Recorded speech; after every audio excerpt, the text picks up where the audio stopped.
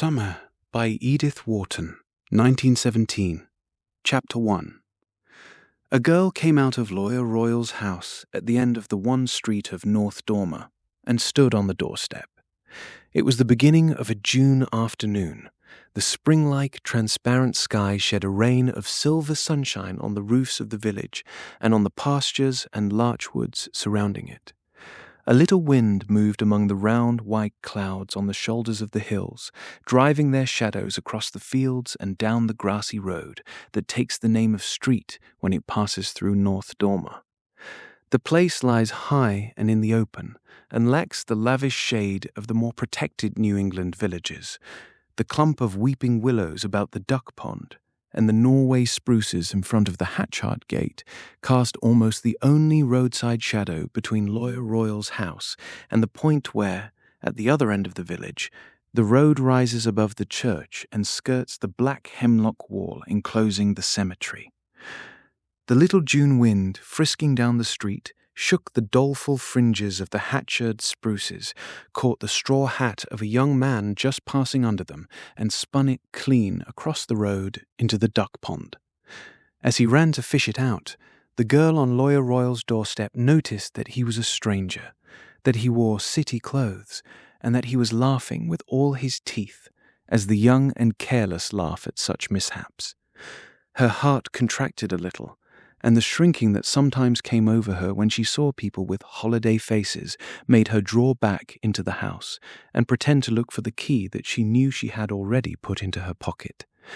A narrow greenish mirror with a gilt eagle over it hung on the passage wall, and she looked critically at her reflection, wished for the 1,000th time that she had blue eyes like Annabel Belch, the girl who sometimes came from Springfield to spend a week with old Miss Hatchard, straightened the sunburnt hat over her small, swarthy face, and turned out again into the sunshine. "How I hate everything," she murmured. The young man had passed through the Hatchard Gate, and she had the street to herself. North Dormer is at all times an empty place, and at 3 o'clock on a June afternoon its few able-bodied men are off in the fields or woods, and the women indoors engaged in languid household drudgery. The girl walked along, swinging her key on a finger, and looking about her with the heightened attention produced by the presence of a stranger in a familiar place. What, she wondered, did North Dormer look like to people from other parts of the world? She herself had lived there since the age of 5, and had long supposed it to be a place of some importance, but about a year before, Mr. Miles, the new Episcopal clergyman at Hepburn, who drove over every other Sunday, when the roads were not ploughed up by hauling, to hold a service in the North Dormer church, had proposed, in a fit of missionary zeal, to take the young people down to Nettleton to hear an illustrated lecture on the Holy Land, and the dozen girls and boys who represented the future of North Dormer had been piled into a farm wagon, driven over the hills to Hepburn, put into a way train, and carried to Nettleton. In the course of that incredible day, Charity Royal had for the first and only time experienced railway travel, looked into shops with plate-glass fronts, tasted coconut pie, sat in a theatre, and listened to a gentleman saying unintelligible things before pictures that she would have enjoyed looking at if his explanations had not prevented her from understanding them. This initiation had shown her that North Dormer was a small place, and developed in her a thirst for information that her position as custodian of the village library had previously failed to excite. For a month or two, she dipped feverishly and disconnectedly into the dusty volumes of the Hatchard Memorial Library. Then the impression of Nettleton began to fade, and she found it easier to take North Dormer as the norm of the universe than to go on reading. The sight of the stranger once more revived memories of Nettleton, and North Dormer shrank to its real size. As she looked up and down it, from Lawyer Royal's faded red house at one end to the white church at the other, she pitilessly took its measure. There it lay, a weather-beaten, sunburnt village of the hills, abandoned of men, left apart by railway, trolley, telegraph, and all the forces that link life to life in modern communities. It had no shops, no theatres, no lectures, no business block, only a church that was opened every other Sunday if the state of the roads permitted, and a library for which no new books had been bought for 20 years, and where the old ones mouldered undisturbed on the damp shelves. Yet Charity Royal had always been told that she ought to consider it a privilege that her lot had been cast in North Dormer. She knew that, compared to the place she had come from, North Dormer represented all the blessings of the most refined civilization. Everyone in the village had told her so, ever since she had been brought there as a child. Even old Miss Hatchard had said to her, on a terrible occasion in her life, "My child, you must never cease to remember that it was Mr. Royal who brought you down from the mountain." She had been brought down from the mountain, from the scarred cliff that lifted its sullen wall above the lesser slopes of Eagle Range, making a perpetual background of gloom to the lonely valley. The mountain was a good 15 miles away, but it rose so abruptly from the lower hills that it seemed almost to cast its shadow over North Dormer, and it was like a great magnet drawing the clouds and scattering them in storm across the valley. If ever, in the purest summer sky, there trailed a thread of vapor over North Dormer, it drifted to the mountain as a ship drifts to a whirlpool, and was caught among the rocks, torn up and multiplied, to sweep back over the village in rain and darkness. Charity was not very clear about the mountain, but she knew it was a bad place and a shame to have come from, and that whatever befell her in North Dormer, she ought, as Miss Hatchard had once reminded her, to remember that she had been brought down from there, and hold her tongue and be thankful. She looked up at the mountain, thinking of these things, and tried as usual to be thankful. But the sight of the young man turning in at Miss Hatchard's gate had brought back the vision of the glittering streets of Nettleton, and she felt ashamed of her old sun hat, and sick of North Dormer, and jealously aware of Annabel Bouch of Springfield, opening her blue eyes somewhere far off on glories greater than the glories of Nettleton. "How I hate everything," she said again. Halfway down the street, she stopped at a weak-hinged gate. Passing through it, she walked down a brick path to a queer little brick temple with white wooden columns supporting a pediment on which was inscribed in tarnished gold letters, "The Honorius Hatchard Memorial Library, 1832. Honorius Hatchard had been old Miss Hatchard's great-uncle, though she would undoubtedly have reversed the phrase and put forward as her only claim to distinction the fact that she was his great-niece. For Honorius Hatchard, in the early years of the 19th century, had enjoyed a modest celebrity. As the marble tablet in the interior of the library informed its infrequent visitors, he had possessed marked literary gifts, written a series of papers called The Recluse of Eagle Range, enjoyed the acquaintance of Washington Irving and Fitzgreen Halleck, and been cut off in his flower by a fever contracted in Italy. Such had been the sole link between North Dormer and literature, a link piously commemorated by the erection of the monument where Charity Royal, every Tuesday and Thursday afternoon, sat at her desk under a freckled steel engraving of the deceased author, and wondered if he felt any deader in his grave than she did in his library. Entering her prison house with a listless step, she took off her hat, hung it on a plaster bust of Minerva, opened the shutters, leaned out to see if there were any eggs in the swallow's nest above one of the windows, and finally, seating herself behind the desk, drew out a roll of cotton lace and a steel crochet hook. She was not an expert workwoman, and it had taken her many weeks to make the half-yard of narrow lace, which she kept wound about the buckram back of a disintegrated copy of The Lamplighter. But there was no other way of getting any lace to trim her summer blouse, and since Allie Hawes, the poorest girl in the village, had shown herself in church with enviable transparencies about the shoulders, Charity's hook had travelled faster. She unrolled the lace, dug the hook into a loop, and bent to the task with furrowed brows. Suddenly the door opened, and before she had raised her eyes she knew that the young man she had seen going in at the Hatchard gate had entered the library. Without taking any notice of her, he began to move slowly about the long, vault-like room, his hands behind his back, his short-sighted eyes peering up and down the rows of rusty bindings. At length, he reached the desk and stood before her. "Have you a card catalogue?" he asked in a pleasant, abrupt voice, and the oddness of the question caused her to drop her work. "A what?" "Why, you know."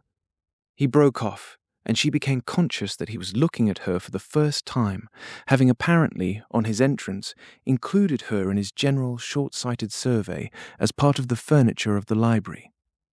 The fact that, in discovering her, he lost the thread of his remark did not escape her attention, and she looked down and smiled. He smiled also. "No, I don't suppose you do know," he corrected himself. "In fact, it would be almost a pity." She thought she detected a slight condescension in his tone, and asked sharply, "Why?" "Because it's so much pleasanter, in a small library like this, to poke about by oneself, with the help of the librarian." He added the last phrase so respectfully that she was mollified and rejoined with a sigh, "I'm afraid I can't help you much." "Why?" he questioned in his turn, and she replied that there weren't many books anyhow, and that she'd hardly read any of them. "The worms are getting at them," she added gloomily. "Are they? That's a pity, for I see there are some good ones." He seemed to have lost interest in their conversation and strolled away again, apparently forgetting her. His indifference nettled her, and she picked up her work, resolved not to offer him the least assistance. Apparently, he did not need it, for he spent a long time with his back to her, lifting down one after another the tall, cobwebby volumes from a distant shelf.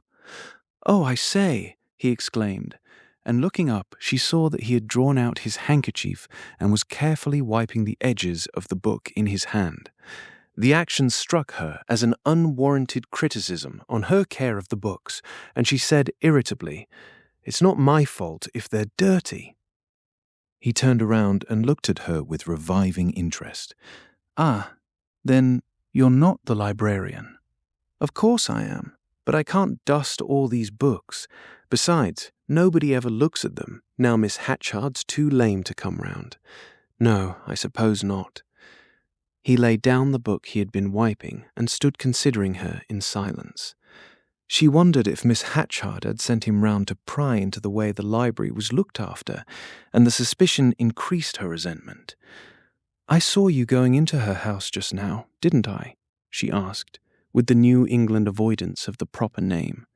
She was determined to find out why he was poking about among her books. "Miss Hatchard's house, yes. She's my cousin, and I'm staying there," the young man answered, adding, as if to disarm a visible distrust, "My name is Harney, Lucius Harney.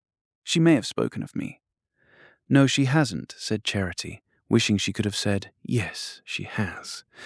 "Oh, well," said Miss Hatchard's cousin with a laugh, and after another pause, during which it occurred to Charity that her answer had not been encouraging, he remarked, "You don't seem strong on architecture." Her bewilderment was complete. The more she wished to appear to understand him, the more unintelligible his remarks became. He reminded her of the gentleman who had explained the pictures at Nettleton, and the weight of her ignorance settled down on her again like a pall. "I mean, I can't see that you have any books on the old houses about here. I suppose, for that matter, this part of the country hasn't been much explored. They all go on doing Plymouth and Salem. So stupid. My cousin's house now is remarkable. This place must have had a past. It must have been more of a place once." He stopped short, with the blush of a shy man who overhears himself and fears he has been voluble. "I'm an architect, you see, and I'm hunting up old houses in these parts." She stared. "Old houses? Everything's old in North Dormer, isn't it? The folks are, anyhow." He laughed and wandered away again. "Haven't you any kind of a history of the place? I think there was one written about 1840, a book or pamphlet about its first settlement," he presently said from the farther end of the room. She pressed her crochet hook against her lip and pondered. There was such a work, she knew. North Dormer and the early townships of Eagle County. She had a special grudge against it because it was a limp, weakly book that was always either falling off the shelf or slipping back and disappearing if one squeezed it in between sustaining volumes. She remembered the last time she had picked it up, wondering how anyone could have taken the trouble to write a book about North Dormer and its neighbors, Dormer, Hamblin, Creston, and Creston River.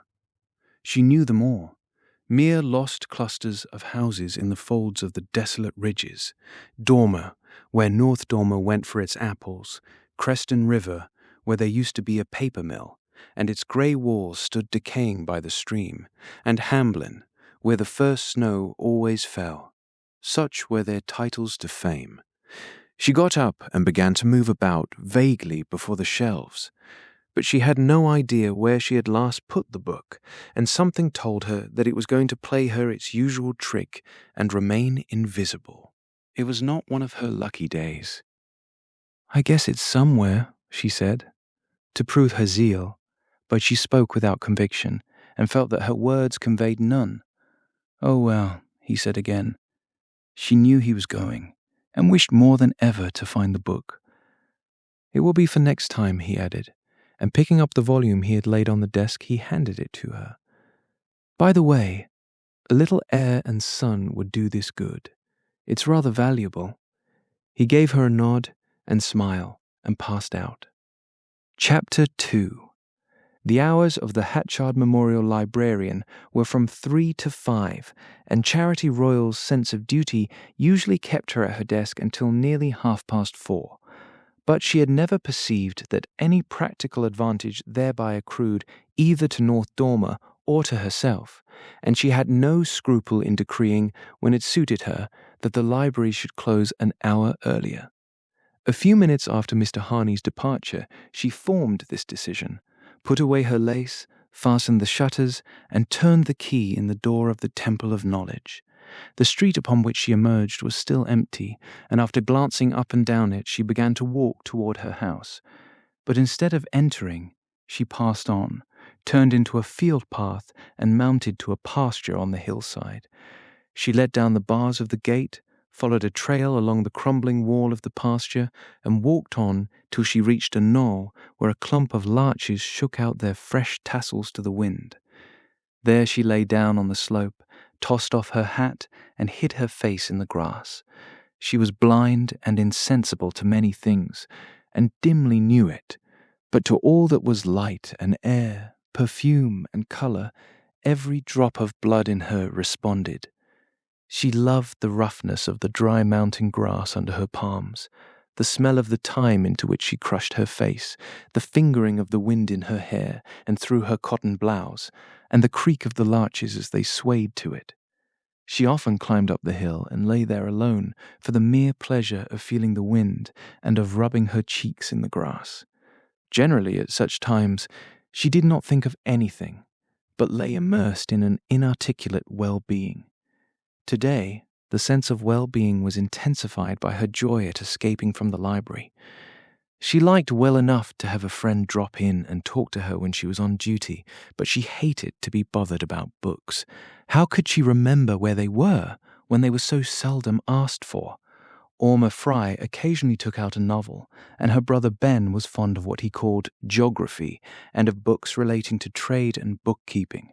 But no one else asked for anything except, at intervals, Uncle Tom's Cabin, or Opening of a Chestnut Burr, or Longfellow. She had these under her hand, and could have found them in the dark, but unexpected demands came so rarely that they exacerbated her like an injustice.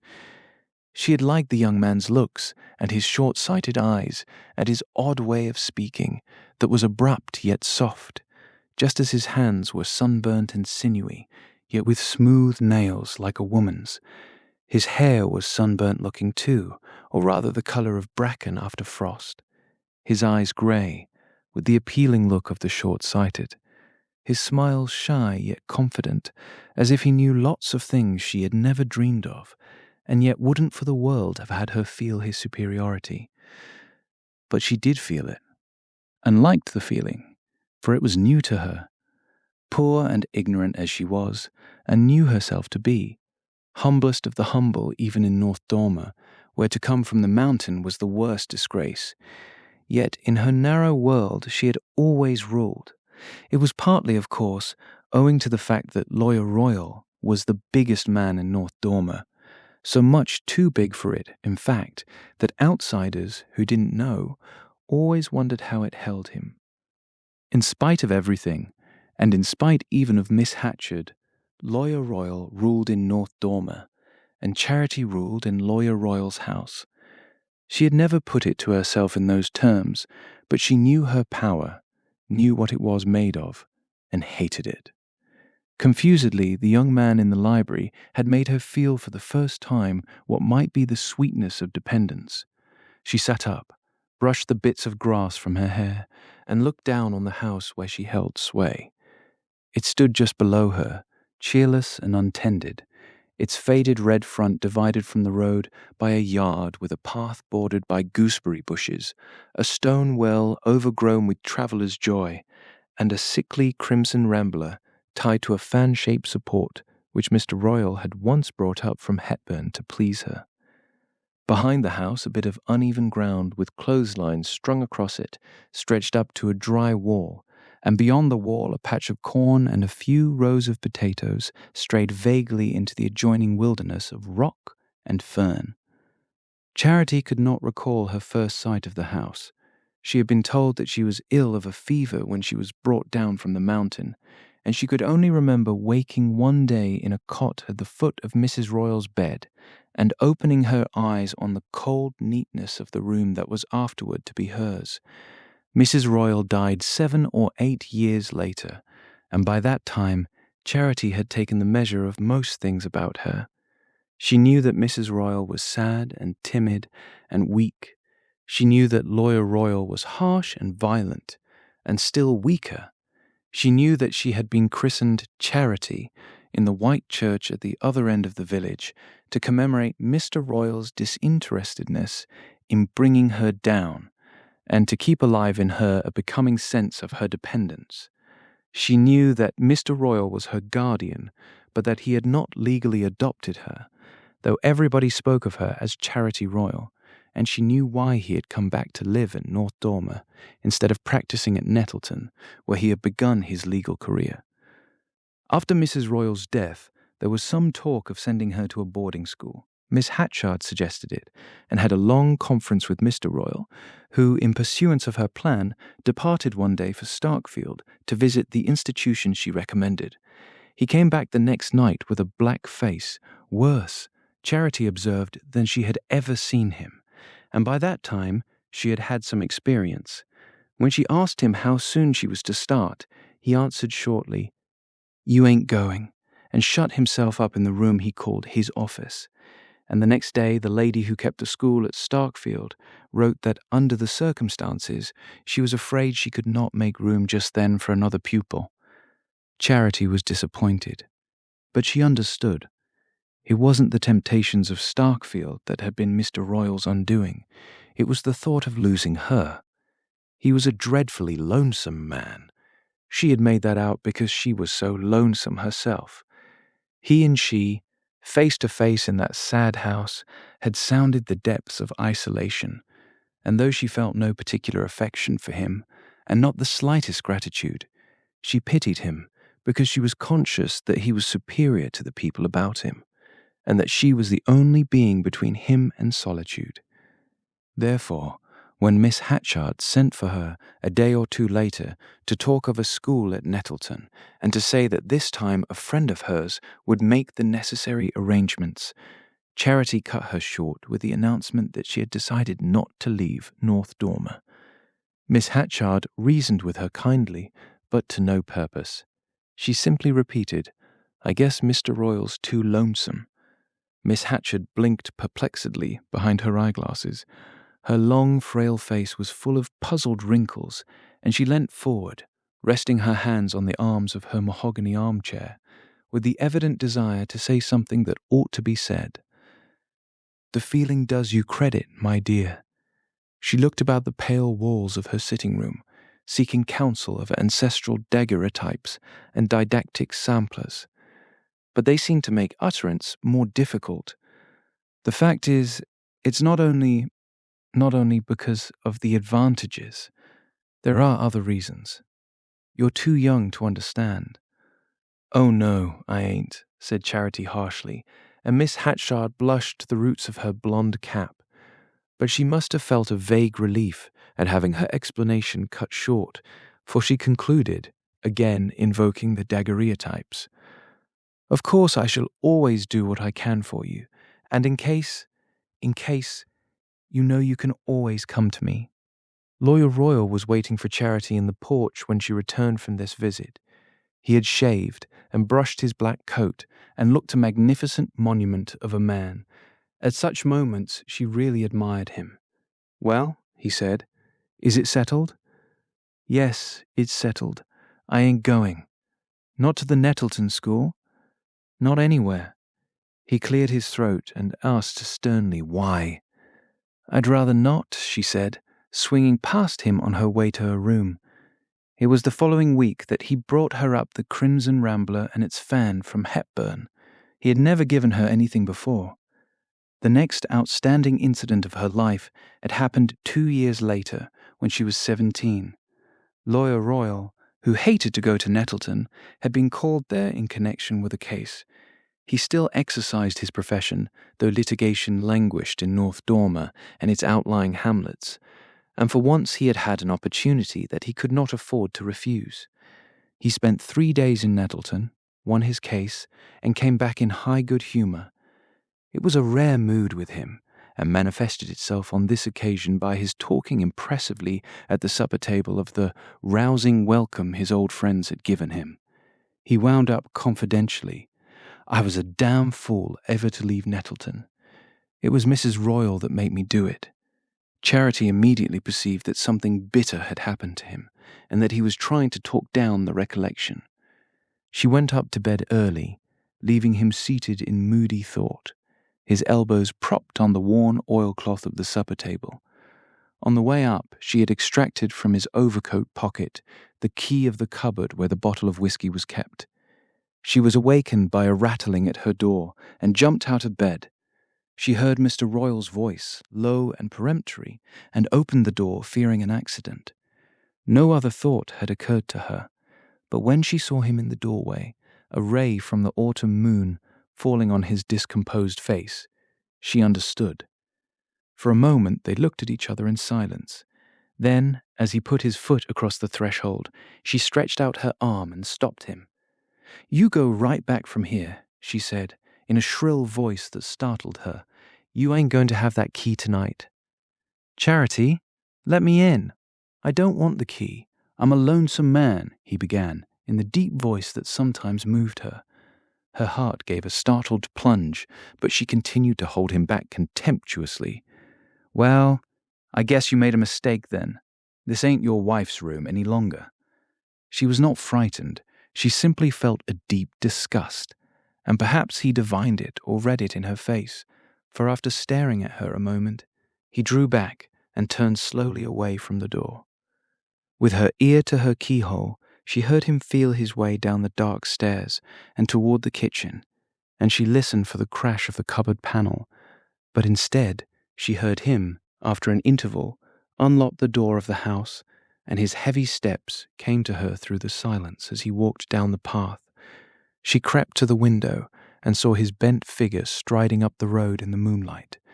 Then a belated sense of fear came to her with the consciousness of victory, and she slipped into bed, cold to the bone.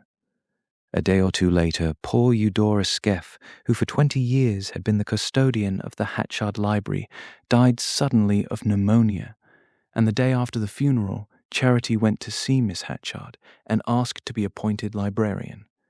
The request seemed to surprise Miss Hatchard. She evidently questioned the new candidate's qualifications. "Why, I don't know, my dear. Aren't you rather too young?" she hesitated. "I want to earn some money," Charity merely answered. "Doesn't Mr. Royal give you all you require? No one is rich in North Dormer. I want to earn money enough to get away." "To get away?" Miss Hatchard's puzzled wrinkles deepened, and there was a distressful pause. "You want to leave Mr. Royal?" "Yes, or I want another woman in the house with me," said Charity resolutely. Miss Hatchard clasped her nervous hands about the arms of her chair. Her eyes invoked the faded countenances on the wall, and after a faint cough of indecision, she brought out, The housework's too hard for you, I suppose." Charity's heart grew cold. She understood that Miss Hatchard had no help to give her, and that she would have to fight her way out of her difficulty alone. A deeper sense of isolation overcame her. She felt incalculably old. "She's got to be talked to like a baby," she thought, with a feeling of compassion for Miss Hatchard's long immaturity. "Yes, that's it," she said aloud. "The housework's too hard for me. I've been coughing a good deal this fall." She noted the immediate effect of this suggestion. Miss Hatchard paled at the memory of poor Eudora's taking off, and promised to do what she could. But of course there were people she must consult, the clergyman, the selectman of North Dormer, and a distant Hatchard relative at Springfield. "If you'd only gone to school," she sighed. She followed Charity to the door, and there, in the security of the threshold, said with a glance of evasive appeal, "I know Mr. Royal is trying at times, but his wife bore with him, and you must always remember, Charity, that it was Mr. Royal who brought you down from the mountain." Charity went home and opened the door of Mr. Royal's office. He was sitting there by the stove reading Daniel Webster's speeches. They had met at meals during the 5 days that had elapsed since he had come to her door, and she had walked at his side at Eudora's funeral, but they had not spoken a word to each other. He glanced up in surprise as she entered, and she noticed that he was unshaved, and that he looked unusually old. But as she had always thought of him as an old man, the change in his appearance did not move her. She told him she had been to see Miss Hatchard, and with what object. She saw that he was astonished, but he made no comment. "I told her the housework was too hard for me, and I wanted to earn the money to pay for a hired girl. But I ain't going to pay for her. You've got to. I want to have some money of my own." Mr. Royal's bushy black eyebrows were drawn together in a frown, and he sat drumming with ink-stained nails on the edge of his desk. "What do you want to earn money for?" he asked. "So as to get away when I want to." "Why do you want to get away?" Her contempt flashed out. "Do you suppose anybody'd stay at North Dormer if they could help it? You wouldn't, folks say." With lowered head, he asked, "Where'd you go to?" "Anywhere where I can earn my living. I'll try here first, and if I can't do it here, I'll go somewhere else. I'll go up the mountain if I have to." She paused on this threat, and saw that it had taken effect. "I want you should get Miss Hatchard and the selectman to take me at the library, and I want a woman here in the house with me," she repeated. Mr. Royal had grown exceedingly pale. When she ended, he stood up ponderously, leaning against the desk, and for a second or two they looked at each other. "See here," he said at length, as though utterance were difficult. "There's something I've been wanting to say to you. I'd ought to have said it before. I want you to marry me." The girl still stared at him without moving. "I want you to marry me," he repeated, clearing his throat. "The minister will be up here next Sunday, and we can fix it up then, or I'll drive you down to Hepburn to the justice and get it done there. I'll do whatever you say." His eyes fell under the merciless stare she continued to fix on him, and he shifted his weight uneasily from one foot to the other. As he stood there before her, unwieldy, shabby, disordered, the purple veins distorting the hands he pressed against the desk, and his long orator's jaw trembling with the effort of his avowal, he seemed like a hideous parody of the fatherly old man she had always known. "Marry you? Me?" she burst out with a scornful laugh. "Was that what you came to ask me the other night? What's come over you, I wonder? How long is it since you've looked at yourself in the glass? She straightened herself, insolently conscious of her youth and strength. "I suppose you think it would be cheaper to marry me than to keep a hired girl. Everybody knows you're the closest man in Eagle County, but I guess you're not going to get your mending done for you that way twice." Mr. Royal did not move while she spoke. His face was ash-colored, and his black eyebrows quivered as though the blaze of her scorn had blinded him. When she ceased, he held up his hand. "That'll do, that'll about do," he said. He turned to the door and took his hat from the hat peg. On the threshold, he paused. "People ain't been fair to me. From the first they ain't been fair to me," he said. Then he went out. A few days later, North Dormer learned with surprise that Charity had been appointed librarian of the Hatchard Memorial at a salary of $8 a month, and that old Verena Marsh from the Creston Almshouse was coming to live at Lawyer Royal's and do the cooking. Chapter 3. It was not in the room known at the Red House as Mr. Royal's office that he received his infrequent clients. Professional dignity and masculine independence made it necessary that he should have a real office under a different roof, and his standing as the only lawyer of North Dormer required that the roof should be the same as that which sheltered the town hall and the post office. It was his habit to walk to this office twice a day, morning and afternoon. It was on the ground floor of the building, with a separate entrance and a weathered nameplate on the door. Before going in, he stepped into the post office for his mail, usually an empty ceremony, said a word or two to the town clerk, who sat across the passage in idle state, and then went over to the store on the opposite corner, where Carrick Fry, the storekeeper, always kept a chair for him, and where he was sure to find one or two selectmen leaning on the long counter in an atmosphere of rope, leather, tar, and coffee beans. Mr. Royal, though monosyllabic at home, was not averse in certain moods to imparting his views to his fellow townsmen.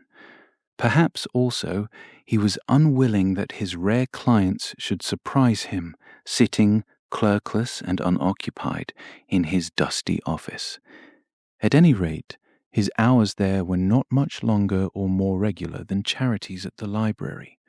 The rest of the time he spent either at the store or in driving about the country on business connected with the insurance companies that he represented, or in sitting at home reading Bancroft's History of the United States and the speeches of Daniel Webster. Since the day when Charity had told him that she wished to succeed to Eudora Skeff's post, their relations had undefinably but definitely changed. Lawyer Royal had kept his word.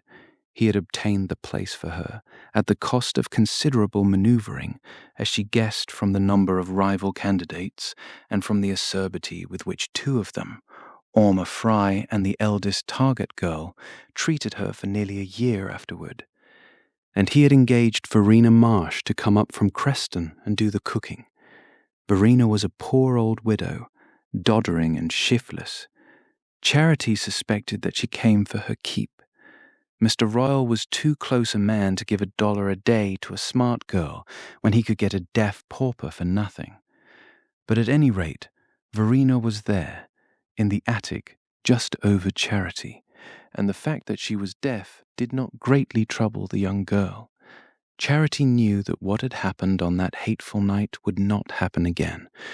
She understood that, profoundly as she had despised Mr. Royal ever since he despised himself still more profoundly. If she had asked for a woman in the house, it was far less for her own defense than for his humiliation. She needed no one to defend her. His humbled pride was her surest protection. He had never spoken a word of excuse or extenuation. The incident was as if it had never been. Yet its consequences were latent in every word that he and she exchanged, in every glance they instinctively turned from each other. Nothing now would ever shake her rule in the Red House. On the night of her meeting with Miss Hatchard's cousin, Charity lay in bed, her bare arms clasped under her rough head, and continued to think of him. She supposed that he meant to spend some time in North Dormer. He had said he was looking up the old houses in the neighborhood, and though she was not very clear as to his purpose, or as to why anyone should look for old houses when they lay in wait for one on every roadside, she understood that he needed the help of books, and resolved to hunt up the next day the volume she had failed to find, and any others that seemed related to the subject. Never had her ignorance of life and literature so weighed on her as in reliving the short scene of her discomfiture. "It's no use trying to be anything in this place," she muttered to her pillow, and she shriveled at the vision of vague metropolises, shining super Nettletons, where girls in better clothes than Belle Boucher's talked fluently of architecture to young men with hands like Lucius Harney's. Then she remembered his sudden pause when he had come close to the desk and had his first look at her. The sight had made him forget what he was going to say. She recalled the change in his face, and jumping up, she ran over the bare boards to her washstand, found the matches, lit a candle, and lifted it to the square of looking-glass on the whitewashed wall. Her small face, usually so darkly pale, glowed like a rose in the faint orb of light, and under her rumpled hair her eyes seemed deeper and larger than by day. Perhaps, after all, it was a mistake to wish they were blue. A clumsy band and button fastened her unbleached nightgown about the throat. She undid it, freed her thin shoulders, and saw herself a bride in low-necked satin, walking down an aisle with Lucius Harney. He would kiss her as they left the church. She put down the candle and covered her face with her hands as if to imprison the kiss. At that moment, she heard Mr. Royal's step as he came up the stairs to bed, and a fierce revulsion of feeling swept over her. Until then, she had merely despised him. Now, deep hatred of him filled her heart. He became to her a horrible old man. The next day, when Mr. Royal came back to dinner, they faced each other in silence as usual. Verena's presence at the table was an excuse for their not talking, though her deafness would have permitted the freest interchange of confidences. But when the meal was over, and Mr. Royal rose from the table, he looked back at Charity, who had stayed to help the old woman clear away the dishes. "I want to speak to you a minute," he said, and she followed him across the passage, wondering. He seated himself in his black horsehair armchair, and she leaned against the window, indifferently. She was impatient to be gone to the library, to hunt for the book on North Dormer. "See here," he said, "why ain't you at the library the days you're supposed to be there?" The question, breaking in on her mood of blissful abstraction, deprived her of speech, and she stared at him for a moment without answering. "Who says I ain't?" "There's been some complaints made, it appears. Miss Hatchard sent for me this morning." Charity's smouldering resentment broke into a blaze. "I know. Orma Fry and that toad of a Target girl and Ben Fry, like as not. He's going round with her. The low-down sneaks.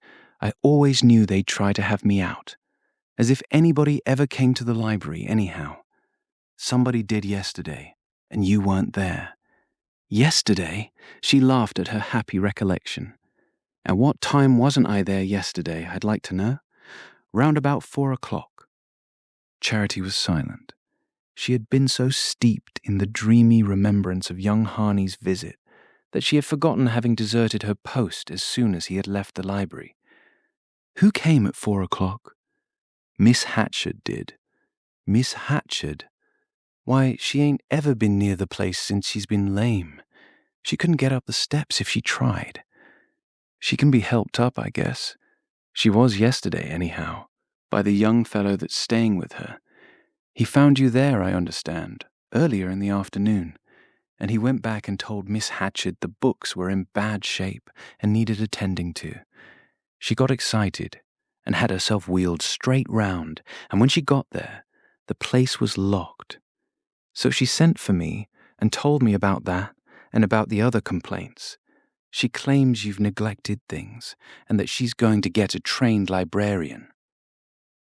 Charity had not moved while he spoke. She stood with her head thrown back against the window frame, her arms hanging against her sides, and her hands so tightly clenched that she felt, without knowing what hurt her, the sharp edge of her nails against her palms. Of all Mr. Royal had said, she had retained only the phrase, "He told Miss Hatchard the books were in bad shape." What did she care for the other charges against her? Malice or truth, she despised them as she despised her detractors. But that the stranger to whom she had felt herself so mysteriously drawn should have betrayed her, that at the very moment when she had fled up the hillside to think of him more deliciously, he should have been hastening home to denounce her shortcomings. She remembered how, in the darkness of her room, she had covered her face to press his imagined kiss closer, and her heart raged against him for the liberty he had not taken. "Well, I'll go," she said suddenly. "I'll go right off." Go where? She heard the startled note in Mr. Royal's voice. Why, out of their old library, straight out, and never set foot in it again. They needn't think I'm going to wait round and let them say they've discharged me. Charity Royal, you listen, he began, getting heavily out of his chair, but she waved him aside and walked out of the room. Upstairs, she took the library key from the place where she always hid it under her pincushion. Who said she wasn't careful? Put on her hat and swept down again and out into the street. If Mr. Royal heard her go, he made no motion to detain her. His sudden rages probably made him understand the uselessness of reasoning with hers. She reached the brick temple, unlocked the door, and entered into the glacial twilight. I'm glad I'll never have to sit in this old vault again when other folks are out in the sun, she said aloud, as the familiar chill took her.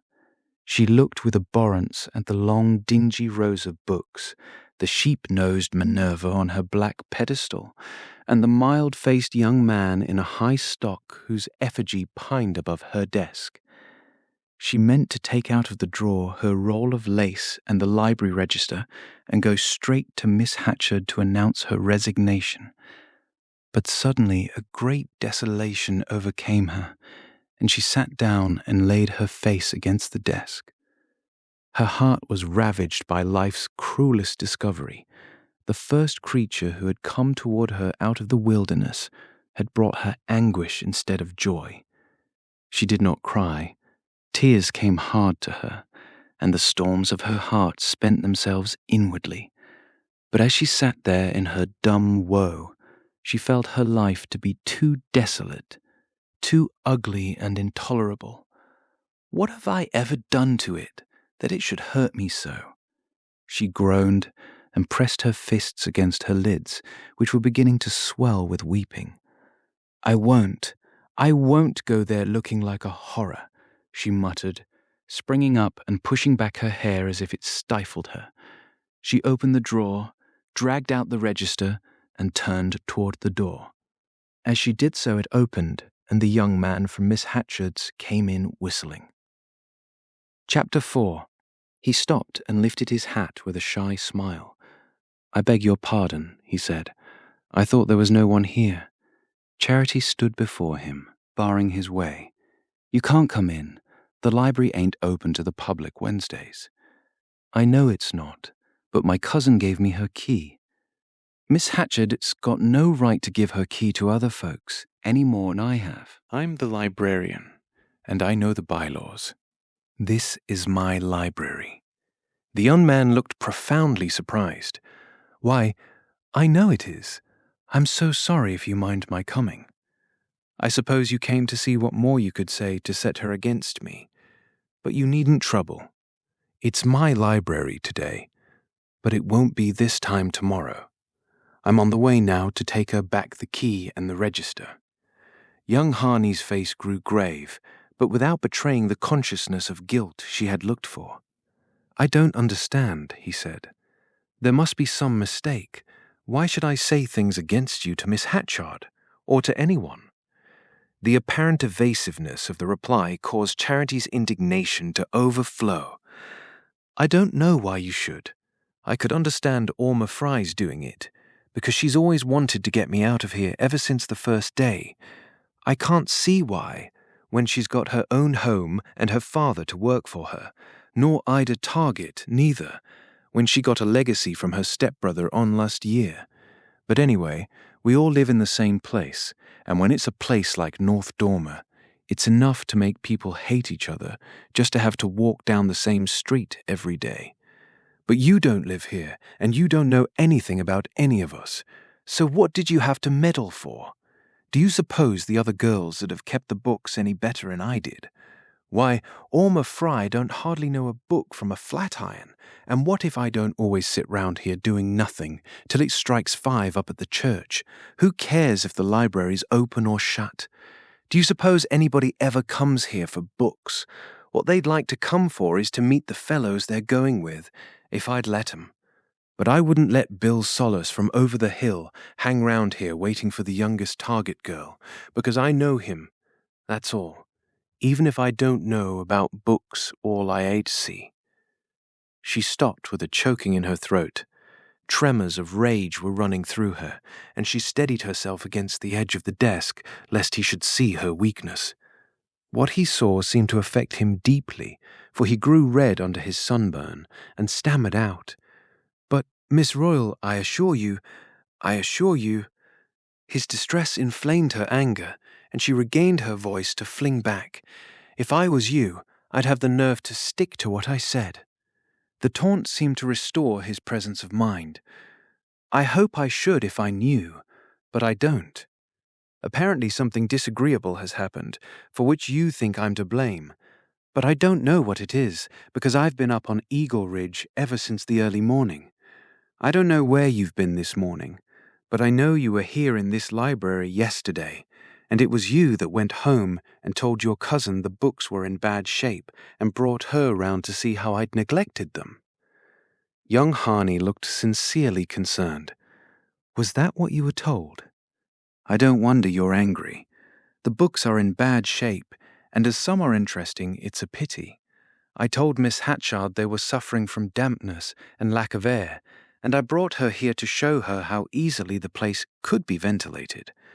I also told her you ought to have someone to help you do the dusting and airing.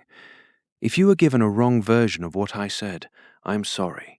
But I'm so fond of old books that I'd rather see them made into a bonfire than left to moulder away like these." Charity felt her sobs rising and tried to stifle them in words. "I don't care what you say you told her. All I know is she thinks it's all my fault, and I'm going to lose my job, and I wanted it more than anyone in the village, because I haven't got anybody belonging to me, the way other folks have. All I wanted was to put aside money enough to get away from here sometime. Do you suppose if it hadn't been for that, I'd have kept on sitting day after day in this old vault?" Of this appeal her hearer took up only the last question. "It is an old vault, but need it be? That's the point, and it's my putting the question to my cousin that seems to have been the cause of the trouble." His glance explored the melancholy penumbra of the long, narrow room, resting on the blotched walls, the discoloured rows of books, and the stern rosewood desk surmounted by the portrait of the young Honorius. "Of course it's a bad job to do anything with a building jammed against a hill like this. Ridiculous mausoleum. You couldn't get a good draught through it without blowing a hole in the mountain. But it can be ventilated after a fashion, and the sun can be let in. I'll show you how if you like." The architect's passion for improvement had already made him lose sight of her grievance, and he lifted his stick instructively toward the cornice. But her silence seemed to tell him that she took no interest in the ventilation of the library, and turning back to her abruptly, he held out both hands. "Look here. You don't mean what you said. You don't really think I'd do anything to hurt you?" A new note in his voice disarmed her. No one had ever spoken to her in that tone. "Oh, what did you do it for then?" she wailed. He had her hands in his, and she was feeling the smooth touch that she had imagined the day before on the hillside. He pressed her hands lightly and let them go. "Why, to make things pleasanter for you here, and better for the books. I'm sorry if my cousin twisted around what I said. She's excitable, and she lives on trifles. I ought to have remembered that. Don't punish me by letting her think you take her seriously." It was wonderful to hear him speak of Miss Hatchard as if she were a querulous baby. In spite of his shyness, he had the air of power that the experience of cities probably gave.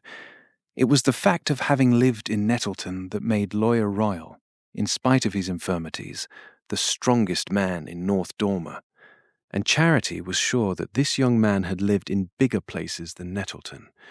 She felt that if she kept up her denunciatory tone, he would secretly class her with Miss Hatchard, and the thought made her suddenly simple.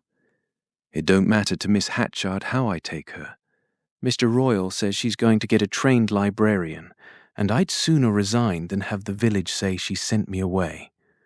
"Naturally you would, but I'm sure she doesn't mean to send you away. At any rate, won't you give me the chance to find out first and let you know? It will be time enough to resign if I'm mistaken." Her pride flamed into her cheeks at the suggestion of his intervening. "I don't want anybody should coax her to keep me if I don't suit." He colored too. "I give you my word I won't do that. Only wait till tomorrow, will you?" He looked straight into her eyes with his shy grey glance. "You can trust me, you know. You really can." All the old frozen woes seemed to melt in her, and she murmured awkwardly, looking away from him, "Oh, I'll wait." Chapter 5. There had never been such a June in Eagle County. Usually it was a month of moods, with abrupt alternations of belated frost and midsummer heat. This year, day followed day in a sequence of temperate beauty. Every morning a breeze blew steadily from the hills. Toward noon, it built up great canopies of white cloud that threw a cool shadow over fields and woods. Then before sunset, the clouds dissolved again, and the western light rained its unobstructed brightness on the valley. On such an afternoon, Charity Royal lay on a ridge above a sunlit hollow, her face pressed to the earth, and the warm currents of the grass running through her. Directly in her line of vision, a blackberry branch laid its frail white flowers and blue-green leaves against the sky. Just beyond, a tuft of sweet fern uncurled between the beaded shoots of the grass, and a small yellow butterfly vibrated over them like a fleck of sunshine. This was all she saw, but she felt, above her and about her, the strong growth of the beeches clothing the ridge, the rounding of pale green cones on countless spruce branches, the push of myriads of sweet fern fronds in the cracks of the stony slope below the wood, and the crowding shoots of meadowsweet and yellow flags in the pasture beyond. All this bubbling of sap and slipping of sheaths and bursting of calyxes was carried to her on mingled currents of fragrance. Every leaf and bud and blade seemed to contribute its exhalation to the pervading sweetness, in which the pungency of pine sap prevailed over the spice of thyme and the subtle perfume of fern, and all were merged in a moist earth smell that was like the breath of some huge, sun-warmed animal. Charity had lain there a long time, passive and sun-warmed as the slope on which she lay, when there came between her eyes and the dancing butterfly the sight of a man's foot in a large, worn boot covered with red mud. "Oh, don't!"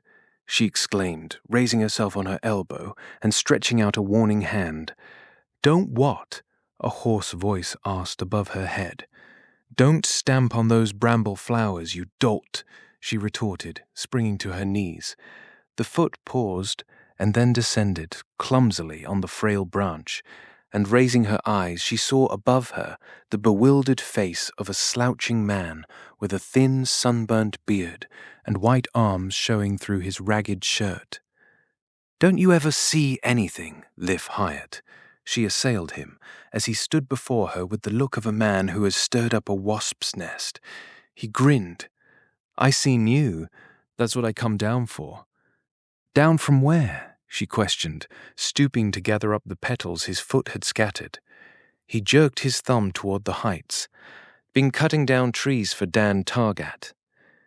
Charity sank back on her heels and looked at him musingly. She was not in the least afraid of poor Liv Hyatt, though he came from the mountain, and some of the girls ran when they saw him. Among the more reasonable, he passed for a harmless creature, a sort of link between the mountain and civilized folk, who occasionally came down and did a little woodcutting for a farmer when hands were short. Besides, she knew the mountain people would never hurt her. Lith himself had told her so once, when she was a little girl, and had met him one day at the edge of Lawyer Royal's pasture. They won't any of 'em touch you up there, if ever you was to come up. But I don't suppose you will, he had added philosophically, looking at her new shoes and at the red ribbon that Mrs. Royal had tied in her hair. Charity had, in truth, never felt any desire to visit her birthplace. She did not care to have it known that she was of the mountain, and was shy of being seen in talk with Liv Hyatt. But today she was not sorry to have him appear.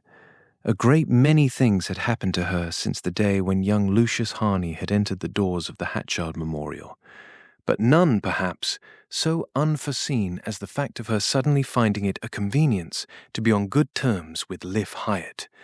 She continued to look up curiously at his freckled, weather-beaten face, with feverish hollows below the cheekbones and the pale yellow eyes of a harmless animal. I wonder if he's related to me, she thought, with a shiver of disdain. Is there any folks living in the brown house by the swamp, up under Porcupine? She presently asked, in an indifferent tone.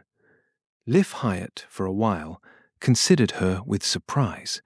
Then he scratched his head and shifted his weight from one tattered sole to the other.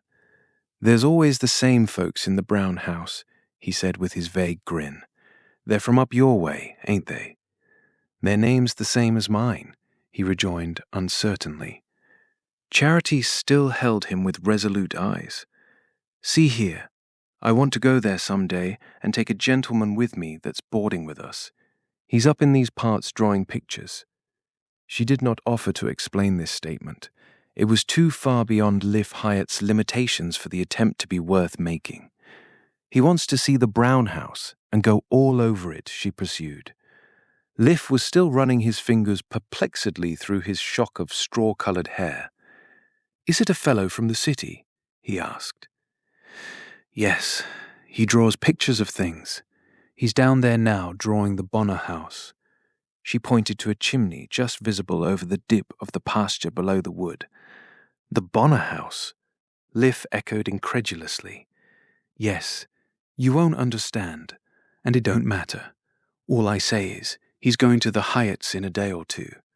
Liv looked more and more perplexed. Bash is ugly sometimes in the afternoons. She threw her head back, her eyes full on Hyatt's. I'm coming too. You tell him. They won't none of them trouble you. The Hyatts won't. What do you want to take a stranger with you, though? I've told you, haven't I? You've got to tell Bash Hyatt. He looked away at the blue mountains on the horizon. Then his gaze dropped to the chimney top below the pasture. He's down there now? Yes. He shifted his weight again, crossed his arms, and continued to survey the distant landscape. Well, so long, he said at last, inconclusively, and turning away he shambled up the hillside. From the ledge above her, he paused to call down, I wouldn't go there a Sunday. Then he clambered on till the trees closed in on him. Presently, from high overhead, Charity heard the ring of his axe. She lay on the warm ridge, thinking of many things that the woodsman's appearance had stirred up in her. She knew nothing of her early life, and had never felt any curiosity about it, only a sullen reluctance to explore the corner of her memory where certain blurred images lingered. But all that had happened to her within the last few weeks had stirred her to the sleeping depths. She had become absorbingly interesting to herself, and everything that had to do with her past was illuminated by this sudden curiosity. She hated more than ever the fact of coming from the mountain, but it was no longer indifferent to her. Everything that in any way affected her was alive and vivid. Even the hateful things had grown interesting because they were a part of herself.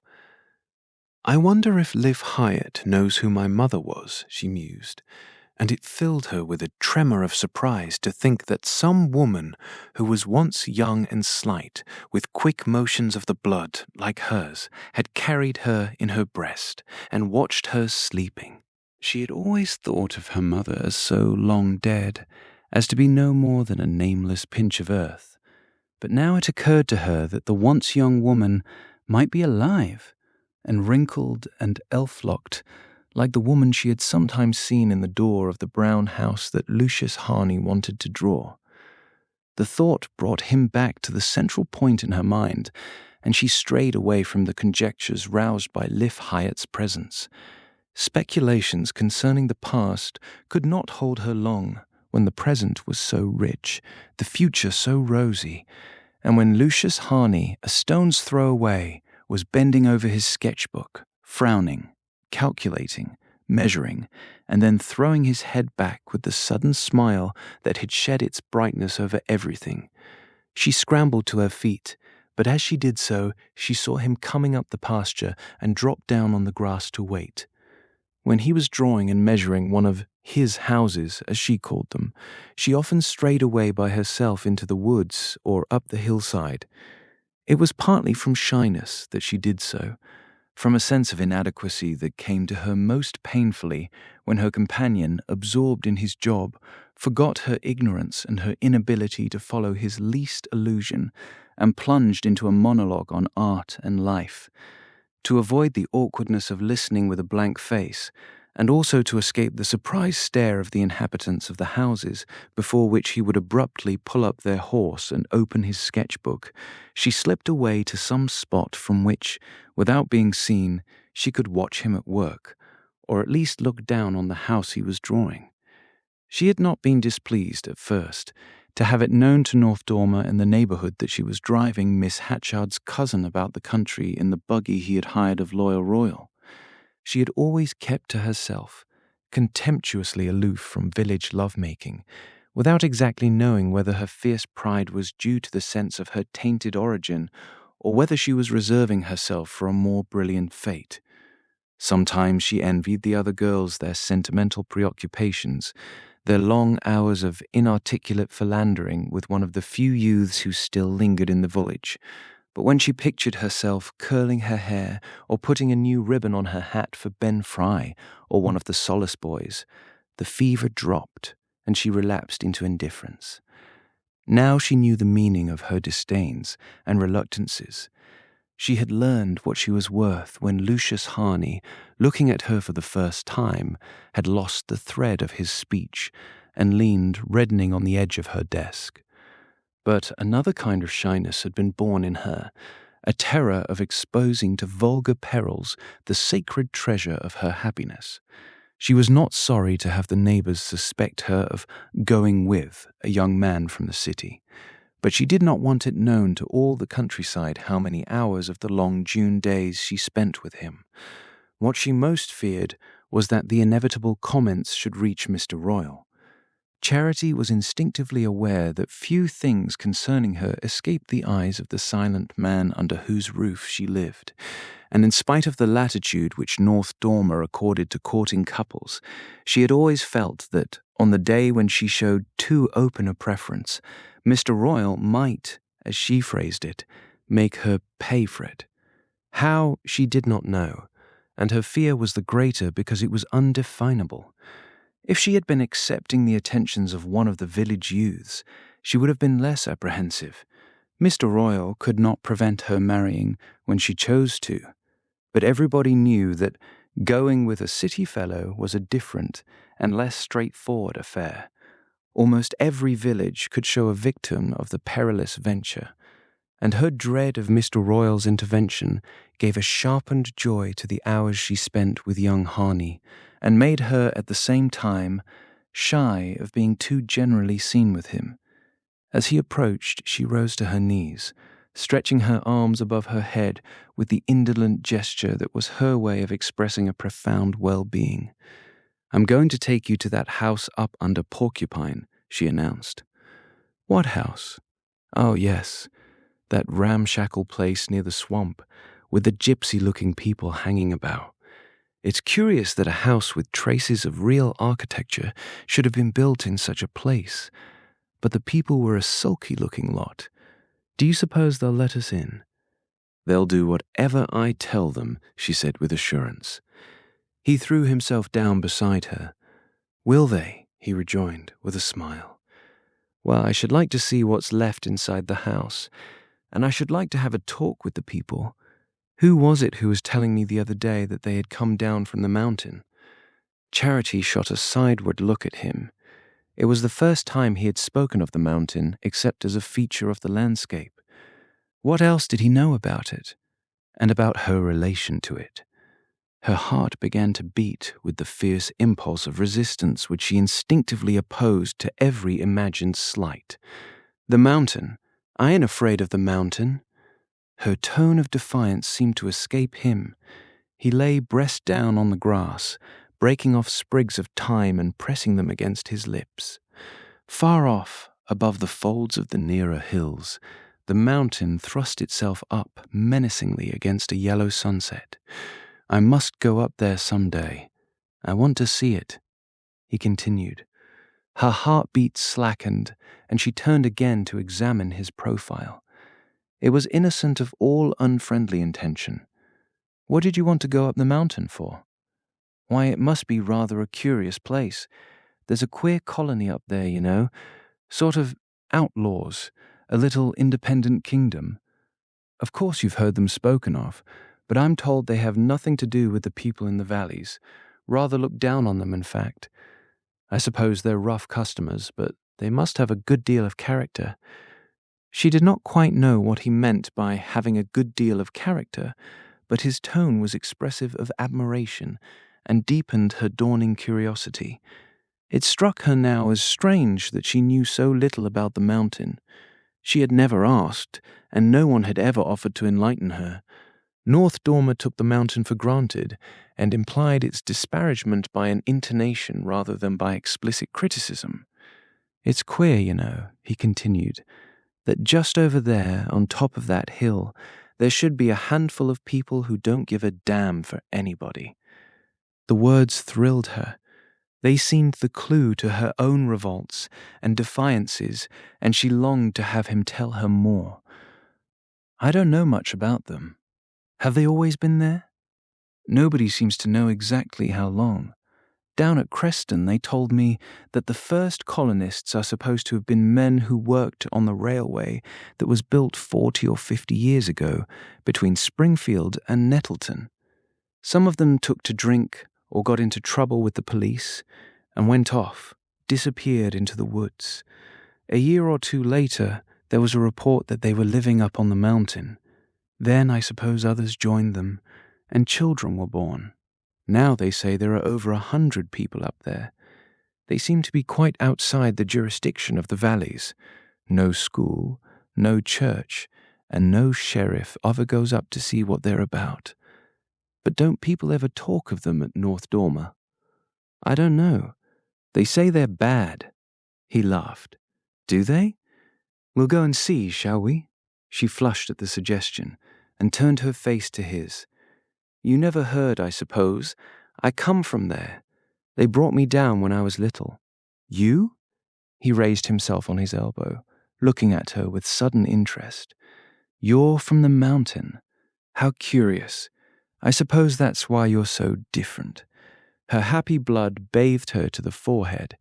He was praising her, and praising her because she came from the mountain.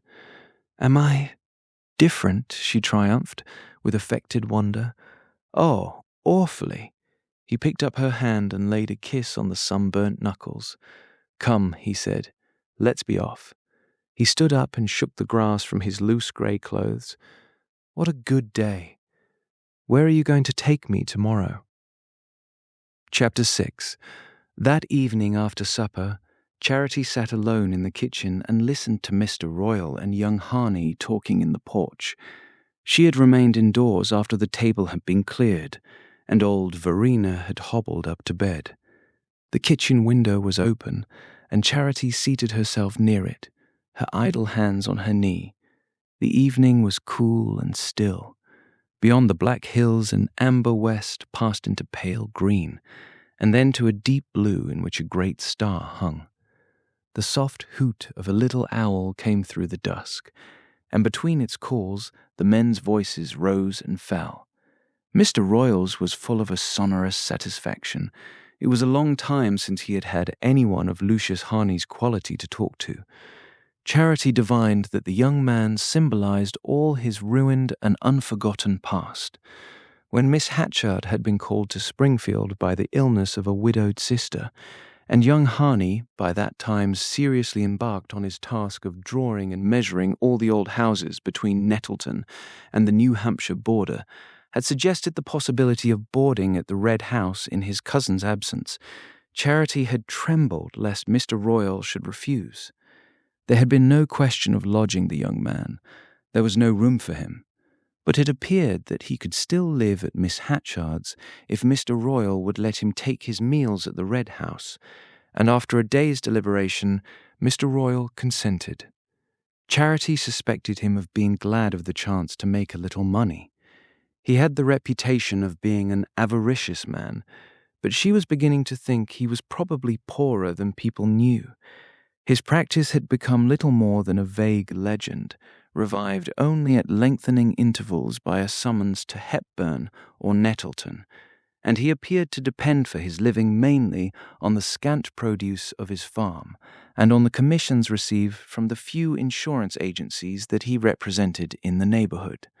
At any rate, he had been prompt in accepting Harney's offer to hire the buggy at $1.50 a day, and his satisfaction with the bargain had manifested itself, unexpectedly enough, at the end of the first week, by his tossing a $10 bill into Charity's lap as she sat one day retrimming her old hat. "Here, go get yourself a Sunday bonnet that'll make all the other girls mad," he said, looking at her with a sheepish twinkle in his deep-set eyes. And she immediately guessed that the unwanted present, the only gift of money she had ever received from him, represented Harney's first payment. But the young man's coming had brought Mr. Royal other than pecuniary benefit. It gave him, for the first time in years, a man's companionship. Charity had only a dim understanding of her guardian's needs, but she knew he felt himself above the people among whom he lived, and she saw that Lucius Harney thought him so.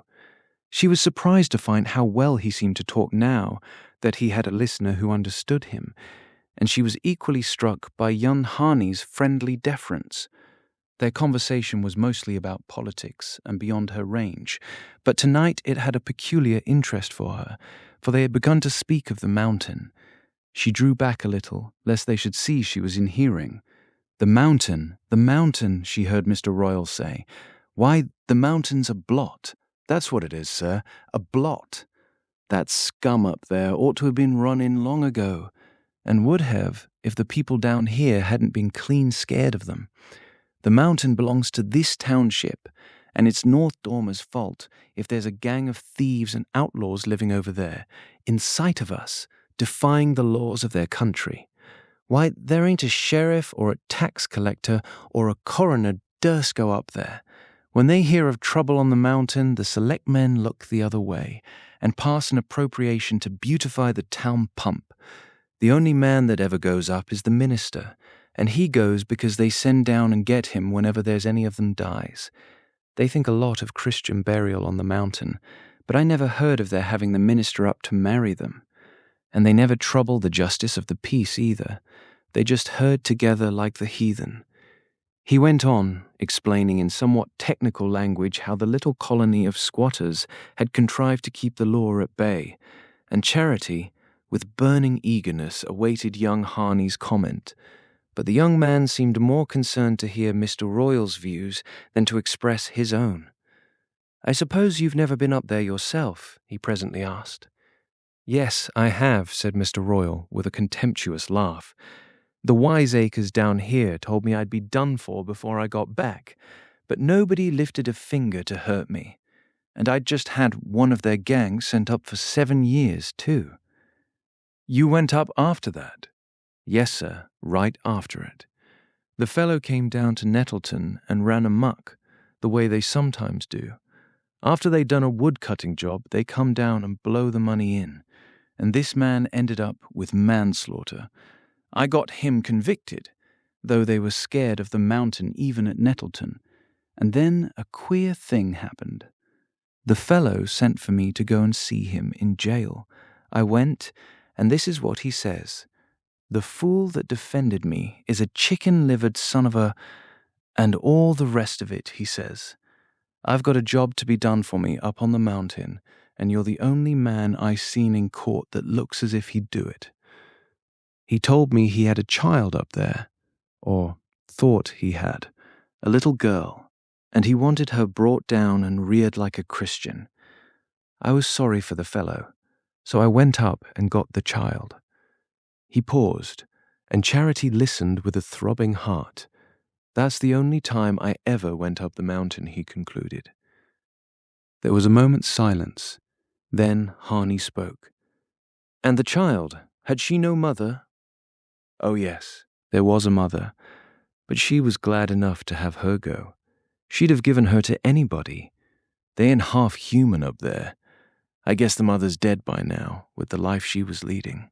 Anyhow, I've never heard of her from that day to this." "My God, how ghastly," Harney murmured, and Charity, choking with humiliation, sprang to her feet and ran upstairs.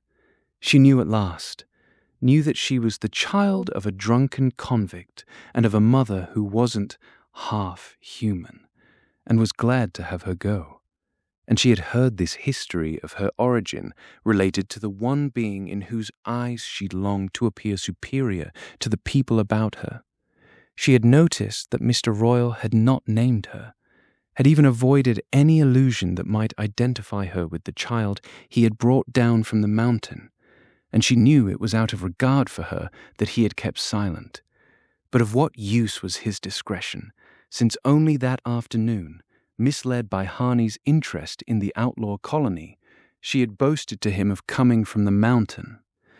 Now every word that had been spoken showed her how such an origin must widen the distance between them.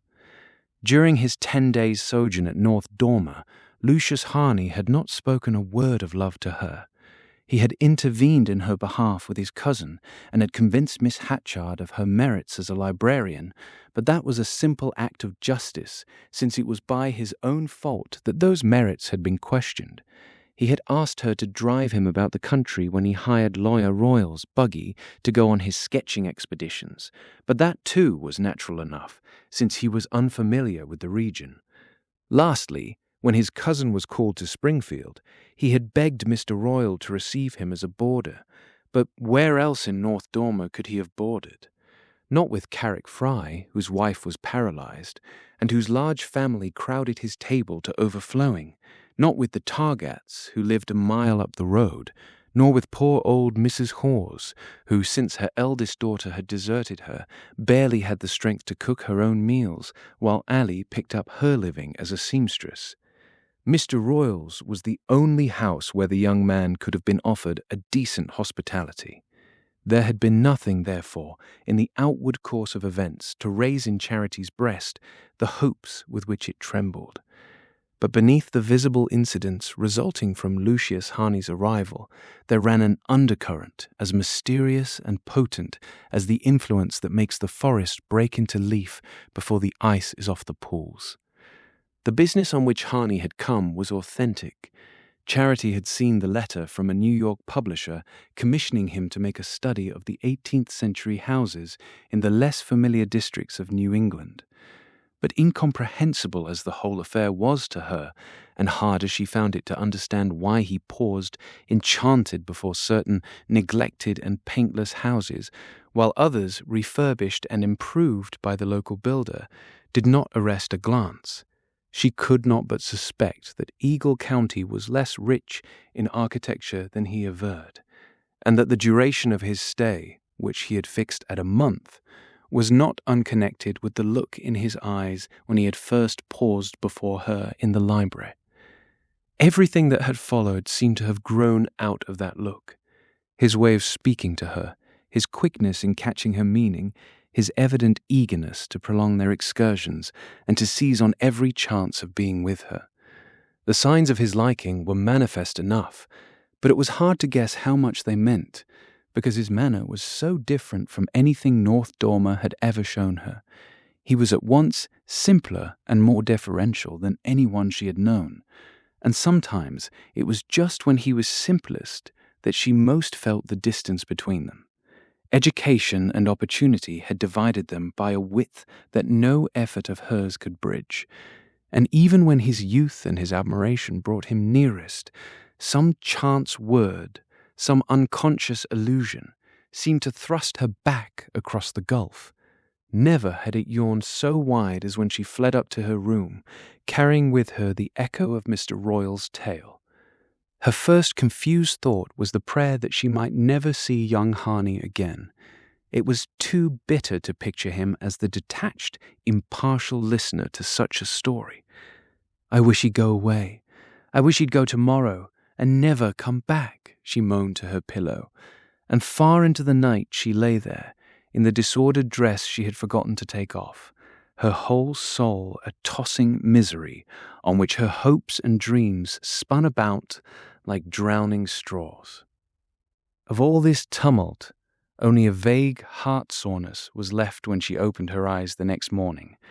Her first thought was of the weather, for Harney had asked her to take him to the brown house under Porcupine, and then around by Hamblin, and as the trip was a long one, they were to start at 9. The sun rose without a cloud, and earlier than usual she was in the kitchen, making cheese sandwiches, decanting buttermilk into a bottle, wrapping up slices of apple pie, and accusing Verena of having given away a basket she needed, which had always hung on a hook in the passage. When she came out into the porch in her pink calico, which had run a little in the washing, but was still bright enough to set off her dark tints, she had such a triumphant sense of being a part of the sunlight and the morning that the last trace of her misery vanished. What did it matter where she came from, or whose child she was, when love was dancing in her veins, and down the road she saw young Harney coming toward her? Mr. Royal was in the porch too. He had said nothing at breakfast, but when she came out in her pink dress, the basket in her hand, he looked at her with surprise. "Where you going to?" he asked. "Why, Mr. Harney's starting earlier than usual today," she answered. Mr. Harney? Ain't Mr. Harney learned how to drive a horse yet?" She made no answer, and he sat tilted back in his chair, drumming on the rail of the porch. It was the first time he had ever spoken of the young man in that tone, and Charity felt a faint chill of apprehension. After a moment he stood up and walked away toward the bit of ground behind the house, where the hired man was hoeing. The air was cool and clear, with the autumnal sparkle that a north wind brings to the hills in early summer, and the night had been so still that the dew hung on everything, not as a lingering moisture, but in separate beads that glittered like diamonds on the ferns and grasses. It was a long drive to the foot of Porcupine, first across the valley, with blue hills bounding the open slopes, then down into the beech woods, following the course of the Creston, a brown brook leaping over velvet ledges, then out again onto the farmlands about Creston Lake, and gradually up the ridges of the Eagle Range. At last they reached the yoke of the hills, and before them opened another valley, green and wild, and beyond it more blue heights eddying away to the sky like the waves of a receding tide. Harney tied the horse to a tree stump, and they unpacked their basket under an aged walnut with a riven trunk out of which bumblebees darted. The sun had grown hot, and behind them was the noonday murmur of the forest. Summer insects danced on the air, and a flock of white butterflies fanned the mobile tips of the crimson fireweed. In the valley below, not a house was visible. It seemed as if Charity Royal and young Harney were the only living beings in the great hollow of earth and sky. Charity's spirits flagged, and disquieting thoughts stole back on her. Young Harney had grown silent, and as he lay beside her, his arms under his head, his eyes on the network of leaves above him, she wondered if he were musing on what Mr. Royal had told him, and if it had really debased her in his thoughts. She wished he had not asked her to take him that day to the brown house. She did not want him to see the people she came from, while the story of her birth was fresh in his mind. More than once she had been on the point of suggesting that they should follow the ridge and drive straight to Hamblin, where there was a little deserted house he wanted to see, but shyness and pride held her back. "He better know what kind of folks I belong to," she said to herself, with a somewhat forced defiance, for in reality it was shame that kept her silent. Suddenly, she lifted her hand and pointed to the sky. "There's a storm coming up." He followed her glance and smiled. "Is it that scrap of cloud among the pines that frightens you? It's over the mountain, and a cloud over the mountain always means trouble. Oh, I don't believe half the bad things you all say of the mountain. But anyhow, we'll get down to the brown house before the rain comes." He was not far wrong, for only a few isolated drops had fallen when they turned into the road under the shaggy flank of Porcupine and came upon the brown house. It stood alone beside a swamp bordered with alder thickets and tall bulrushes. Not another dwelling was in sight, and it was hard to guess what motive could have actuated the early settler who had made his home in so unfriendly a spot. Charity had picked up enough of her companion's erudition to understand what had attracted him to the house.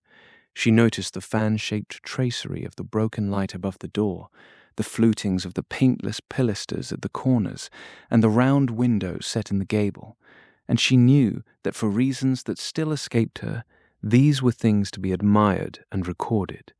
Still, they had seen other houses far more typical.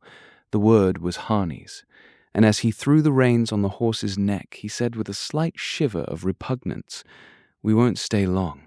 Against the restless alders turning their white lining to the storm, the house looked singularly desolate. The paint was almost gone from the clapboards, the window panes were broken and patched with rags, and the garden was a poisonous tangle of nettles, burdocks, and tall swamp weeds, over which big bluebottles hummed.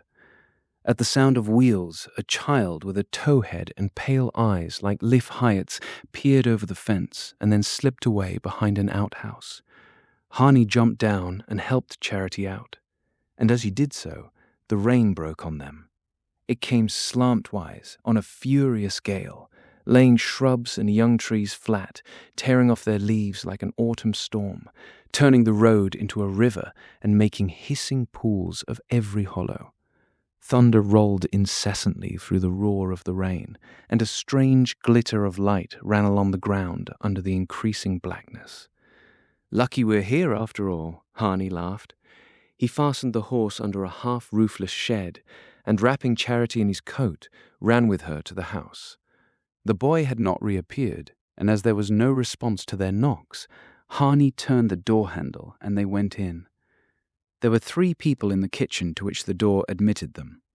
An old woman with a handkerchief over her head was sitting by the window. She held a sickly-looking kitten on her knees, and whenever it jumped down and tried to limp away, she stooped and lifted it back, without any change of her aged, unnoticing face.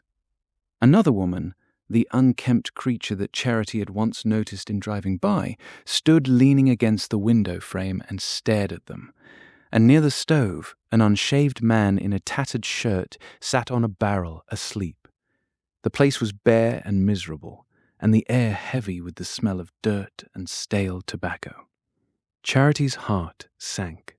Old derided tales of the mountain people came back to her, and the woman's stare was so disconcerting, and the face of the sleeping man so sodden and bestial, that her disgust was tinged with a vague dread. She was not afraid for herself.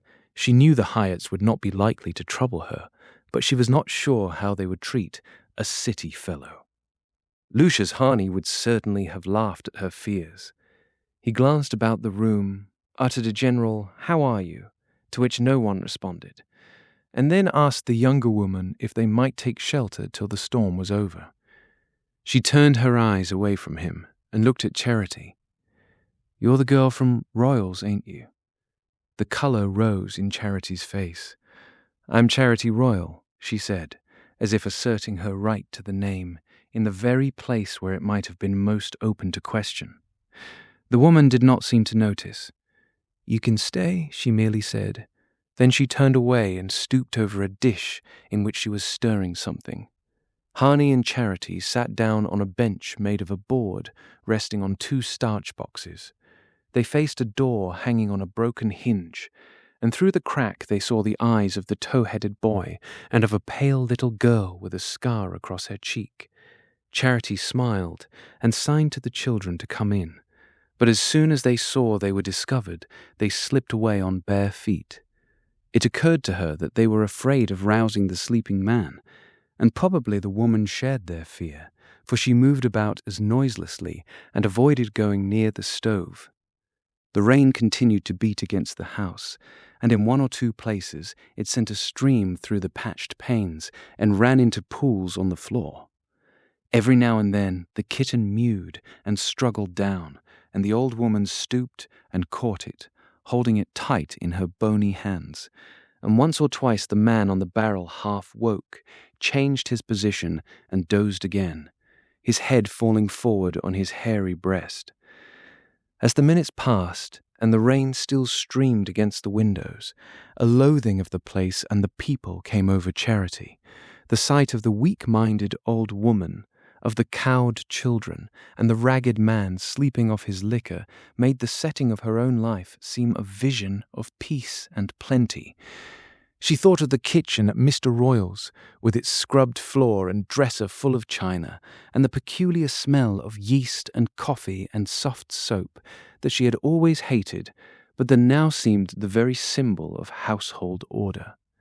She saw Mr. Royal's room, with the high-backed horsehair chair, the faded rag carpet, the row of books on a shelf, the engraving of the surrender of Burgoyne over the stove, and the mat with a brown and white spaniel on a moss-green border. And then her mind travelled to Miss Hatchard's house, where all was freshness, purity, and fragrance, and compared to which the Red House had always seemed so poor and plain. "This is where I belong. This is where I belong," she kept repeating to herself, but the words had no meaning for her. Every instinct and habit made her a stranger among these poor swamp people living like vermin in their lair. With all her soul she wished she had not yielded to Harney's curiosity and brought him there. The rain had drenched her, and she began to shiver under the thin folds of her dress. The younger woman must have noticed it, for she went out of the room and came back with a broken teacup, which she offered to Charity. It was half full of whiskey, and Charity shook her head, but Harney took the cup and put his lips to it. When he had set it down, Charity saw him feel in his pocket and draw out $1. He hesitated a moment, and then put it back, and she guessed that he did not wish her to see him offering money to people she had spoken of as being her kin. The sleeping man stirred, lifted his head, and opened his eyes. They rested vacantly for a moment on Charity and Harney, and then closed again, and his head drooped. But a look of anxiety came into the woman's face. She glanced out of the window, and then came up to Harney. "I guess you better go along now," she said. The young man understood and got to his feet. "Thank you," he said, holding out his hand. She seemed not to notice the gesture and turned away as they opened the door. The rain was still coming down, but they hardly noticed it. The pure air was like balm in their faces. The clouds were rising and breaking, and between their edges the light streamed down from remote blue hollows. Harney untied the horse, and they drove off through the diminishing rain, which was already beaded with sunlight. For a while, Charity was silent, and her companion did not speak. She looked timidly at his profile. It was graver than usual, as though he too were oppressed by what they had seen. Then she broke out abruptly. "Those people back there are the kind of folks I come from. They may be my relations, for all I know." She did not want him to think that she regretted having told him her story. "Poor creatures," he rejoined. "I wonder why they came down to that fever hole." She laughed ironically. "To better themselves. It's worse up on the mountain. Bash Hyatt married the daughter of the farmer that used to own the brown house. That was him by the stove, I suppose." Harney seemed to find nothing to say, and she went on. "I saw you take out $1 to give to that poor woman. Why did you put it back?" He reddened and leaned forward to flick a swamp fly from the horse's neck. "I wasn't sure. Was it because you knew they were my folks and thought I'd be ashamed to see you give them money?" He turned to her with eyes full of reproach. "Oh, Charity!" It was the first time he had ever called her by her name. Her misery welled over. I ain't ashamed. They're my people and I ain't ashamed of them," she sobbed. "My dear," he murmured, putting his arm about her, and she leaned against him and wept out her pain. It was too late to go around to Hamblin, and all the stars were out in a clear sky when they reached the North Dormer Valley and drove up to the Red House. Chapter 7. Since her reinstatement in Miss Hatchard's favour, Charity had not dared to curtail by a moment her hours of attendance at the library. She even made a point of arriving before the time and showed a laudable indignation when the youngest target girl, who had been engaged to help in the cleaning and rearranging of the books, came trailing in late and neglected her task to peer through the window at the Solace Boy. Nevertheless, library days seemed more than ever irksome to Charity after her vivid hours of liberty, and she would have found it hard to set a good example to her subordinate if Lucius Harney had not been commissioned, before Miss Hatchard's departure, to examine with the local carpenter the best means of ventilating the memorial. He was careful to prosecute this inquiry on the days when the library was open to the public, and Charity was therefore sure of spending part of the afternoon in his company. The Targot girl's presence and the risk of being interrupted by some passer-by suddenly smitten with a thirst for letters restricted their intercourse to the exchange of commonplaces. But there was a fascination to Charity in the contrast between these public civilities and their secret intimacy.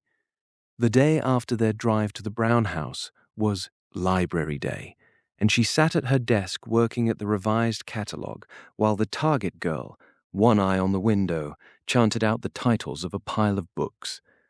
Charity's thoughts were far away, in the dismal house by the swamp, and under the twilight sky during the long drive home when Lucius Harney had consoled her with endearing words. That day, for the first time since he had been boarding with them, he had failed to appear as usual at the midday meal. No message had come to explain his absence, and Mr. Royal, who was more than usually taciturn, had betrayed no surprise and made no comment. In itself, this indifference was not particularly significant, for Mr. Royal, in common with most of his fellow citizens, had a way of accepting events passively, as if he had long since come to the conclusion that no one who lived in North Dormer could hope to modify them. But to Charity, in the reaction from her mood of passionate exaltation, there was something disquieting in his silence. It was almost as if Lucius Harney had never had a part in their lives.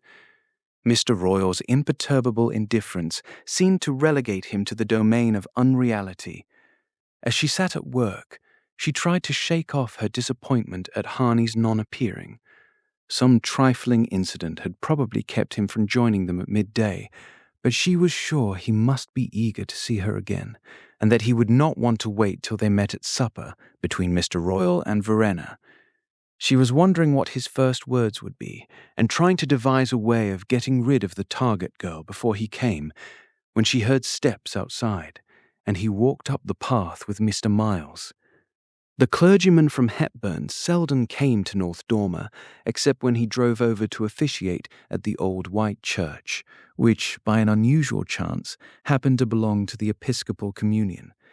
He was a brisk, affable man, eager to make the most of the fact that a little nucleus of church people had survived in the sectarian wilderness, and resolved to undermine the influence of the gingerbread-colored Baptist chapel at the other end of the village. But he was kept busy by parochial work at Hepburn, where there were paper mills and saloons, and it was not often that he could spare time for North Dormer. Charity, who went to the White Church, like all the best people in North Dormer, admired Mr. Miles, and had even, during the memorable trip to Nettleton, imagined herself married to a man who had such a straight nose and such a beautiful way of speaking, and who lived in a brownstone rectory covered with Virginia creeper. It had been a shock to discover that the privilege was already enjoyed by a lady with crimped hair and a large baby. But the arrival of Lucius Harney had long since banished Mr. Miles from Charity's dreams, and as he walked up the path at Harney's side, she saw him as he really was, a fat, middle-aged man with a baldness showing under his clerical hat, and spectacles on his Grecian nose. She wondered what had called him to North Dormer on a weekday, and felt a little hurt that Harney should have brought him to the library. It presently appeared that his presence there was due to Miss Hatchard. He had been spending a few days at Springfield to fill a friend's pulpit, and had been consulted by Miss Hatchard as to young Harney's plan for ventilating the memorial. To lay hands on the Hatchard Ark was a grave matter, and Miss Hatchard, always full of scruples about her scruples, it was Harney's phrase, wished to have Mr. Miles's opinion before deciding. "I couldn't," Mr. Miles explained, "quite make out from your cousin what changes you wanted to make, and as the other trustees did not understand either, I thought I had better drive over and take a look. Though I'm sure," he added, turning his friendly spectacles on the young man, "that no one could be more competent. But of course this spot has its peculiar sanctity. I hope a little fresh air won't desecrate it," Harney laughingly rejoined, and they walked to the other end of the library while he set forth his idea to the rector. Mr. Miles had greeted the two girls with his usual friendliness, but Charity saw that he was occupied with other things, and she presently became aware, by the scraps of conversation drifting over to her, that he was still under the charm of his visit to Springfield, which appeared to have been full of agreeable incidents. "Ah, the Coopersons. Yes, you know them, of course," she heard. "That's a fine old house, and Ned Cooperson has collected some really remarkable impressionist pictures." The names he cited were unknown to Charity. Yes, the Schaeffer Quartet played at Lyric Hall on Saturday evening, and on Monday I had the privilege of hearing them again at the Towers. Beautifully done. Bach and Beethoven. A lawn party first. I saw Miss Bausch several times, by the way, looking extremely handsome. Charity dropped her pencil and forgot to listen to the Target girls' sing-song. Why had Mr. Miles suddenly brought up Annabel Boucher's name? "Oh, really?" she heard Harney rejoin, and raising his stick, he pursued, "You see, my plan is to move these shelves away and open a round window in this wall on the axis of the one under the pediment. I suppose she'll be coming up here later to stay with Miss Hatchard," Mr. Miles went on, following on his train of thought. Then, spinning about and tilting his head back, Yes, I see, I understand. That will give a draft without materially altering the look of things. I can see no objection." The discussion went on for some minutes, and gradually the two men moved back toward the desk. Mr. Miles stopped again and looked thoughtfully at Charity. "Aren't you a little pale, my dear? Not overworking? Mr. Harney tells me you and Mamie are giving the library a thorough overhauling." He was always careful to remember his parishioners' Christian names, and at the right moment he bent his benignant spectacles on the Targat girl. Then he turned to Charity. "Don't take things hard, my dear. Don't take things hard." "Come down and see Mrs. Miles and me some day at Hepburn," he said, pressing her hand and waving a farewell to Mamie Target. He went out of the library, and Harney followed him. Charity thought she detected a look of constraint in Harney's eyes. She fancied he did not want to be alone with her, and with a sudden pang she wondered if he repented the tender things he had said to her the night before. His words had been more fraternal than lover-like, but she had lost their exact sense in the caressing warmth of his voice. He had made her feel that the fact of her being away from the mountain was only another reason for holding her close and soothing her with consolatory murmurs. And when the drive was over and she got out of the buggy, tired, cold, and aching with emotion, she stepped as if the ground were a sunlit wave and she the spray on its crest. Why, then, had his manner suddenly changed? And why did he leave the library with Mr. Miles? Her restless imagination fastened on the name of Annabel Balch. From the moment it had been mentioned, she fancied that Harney's expression had altered. Annabel Balch at a garden party at Springfield, looking extremely handsome. Perhaps Mr. Miles had seen her there at the very moment when Charity and Harney were sitting in the Hyatt's hovel, between a drunkard and a half-witted old woman. Charity did not know exactly what a garden party was, but her glimpse of the flower-edged lawns of Nettleton helped her to visualize the scene. And envious recollections of the old things which Miss Balch avowedly wore out when she came to North Dormer made it only too easy to picture her in her splendor. Charity understood what associations the name must have called up, and felt the uselessness of struggling against the unseen influences in Harney's life. When she came down from her room for supper, he was not there, and while she waited in the porch, she recalled the tone in which Mr. Royal had commented the day before on their early start. Mr. Royal sat at her side, his chair tilted back, his broad black boots with side elastics resting against the lower bar of the railings. His rumpled grey hair stood up above his forehead like the crest of an angry bird, and the leather brown of his veined cheeks was blotched with red. Charity knew that those red spots were the signs of a coming explosion. Suddenly he said, "Where's supper? Has Verena Marsh slipped up again on her soda biscuits?" Charity threw a startled glance at him. "I presume she's waiting for Mr. Harney." "Mr. Harney, is she? She better dish up then. He ain't coming." He stood up, walked to the door, and called out, in the pitch necessary to penetrate the old woman's tympanum, "Get along with the supper, Verena." Charity was trembling with apprehension. Something had happened, she was sure of it now, and Mr. Royal knew what it was. But not for the world would she have gratified him by showing her anxiety. She took her usual place, and he seated himself opposite, and poured out a strong cup of tea before passing her the teapot. Verena brought some scrambled eggs, and he piled his plate with them. "Ain't you going to take any?" he asked. Charity roused herself and began to eat. The tone with which Mr. Royal had said, "He's not coming," seemed to her full of an ominous satisfaction. She saw that he had suddenly begun to hate Lucius Harney, and guessed herself to be the cause of this change of feeling. But she had no means of finding out whether some act of hostility on his part had made the young man stay away, or whether he simply wished to avoid seeing her again after their drive back from the brown house.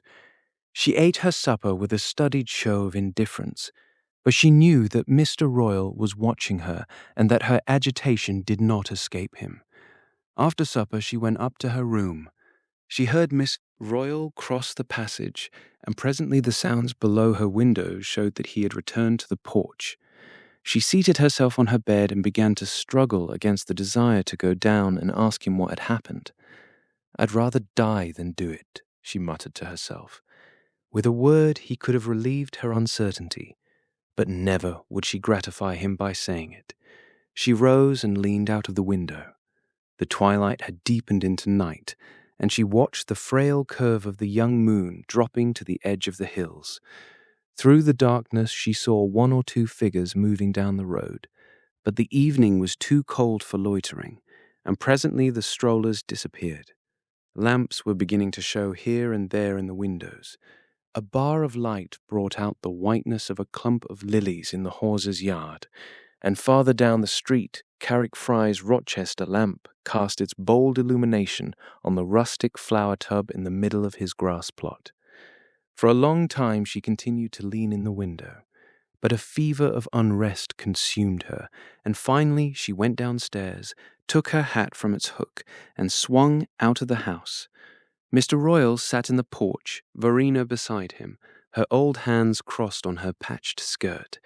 As Charity went down the steps, Mr. Royal called after her, "Where you going?" She could easily have answered, "To Almer's," or "Down to the Targets," and either answer might have been true, for she had no purpose, but she swept on in silence, determined not to recognize his right to question her. At the gate she paused and looked up and down the road. The darkness drew her, and she thought of climbing the hill and plunging into the depths of the larchwood above the pasture. Then she glanced irresolutely along the street, and as she did so, a gleam appeared through the spruces at Miss Hatchard's gate. Lucius Harney was there, then. He had not gone down to Hepburn with Mr. Miles, as she had at first imagined. But where had he taken his evening meal, and what had caused him to stay away from Mr. Royal's? The light was positive proof of his presence, for Miss Hatchard's servants were away on a holiday, and her farmer's wife came only in the mornings to make the young man's bed and prepare his coffee. Beside that lamp he was doubtless sitting at this moment. To know the truth, Charity had only to walk half the length of the village and knock at the lighted window. She hesitated a minute or two longer, and then turned toward Miss Hatchard's. She walked quickly, straining her eyes to detect anyone who might be coming along the street, and before reaching the Frys, she crossed over to avoid the light from their window. Whenever she was unhappy, she felt herself at bay against a pitiless world, and a kind of animal secretiveness possessed her. But the street was empty, and she passed unnoticed through the gate and up the path to the house. Its white front glimmered indistinctly through the trees, showing only one oblong of light on the lower floor. She had supposed that the lamp was in Miss Hatchard's sitting room, but she now saw that it shone through a window at the farther corner of the house. She did not know the room to which this window belonged, and she paused under the trees, checked by a sense of strangeness. Then she moved on, treading softly on the short grass, and keeping so close to the house that whoever was in the room, even if roused by her approach, would not be able to see her. The window opened on a narrow veranda with a trellised arch. She leaned close to the trellis, and parting the sprays of clematis that covered it, looked into a corner of the room. She saw the foot of a mahogany bed, an engraving on the wall, a washstand on which a towel had been tossed, and one end of the green-covered table which held the lamp. Half of the lampshade projected into her field of vision, and just under it 2 smooth, sunburnt hands, one holding a pencil and the other a ruler, were moving to and fro over a drawing board. Her heart jumped and then stood still. He was there, a few feet away, and while her soul was tossing on seas of woe, he had been quietly sitting at his drawing board. The sight of those 2 hands, moving with their usual skill and precision, woke her out of her dream. Her eyes were open to the disproportion between what she had felt and the cause of her agitation, and she was turning away from the window when one hand abruptly pushed aside the drawing board and the other flung down the pencil. Charity had often noticed Harney's loving care of his drawings and the neatness and method with which he carried on and concluded each task. The impatient sweeping aside of the drawing board seemed to reveal a new mood. The gesture suggested sudden discouragement or distaste for his work, and she wondered if he too were agitated by secret perplexities. Her impulse of flight was checked. She stepped up on the veranda and looked into the room. Harney had put his elbows on the table and was resting his chin on his locked hands. He had taken off his coat and waistcoat and unbuttoned the low collar of his flannel shirt. She saw the vigorous lines of his young throat and the root of the muscles where they joined the chest. He sat staring straight ahead of him, a look of weariness and self-disgust on his face. It was almost as if he had been gazing at a distorted reflection of his own features. For a moment, Charity looked at him with a kind of terror, as if he had been a stranger under familiar lineaments. Then she glanced past him and saw on the floor an open portmanteau, half full of clothes. She understood that he was preparing to leave, and that he had probably decided to go without seeing her. She saw that the decision, from whatever cause it was taken, had disturbed him deeply, and she immediately concluded that his change of plan was due to some surreptitious interference of Mr. Royal's. All her old resentments and rebellions flamed up, confusedly mingled with the yearning roused by Harney's nearness. Only a few hours earlier she had felt secure in his comprehending pity. Now she was flung back on herself, doubly alone after that moment of communion. Harney was still unaware of her presence. He sat without moving, moodily staring before him at the same spot in the wallpaper. He had not even had the energy to finish his packing, and his clothes and papers lay on the floor about the portmanteau. Presently he unlocked his clasped hands and stood up, and Charity, drawing back hastily, sank down on the step of the veranda. The night was so dark that there was not much chance of his seeing her unless he opened the window, and before that she would have time to slip away and be lost in the shadow of the trees. He stood for a minute or two, looking around the room with the same expression of self-disgust, as if he hated himself and everything about him. Then he sat down again at the table, drew a few more strokes, and threw his pencil aside. Finally, he walked across the floor, kicking the portmanteau out of his way, and lay down on the bed, folding his arms under his head and staring up morosely at the ceiling. Just so Charity had seen him at her side on the grass or the pine needles, his eyes fixed on the sky and pleasure flashing over his face like the flickers of sun the branches shed on it. But now the face was so changed that she hardly knew it, and grief at his grief gathered in her throat, rose to her eyes, and ran over. She continued to crouch on the steps, holding her breath and stiffening herself into complete immobility. One motion of her hand, one tap on the pane, and she could picture the sudden change in his face. In every pulse of her rigid body she was aware of the welcome his eyes and lips would give her, but something kept her from moving. It was not the fear of any sanction, human or heavenly. She had never in her life been afraid. It was simply that she had suddenly understood what would happen if she went in. It was the thing that did happen between young men and girls, and that North Dormer ignored in public and snickered over on the sly. It was what Miss Hatchard was still ignorant of, but every girl of Charity's class knew about before she left school. It was what had happened to Allie Hawes's sister Julia, and had ended in her going to Nettleton, and in people's never mentioning her name. It did not, of course, always end so sensationally, nor, perhaps, on the whole, so untragically.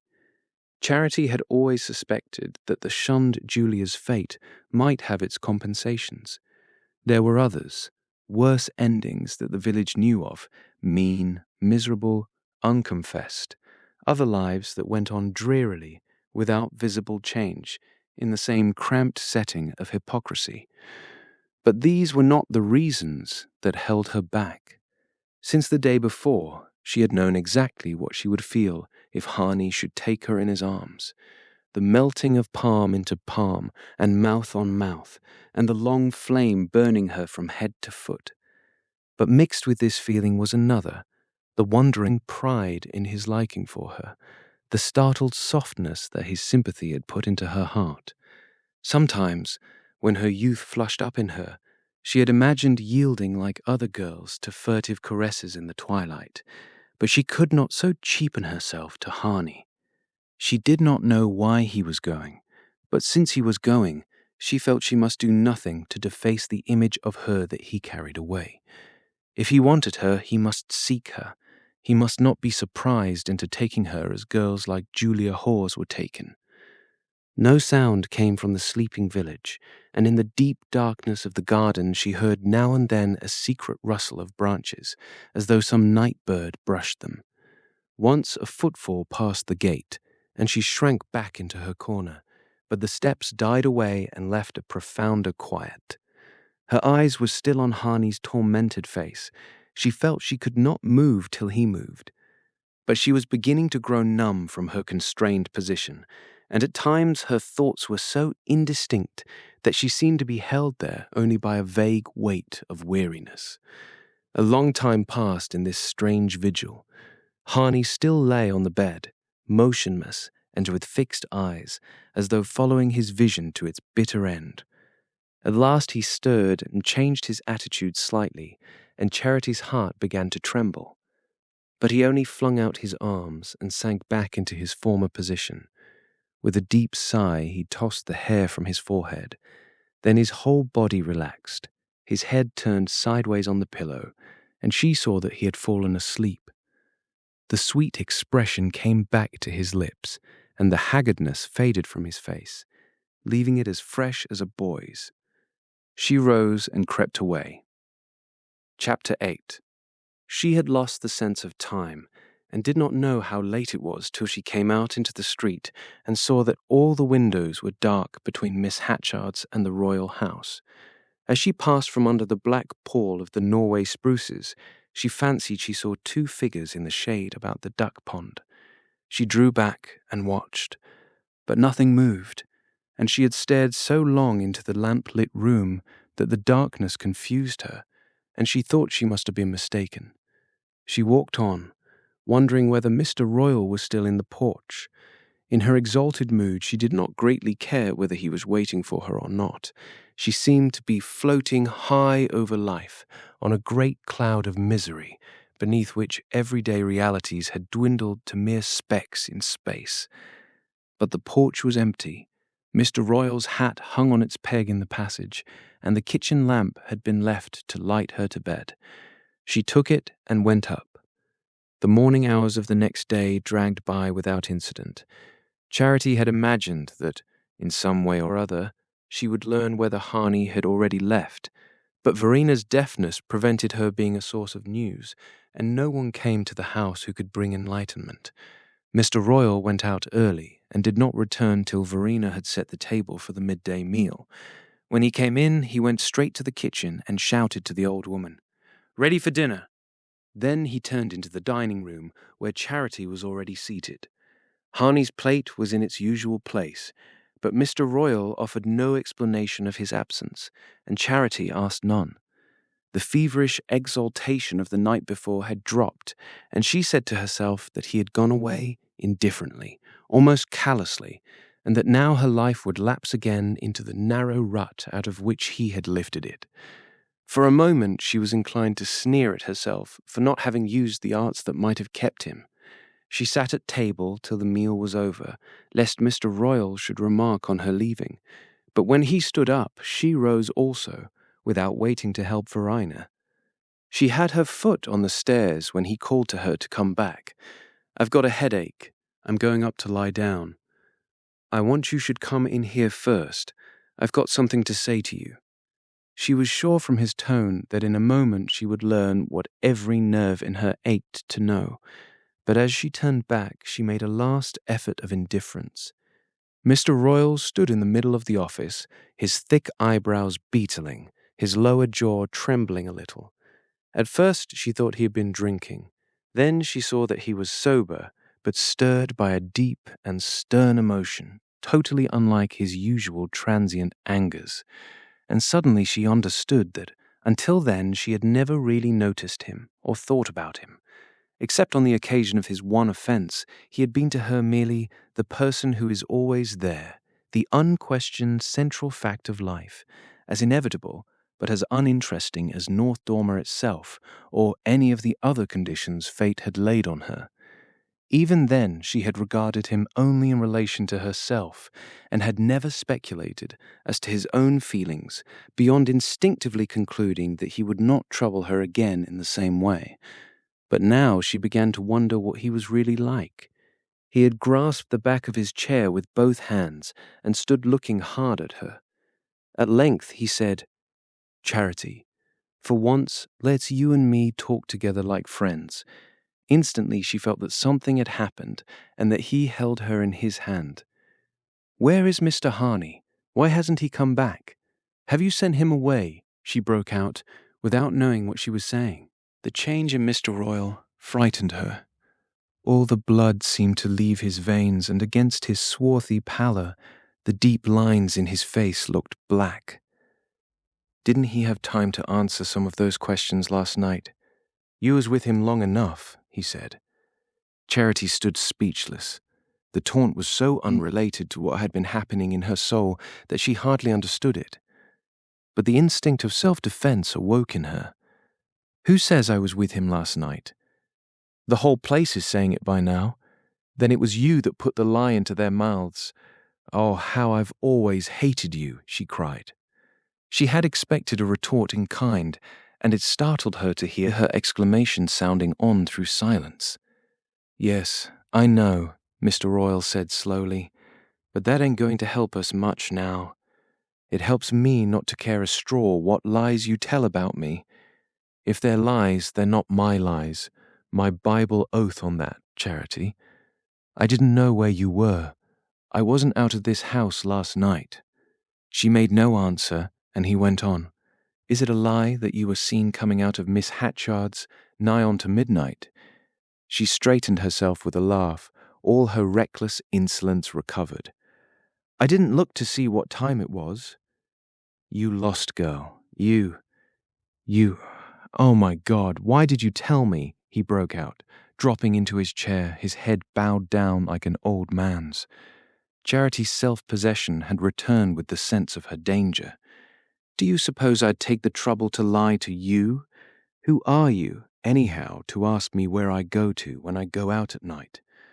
Mr. Royle lifted his head and looked at her. His face had grown quiet and almost gentle, as she remembered seeing it sometimes when she was a little girl, before Mrs. Royle died. "Don't let's go on like this, Charity. It can't do any good to either of us. You were seen going into that fellow's house. You were seen coming out of it. I've watched this thing coming, and I've tried to stop it. As God sees me, I have. Ah, it was you then. I knew it was you that sent him away." He looked at her in surprise. "Didn't he tell you so?" "I thought he understood." He spoke slowly, with difficult pauses. "I didn't name you to him. I'd have cut my hand off sooner. I just told him I couldn't spare the horse any longer, and that the cooking was getting too heavy for Verena. I guess he's the kind that's heard the same thing before. Anyhow, he took it quietly enough. He said his job here was about done, anyhow. And there didn't another word pass between us. If he told you otherwise, he told you an untruth." Charity listened in a cold trance of anger. It was nothing to her what the village said, but all this fingering of her dreams. "I've told you he didn't tell me anything.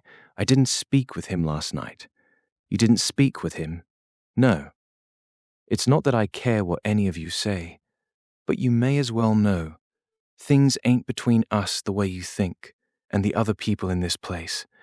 He was kind to me, he was my friend, and all of a sudden he stopped coming, and I knew it was you that done it. You!" All her unreconciled memory of the past flamed out at him. "So I went there last night to find out what you'd said to him. That's all." Mr. Royle drew a heavy breath. "But then, if he wasn't there, what were you doing there all that time? Charity, for pity's sake, tell me. I've got to know, to stop their talking." This pathetic abdication of all authority over her did not move her. She could feel only the outrage of his interference. "Can't you see that I don't care what anybody says? It's true I went there to see him, and he was in his room, and I stood outside for ever so long and watched him, but I dursn't go in for fear he'd think I'd come after him." She felt her voice breaking and gathered it up in a last defiance. "As long as I live, I'll never forgive you," she cried. Mr. Royle made no answer. He sat and pondered with sunken head, his veined hands clasped about the arms of his chair. Age seemed to have come down on him as winter comes on the hills after a storm. At length he looked up.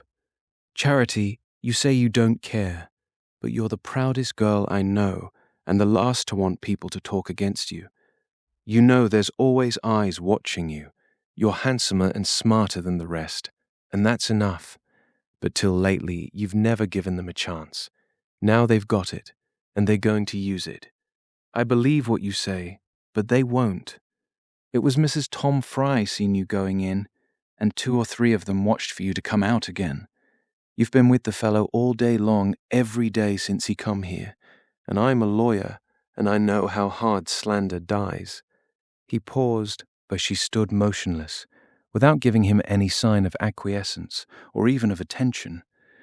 "He's a pleasant fellow to talk to. I liked having him here myself. The young men up here ain't had his chances, but there's one thing as old as the hills and as plain as daylight. If he'd wanted you the right way, he'd have said so." Charity did not speak. It seemed to her that nothing could exceed the bitterness of hearing such words from such lips. Mr. Royal rose from his seat. "See here, Charity Royal, I had a shameful thought once, and you've made me pay for it. Isn't that score pretty near wiped out? There's a streak in me I ain't always master of, but I've always acted straight to you but that once. And you've known I would. You've trusted me. For all your sneers and your mockery, you've always known I loved you the way a man loves a decent woman. I'm a good many years older than you, but I'm head and shoulders above this place and everybody in it, and you know that too. I slipped up once, but that's no reason for not starting again. If you'll come with me, I'll do it. If you'll marry me, we'll leave here and settle in some big town where there's men and business and things doing. It's not too late for me to find an opening. I can see it by the way folks treat me when I go down to Hepburn or Nettleton." Charity made no movement. Nothing in his appeal reached her heart, and she thought only of words to wound and wither. But a growing lassitude restrained her. What did anything matter that he was saying? She saw the old life closing in on her, and hardly heeded his fanciful picture of renewal. "Charity, Charity, say you'll do it," she heard him urge, all his lost years and wasted passion in his voice. "Oh, what's the use of all this? When I leave here, it won't be with you." She moved toward the door as she spoke, and he stood up and placed himself between her and the threshold. He seemed suddenly tall and strong, as though the extremity of his humiliation had given him new vigor. "That's all, is it? It's not much." He leaned against the door, so towering and powerful that he seemed to fill the narrow room. "Well, then look here. You're right. I've no claim on you. Why should you look at a broken man like me? You want the other fellow, and I don't blame you. You picked out the best when you seen it. Well, that was always my way." He fixed his stern eyes on her, and she had the sense that the struggle within him was at its highest. "Do you want him to marry you?" he asked. They stood and looked at each other for a long moment, eye to eye, with the terrible equality of courage that sometimes made her feel as if she had his blood in her veins. "Do you want him to say?" "I'll have him here in an hour if you do. I ain't been in the law 30 years for nothing. He's hired Carrick Fry's team to take him to Hepburn, but he ain't going to start for another hour, and I can put things to him so he won't be long deciding. He's soft, I could see that. I don't say you won't be sorry afterward, but by God, I'll give you the chance to be, if you say so." She heard him out in silence, too remote from all he was feeling and saying for any sally of scorn to relieve her. As she listened, there flitted through her mind the vision of Liff Hyatt's muddy boot coming down on the white bramble flowers. The same thing had happened now.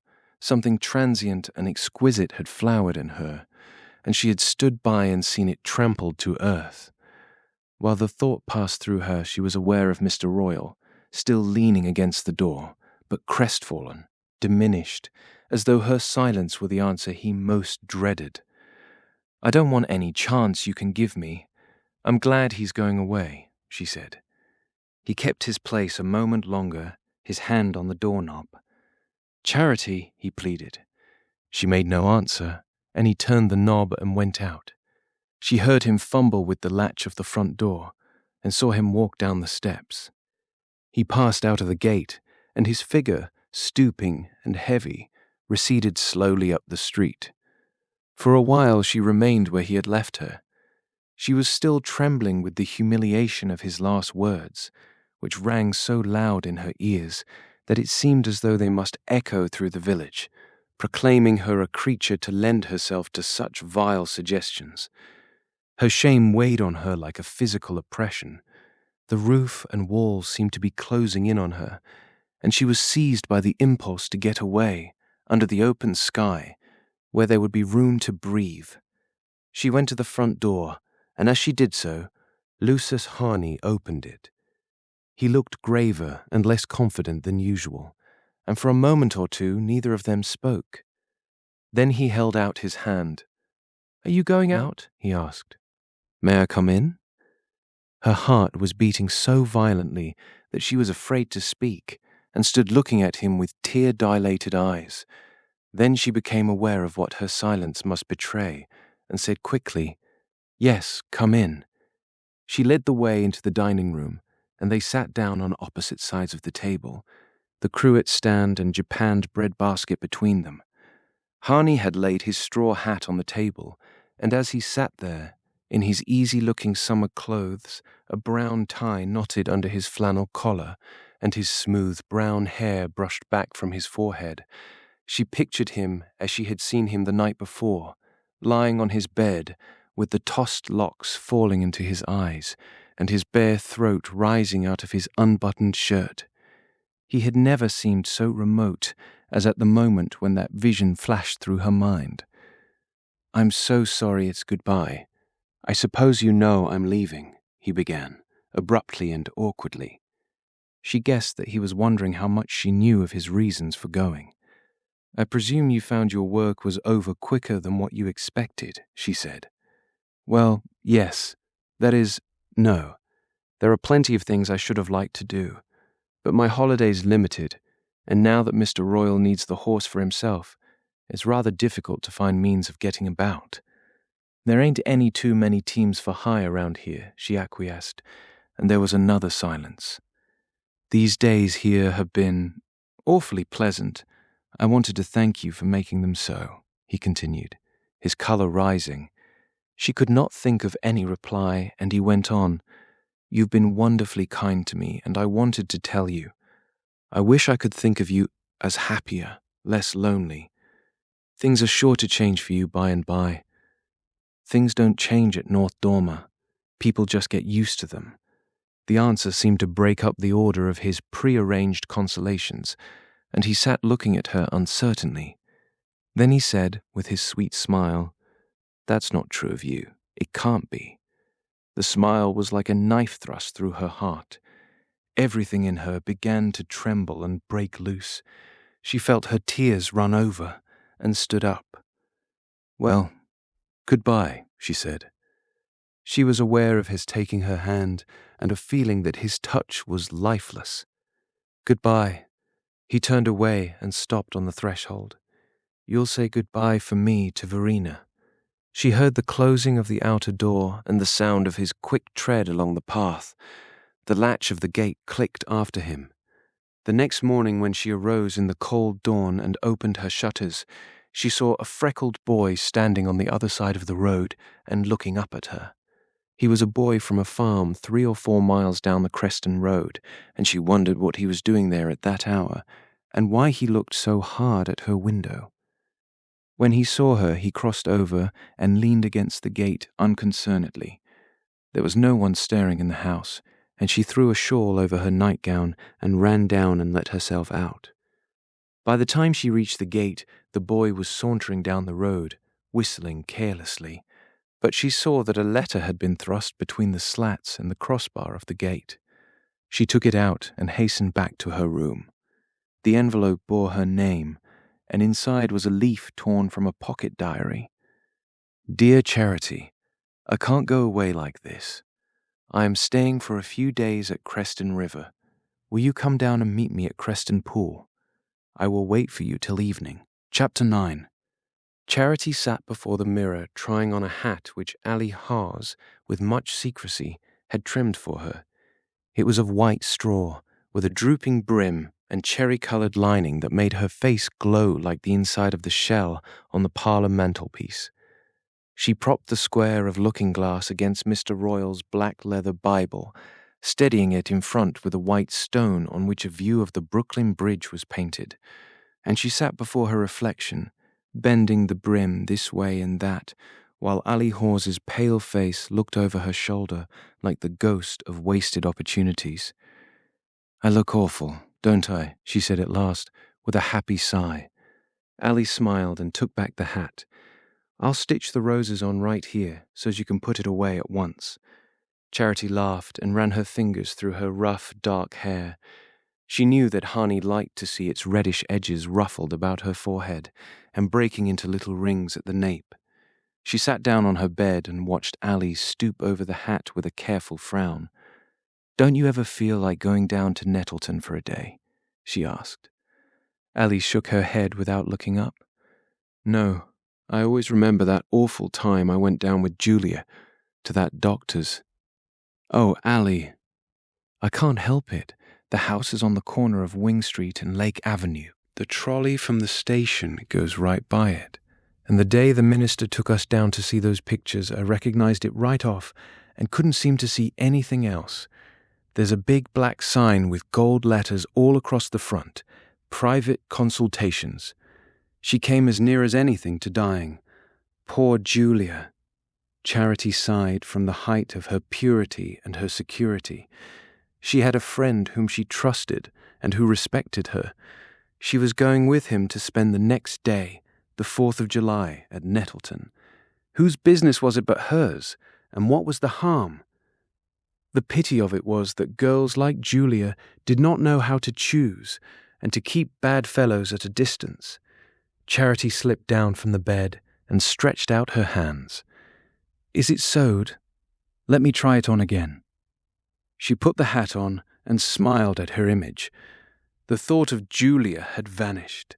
The next morning she was up before dawn and saw the yellow sunrise broaden behind the hills, and the silvery lustre preceding a hot day tremble across the sleeping fields. Her plans had been made with great care. She had announced that she was going down to the Band of Hope picnic at Hepburn, and as no one else from North Dormer intended to venture so far, it was not likely that her absence from the festivity would be reported. Besides, if it were, she would not greatly care. She was determined to assert her independence, and if she stooped to fib about the Hepburn picnic, it was chiefly from the secretive instinct that made her dread the profanation of her happiness.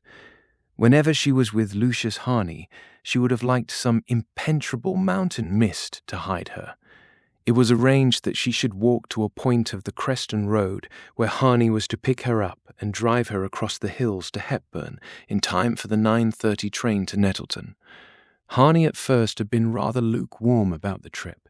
He declared himself ready to take her to Nettleton, but urged her not to go on the 4th of July, on account of the crowds, the probable lateness of the trains, the difficulty of her getting back before night. But her evident disappointment caused him to give way, and even to affect a faint enthusiasm for the adventure. She understood why he was not more eager. He must have seen sights beside which even a 4th of July at Nettleton would seem tame. But she had never seen anything, and a great longing possessed her to walk the streets of a big town on a holiday, clinging to his arm and jostled by idle crowds in their best clothes. The only cloud on the prospect was the fact that the shops would be closed, but she hoped he would take her back another day, when they were open. She started out unnoticed in the early sunlight, slipping through the kitchen while Verena bent above the stove. To avoid attracting notice, she carried her new hat carefully wrapped up and had thrown a long grey veil of Mrs. Royal's over the new white muslin dress which Ali's clever fingers had made for her. All of the $10 Mr. Royal had given her, and a part of her own savings as well, had been spent on renewing her wardrobe. And when Harney jumped out of the buggy to meet her, she read her reward in his eyes. The freckled boy who had brought her the note 2 weeks earlier was to wait with the buggy at Hepburn till their return. He perched at Charity's feet, his legs dangling between the wheels, and they could not say much because of his presence. But it did not greatly matter, for their past was now rich enough to have given them a private language, and with the long day stretching before them, like the blue distance beyond the hills, there was a delicate pleasure in postponement. When Charity, in response to Harney's message, had gone to meet him at the Creston pool, her heart had been so full of mortification and anger that his first words might easily have estranged her. But it happened that he had found the right word, which was one of simple friendship. His tone had instantly justified her and put her guardian in the wrong. He had made no allusion to what had passed between Mr. Royal and himself, but had simply let it appear that he had left because means of conveyance were hard to find at North Dormer, and because Creston River was a more convenient centre. He told her that he had hired by the week the buggy of the freckled boy's father, who served as livery stable keeper to 1 or 2 melancholy summer boarding houses on Creston Lake, and had discovered, within driving distance, a number of houses worthy of his pencil, and he said that he could not, while he was in the neighbourhood, give up the pleasure of seeing her as often as possible. When they took leave of each other, she promised to continue to be his guide, and during the fortnight which followed, they roamed the hills in happy comradeship. In most of the village friendships between youths and maidens, lack of conversation was made up for by tentative fondling, but Harney, except when he had tried to comfort her in her trouble on their way back from the Hyatts, had never put his arm about her or sought to betray her into any sudden caress. It seemed to be enough for him to breathe her nearness like a flower's, and since his pleasure at being with her and his sense of her youth and her grace perpetually shone in his eyes and softened the inflection of his voice, his reserve did not suggest coldness, but the deference due to a girl of his own class.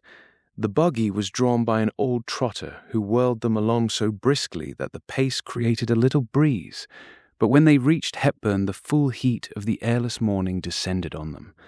At the railway station the platform was packed with a sweltering throng, and they took refuge in the waiting room, where there was another throng, already dejected by the heat and the long waiting for retarded trains. Pale mothers were struggling with fretful babies, or trying to keep their older offspring from the fascination of the track. Girls and their fellows were giggling and shoving, and passing about candy in sticky bags, and older men, collarless and perspiring, were shifting heavy children from one arm to the other, and keeping a haggard eye on the scattered members of their families. At last the train rumbled in, and engulfed the waiting multitude. Harney swept Charity up onto the first car, and they captured a bench for 2, and sat in happy isolation while the train swayed and roared along through rich fields and languid tree clumps. The haze of the morning had become a sort of clear tremor over everything, like the colourless vibration about a flame, and the opulent landscape seemed to droop under it. But to Charity, the heat was a stimulant. It enveloped the whole world in the same glow that burned at her heart. Now and then a lurch of the train flung her against Harney, and through her thin muslin she felt the touch of his sleeve. She steadied herself, their eyes met, and the flaming breath of the day seemed to enclose them. The train roared into the Nettleton station. The descending mob caught them on its tide, and they were swept out into a vague, dusty square, thronged with seedy hacks and long-curtained omnibuses drawn by horses with tasselled fly-nets over their withers, who stood swinging their depressed heads drearily from side to side. A mob of bus and hack drivers were shouting, "To the Eagle House, to the Washington House, this way to the lake, just starting for Greytop," and through their yells came the popping of firecrackers, the explosion of torpedoes, the banging of toy guns, and the crash of a fireman's band trying to play the Merry Widow while they were being packed into a wagonette streaming with bunting. The ramshackle wooden hotels about the square were all hung with flags and paper lanterns, and as Harney and Charity turned into the main street, with its brick and granite business blocks crowding out the old low-storied shops, and its towering poles strung with innumerable wires that seemed to tremble and buzz in the heat, they saw the double line of flags and lanterns tapering away gaily to the park at the other end of the perspective. The noise and colour of this holiday vision seemed to transform Nettleton into a metropolis. Charity could not believe that Springfield or even Boston had anything grander to show, and she wondered if, at this very moment, Annabel Balch, on the arm of as brilliant a young man, were threading her way through scenes as resplendent. "Where shall we go first?" Harney asked, but as she turned her happy eyes on him, he guessed the answer and said, "We'll take a look round, shall we?" The street swarmed with their fellow travellers, with other excursionists arriving from other directions, with Nettleton's own population, and with the mill hands trooping in from the factories on the Creston. The shops were closed, but one would scarcely have noticed it, so numerous were the glass doors swinging open on saloons, on restaurants, on drugstores, gushing from every soda-water tap, on fruit and confectionery shops stacked with strawberry cake, coconut drops, trays of glistening molasses candy, boxes of caramels and chewing gum, baskets of sodden strawberries, and dangling branches of bananas. Outside of some of the doors were trestles with banked-up oranges and apples, spotted pears and dusty raspberries, and the air reeked with the smell of fruit and stale coffee, beer and sarsaparilla and fried potatoes. Even the shops that were closed offered, through wide expanses of plate glass, hints of hidden riches. In some, waves of silk and ribbon broke over shores of imitation moss from which ravishing hats rose like tropical orchids. In others, the pink throats of gramophones opened their giant convolutions in a soundless chorus, or bicycles shining in neat ranks seemed to await the signal of an invisible starter, or tiers of fancy goods in leatherette and paste and celluloid dangled their insidious graces, and in one vast bay that seemed to project them into exciting contact with the public, wax ladies in daring dresses chatted elegantly, or with gestures intimate yet blameless, pointed to their pink corsets and transparent hosiery. Presently Harney found that his watch had stopped, and turned in at a small jeweller's shop which chanced to still be open. While the watch was being examined, Charity leaned over the glass counter where, on a background of dark blue velvet, pins, rings, and brooches glittered like the moon and stars. She had never seen jewellery so nearby, and she longed to lift the glass lid and plunge her hand among the shining treasures. But already Harney's watch was repaired, and he laid his hand on her arm and drew her from her dream. "Which do you like best?" he asked, leaning over the counter at her side. "I don't know." She pointed to a gold lily-of-the-valley with white flowers. "Don't you think the blue pin's better?" he suggested, and immediately she saw that the lily-of-the-valley was mere trumpery compared to the small round stone, blue as a mountain lake, with little sparks of light all round it. She coloured at her want of discrimination. "It's so lovely. I guess I was afraid to look at it," she said. He laughed, and they went out of the shop, but a few steps away he exclaimed, "Oh, by Jove, I forgot something," and turned back and left her in the crowd. She stood staring down a row of pink gramophone throats till he rejoined her and slipped his arm through hers. "You mustn't be afraid of looking at the blue pin any longer, because it belongs to you," he said, and she felt a little box being pressed into her hand. Her heart gave a leap of joy, but it reached her lips only in a shy stammer. She remembered other girls whom she had heard planning to extract presents from their fellows, and was seized with a sudden dread lest Harney should have imagined that she had leaned over the pretty things in the glass case in the hope of having one given to her. A little farther down the street they turned in at a glass doorway opening on a shining hall with a mahogany staircase and brass cages in its corners. "We must have something to eat," Harney said, and the next moment Charity found herself in a dressing room, all looking-glass and lustrous surfaces, where a party of showy-looking girls were dabbing on powder and straightening immense plumed hats. When they had gone, she took courage to bathe her hot face in one of the marble basins, and to straighten her own hat brim, which the parasols of the crowd had indented. The dresses in the shops had so impressed her that she scarcely dared look at her reflection, but when she did so, the glow of her face under her cherry-coloured hat and the curve of her young shoulders through the transparent muslin restored her courage, and when she had taken the blue brooch from its box and pinned it on her bosom, she walked toward the restaurant with her head high, as if she had always strolled through tessellated halls beside young men in flannels. Her spirit sank a little at the sight of the slim-waisted waitresses in black, with bewitching mob-caps on their haughty heads, who were moving disdainfully between the tables. Not for another hour, one of them dropped to Harney in passing, and he stood doubtfully glancing about him. "Oh, well, we can't stay sweltering here," he decided. "Let's try somewhere else." And with a sense of relief, Charity followed him from that scene of inhospitable splendor.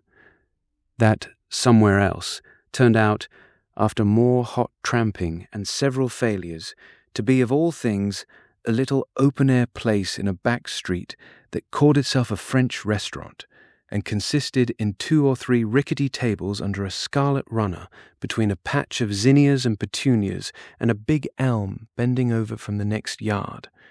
Here they lunched on queerly flavoured things, while Harney, leaning back in a crippled rocking chair, smoked cigarettes between the courses and poured into Charity's glass a pale yellow wine, which he said was the very same one drank in just such jolly places in France.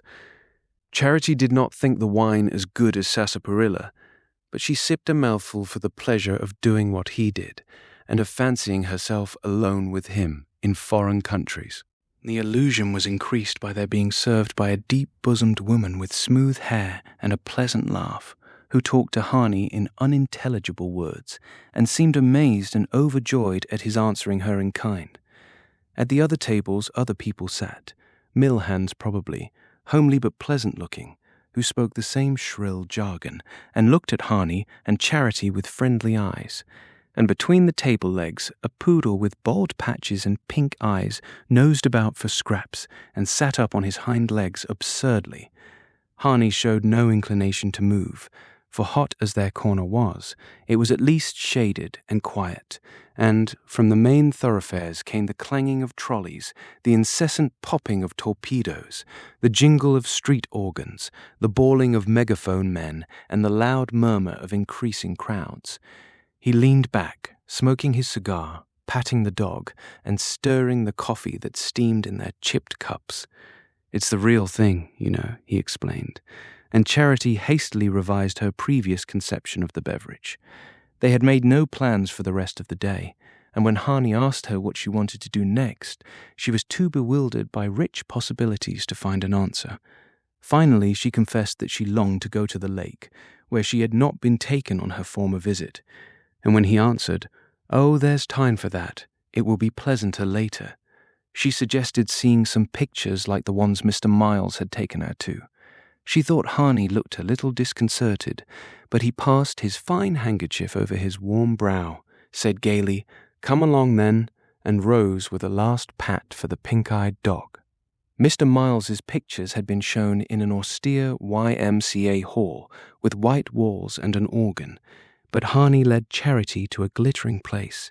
Everything she saw seemed to glitter, where they passed between immense pictures of yellow-haired beauties stabbing villains in evening dress, into a velvet-curtained auditorium packed with spectators to the last limit of compression.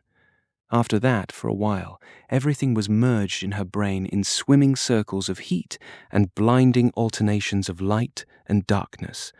All the world has to show seemed to pass before her in a chaos of palms and minarets, charging cavalry regiments, roaring lions, comic policemen, and scowling murderers. And the crowd around her, the hundreds of hot, sallow, candy-munching faces, young, old, middle-aged, but all kindled with the same contagious excitement, became part of the spectacle and danced on the screen with the rest. Presently, the thought of the cool trolley run to the lake grew irresistible, and they struggled out of the theatre. As they stood on the pavement, Harney pale with the heat, and even Charity a little confused by it, a young man drove by in an electric runabout with a calico band bearing the words, $10 to take you round the lake. Before Charity knew what was happening, Harney had waved a hand, and they were climbing in. "Say, for 25 I'll run you out to see the ball game and back," the driver proposed with an insinuating grin. But Charity said quickly, "Oh, I'd rather go rowing on the lake." The street was so thronged that progress was slow, but the glory of sitting in the little carriage while it wriggled its way between laden omnibuses and trolleys made the moments seem too short. "Next turn is Lake Avenue," the young man called out over his shoulder, and as they paused in the wake of a big omnibus groaning with knights of Pythias in cocked hats and swords, Charity looked up and saw on the corner a brick house with a conspicuous black and gold sign across its front. "Dr. Merkel, private consultations at all hours, lady attendants," she read. And suddenly she remembered Ali Hawes's words. The house was at the corner of Wing Street and Lake Avenue. There's a big black sign across the front. Through all the heat and the rapture, a shiver of cold ran over her. Chapter 10. The lake at last, a sheet of shining metal brooded over by drooping trees. Charity and Harney had secured a boat, and getting away from the wharves and the refreshment booths, they drifted idly along, hugging the shadow of the shore. Where the sun struck the water, its shafts flamed back blindingly at the heat-veiled sky, and the least shade was black by contrast. The lake was so smooth that the reflection of the trees on its edge seemed enameled on a solid surface, but gradually, as the sun declined, the water grew transparent, and Charity, leaning over, plunged her fascinated gaze into depths so clear that she saw the inverted treetops interwoven with the green growths of the bottom. They rounded a point at the farther end of the lake, and entering an inlet, pushed their bow against a protruding tree trunk.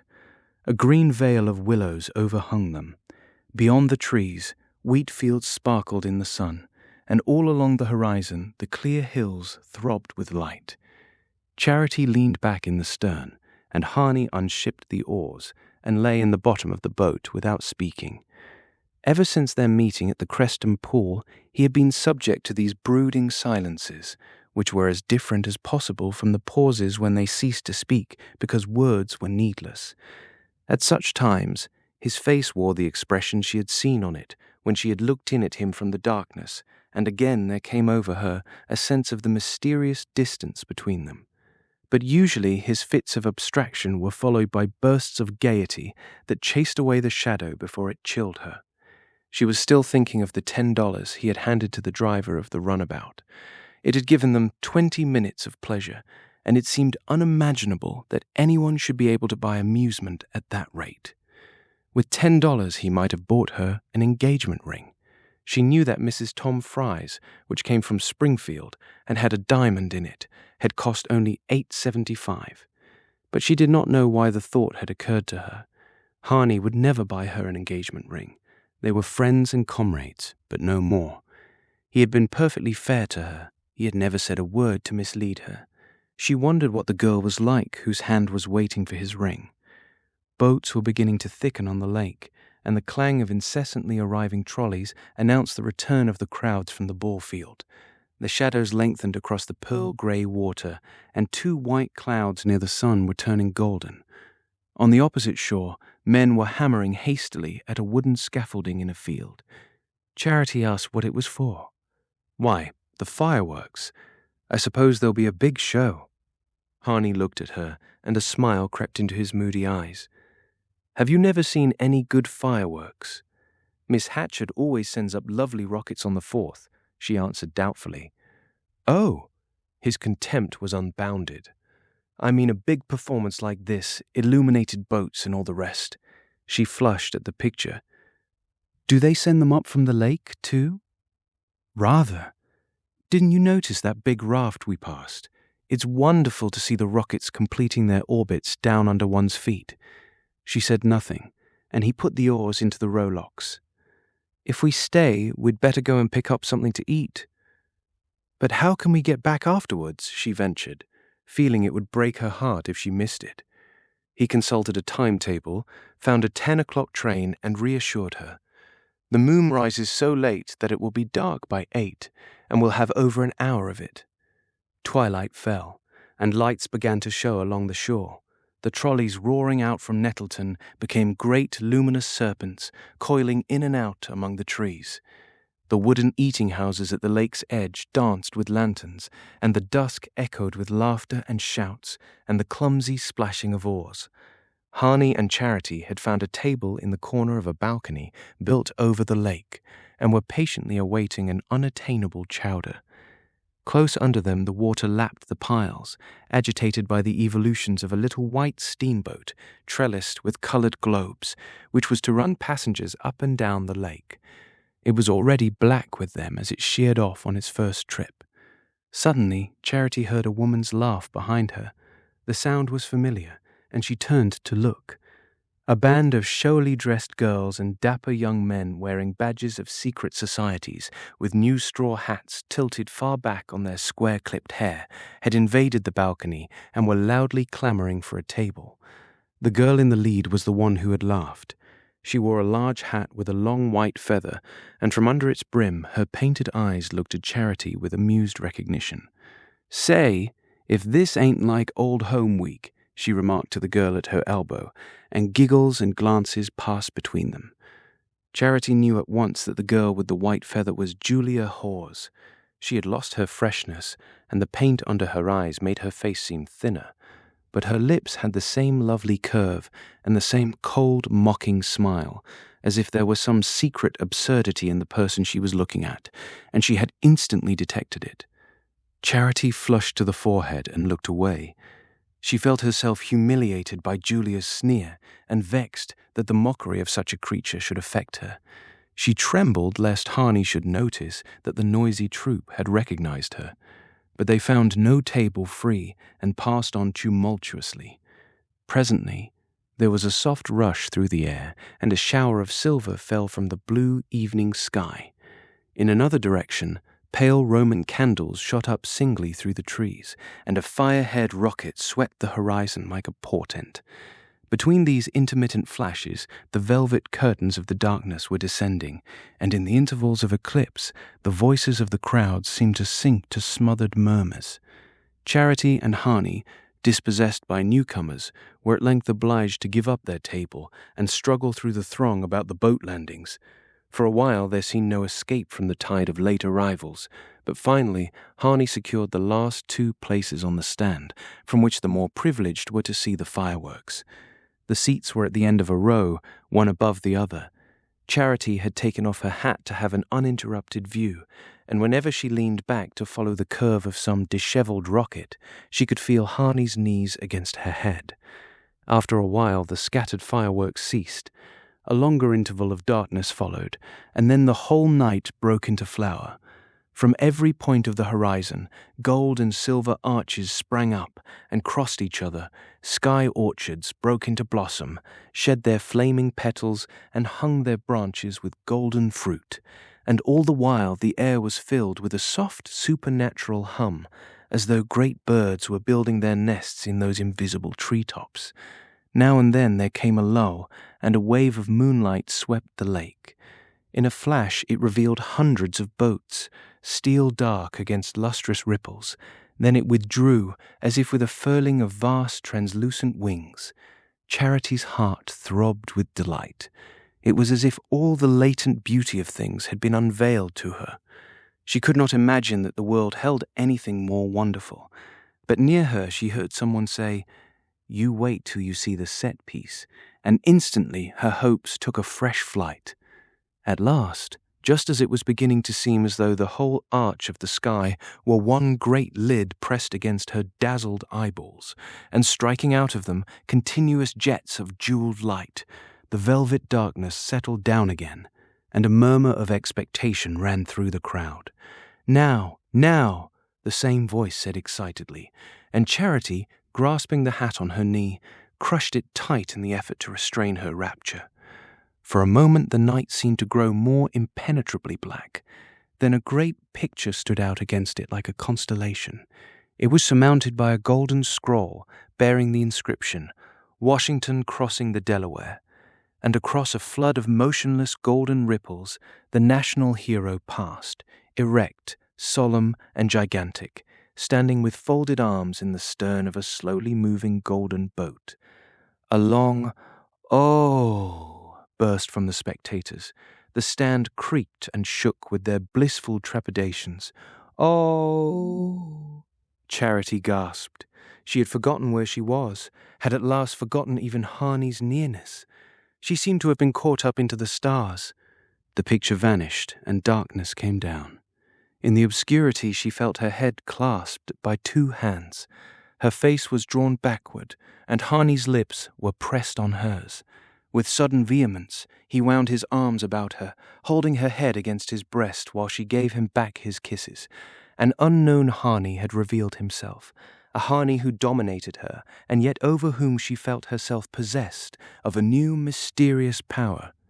But the crowd was beginning to move, and he had to release her. "Come," he said in a confused voice. He scrambled over the side of the stand, and holding up his arm, caught her as she sprang to the ground. He passed his arm about her waist, steadying her against the descending rush of people, and she clung to him, speechless, exultant, as if all the crowding and confusion about them were a mere vain stirring of the air. "Come," he repeated, "we must try to make the trolley." He drew her along, and she followed, still in her dream. They walked as if they were one, so isolated in ecstasy that the people jostling them on every side seemed impalpable. But when they reached the terminus, the illuminated trolley was already clanging on its way, its platforms black with passengers. The cars waiting behind it were as thickly packed, and the throng about the terminus was so dense that it seemed hopeless to struggle for a place.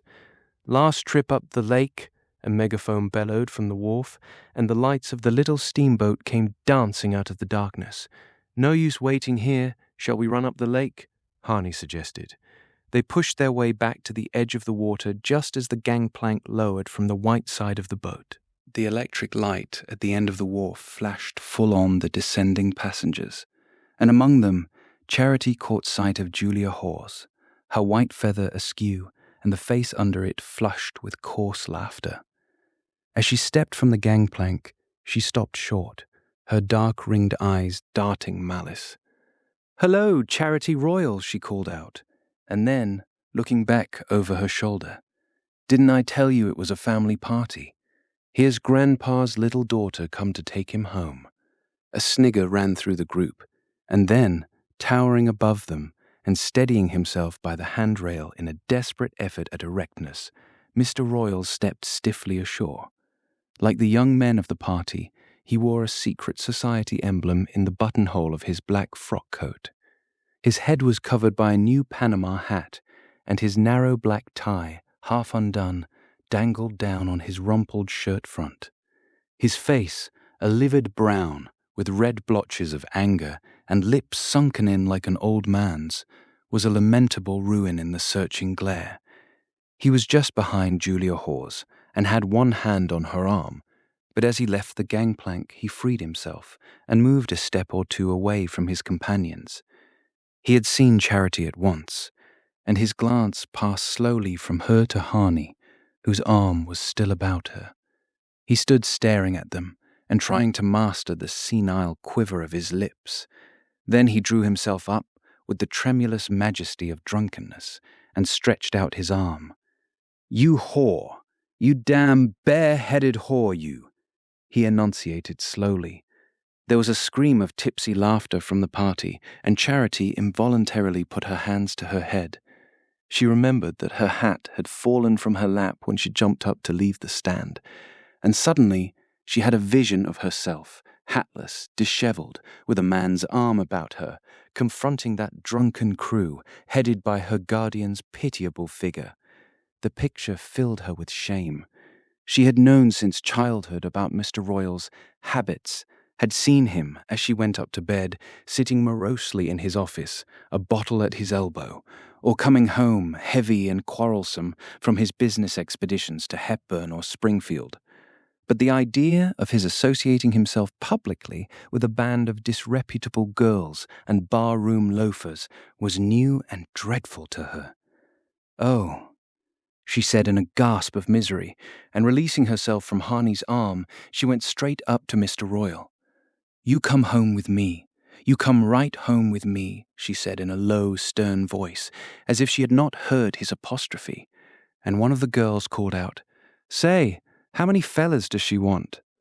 There was another laugh, followed by a pause of curiosity, during which Mr. Royle continued to glare at Charity. At length his twitching lips parted. "I said you damn whore," he repeated with precision, steadying himself on Julia's shoulder. Laughs and jeers were beginning to spring up from the circle of people beyond their group, and a voice called out from the gangway, "Now then, step lively there, all aboard." The pressure of approaching and departing passengers forced the actors in the rapid scene apart and pushed them back into the throng. Charity found herself clinging to Harney's arm and sobbing desperately. Mr. Royle had disappeared, and in the distance she heard the receding sound of Julia's laugh. The boat, laden to the taffrail, was puffing away on her last trip. Chapter 11. At 2:00 in the morning, the freckled boy from Creston stopped his sleepy horse at the door of the Red House, and Charity got out. Harney had taken leave of her at Creston River, charging the boy to drive her home. Her mind was still in a fog of misery, and she did not remember very clearly what had happened, or what they said to each other during the interminable intervals since their departure from Nettleton. But the secretive instinct of the animal in pain was so strong in her that she had a sense of relief when Harney got out, and she drove on alone. The full moon hung over North Dormer, whitening the mist that filled the hollows between the hills and floated transparently above the fields. Charity stood a moment at the gate, looking out into the waning night. She watched the boy drive off, his horse's head wagging heavily to and fro. Then she went around to the kitchen door and felt under the mat for the key. She found it, unlocked the door, and went in. The kitchen was dark, but she discovered a box of matches, lit a candle, and went upstairs. Mr. Royle's door, opposite hers, stood open on his unlit room. Evidently he had not come back. She went into her room, bolted her door, and began slowly to untie the ribbon about her waist, and to take off her dress. Under the bed she saw the paper bag in which she had hidden her new hat from inquisitive eyes. She lay for a long time sleepless on her bed, staring up at the moonlight on the low ceiling.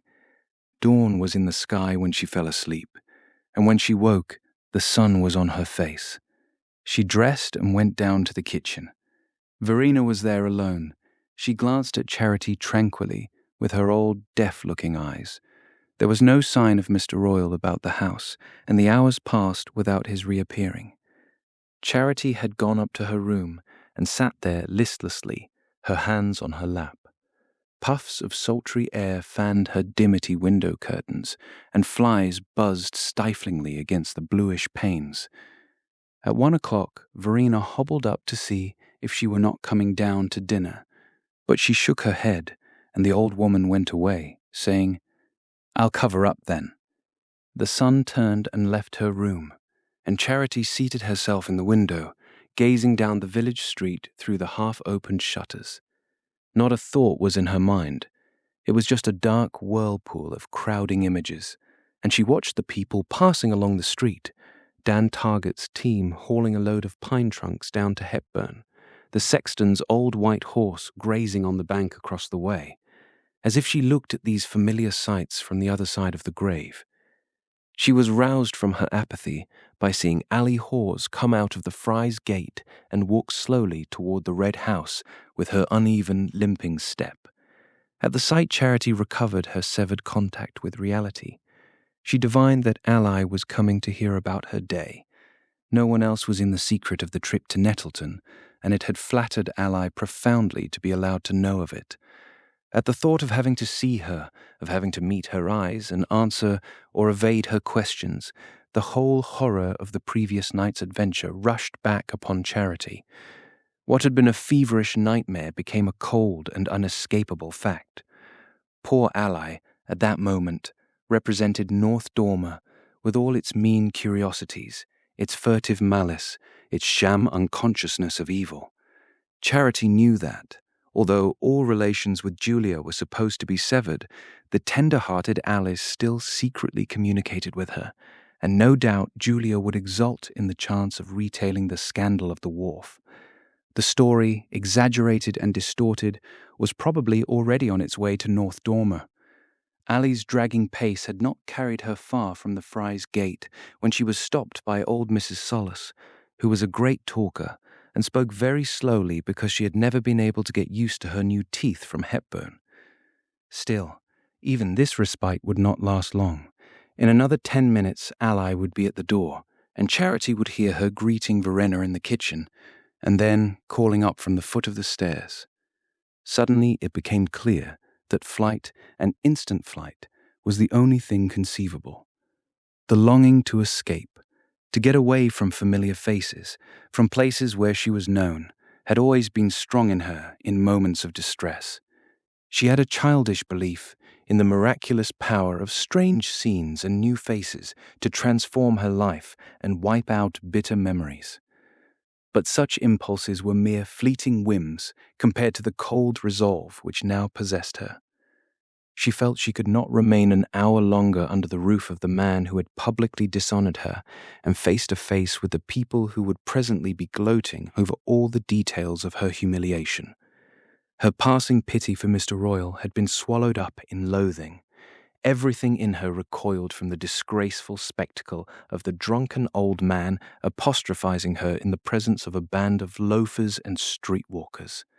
Suddenly, vividly, she relived again the horrible moment when he had tried to force himself into her room, and what she had before supposed to be a mad aberration now appeared to her as a vulgar incident in a debauched and degraded life. While these thoughts were hurrying through her, she had dragged out her old canvas school bag and was thrusting into it a few articles of clothing and the little packet of letters she had received from Harney. From under her pincushion, she took the library key and laid it in full view. Then she felt at the back of a drawer for the blue brooch that Harney had given her.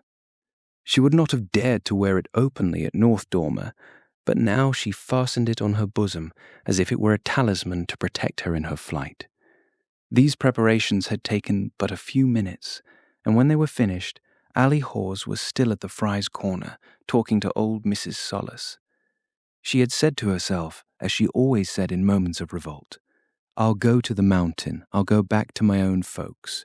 She had never really meant it before, but now, as she considered her case, no other course seemed open.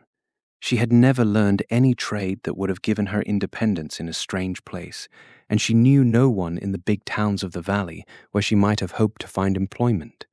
Miss Hatchard was still away, but even had she been at North Dormer, she was the last person to whom Charity would have turned, since one of the motives urging her to flight was the wish not to see Lucius Harney. Travelling back from Nettleton in the crowded, brightly lit train, all exchange of confidence between them had been impossible, but during their drive from Hepburn to Creston River, she had gathered from Harney's snatches of consolatory talk, again hampered by the freckled boy's presence, that he intended to see her the next day. At the moment she had found a vague comfort in the assurance, but in the desolate lucidity of the hours that followed, she had come to see the impossibility of meeting him again. Her dream of comradeship was over, and the scene on the wharf, vile and disgraceful as it had been, had after all shed the light of truth on her minute of madness. It was as if her guardian's words had stripped her bare in the face of the grinning crowd and proclaimed to the world the secret admonitions of her conscience. She did not think these things out clearly. She simply followed the blind propulsion of her wretchedness. She did not want, ever again, to see anyone she had known. Above all, She did not want to see Harney. She climbed the hill path behind the house and struck through the woods by a shortcut leading to the Creston Road. A lead-coloured sky hung heavily over the fields, and in the forest the motionless air was stifling. But she pushed on, impatient to reach the road which was the shortest way to the mountain. To do so, she had to follow the Creston Road for a mile or two and go within half a mile of the village, and she walked quickly, fearing to meet Harney. But there was no sign of him, and she had almost reached the branch road when she saw the flanks of a large white tent projecting through the trees by the roadside. She supposed that it sheltered a travelling circus which had come there for the 4th, but as she drew nearer, she saw, over the folded back flap, a large sign bearing the inscription, Gospel Tent. The interior seemed to be empty, but a young man in a black alpaca coat, his lank hair parted over a round white face, stepped from under the flap and advanced toward her with a smile. "Sister, your Saviour knows everything. Won't you come in and lay your guilt before him?" he asked insinuatingly, putting his hand on her arm. Charity started back and flushed. For a moment she thought the evangelist must have heard a report of the scene at Nettleton. Then she saw the absurdity of the supposition. "I only wished I had any to lay," she retorted, with one of her fierce flashes of self-derision, and the young man murmured, aghast, "Oh, sister, don't speak blasphemy." But she had jerked her arm out of his hold and was running up the branch road, trembling with the fear of meeting a familiar face. Presently she was out of sight of the village and climbing into the heart of the forest. She could not hope to do the 15 miles to the mountain that afternoon, but she knew of a place halfway to Hamblin where she could sleep, and where no one would think of looking for her. It was a little deserted house on a slope in one of the lonely rifts of the hills. She had seen it once, years before, when she had gone on a nutting expedition to the grove of walnuts below it. The party had taken refuge in the house from a sudden mountain storm, and she remembered that Ben Solace, who liked frightening girls, had told them that it was said to be haunted. She was growing faint and tired, for she had eaten nothing since morning, and was not used to walking so far. Her head felt light, and she sat down for a moment by the roadside. As she sat there, she heard the click of a bicycle bell, and started up to plunge back into the forest. But before she could move, the bicycle had swept around the curve of the road, and Harney, jumping off, was approaching her with outstretched arms. "Charity, what on earth are you doing here?" She stared as if he were a vision, so startled by the unexpectedness of his being there that no words came to her. "Where were you going?" "Had you forgotten that I was coming?" he continued, trying to draw her to him. But she shrank from his embrace. "I was going away. I don't want to see you. I want you should leave me alone," she broke out wildly. He looked at her, and his face grew grave, as though the shadow of a premonition brushed it. "Going away, from me, Charity. From everybody. I want you should leave me."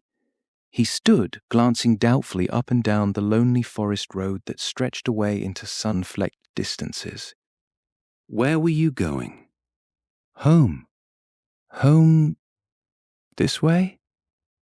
She threw her head back defiantly. "To my home. Up yonder.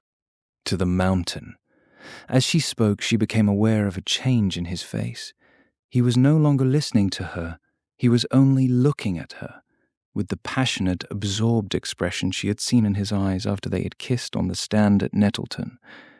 He was the new Harney again, the Harney abruptly revealed in that embrace, who seemed so penetrated with the joy of her presence that he was utterly careless of what she was thinking or feeling. He caught her hands with a laugh. "How do you suppose I found you?" he said gaily. He drew out the little packet of his letters and flourished them before her bewildered eyes. "You dropped them, you imprudent young person. Dropped them in the middle of the road, not far from here, and the young man who is running the gospel tent picked them up just as I was riding by." He drew back, holding her at arm's length and scrutinizing her troubled face with the minute searching gaze of his short-sighted eyes.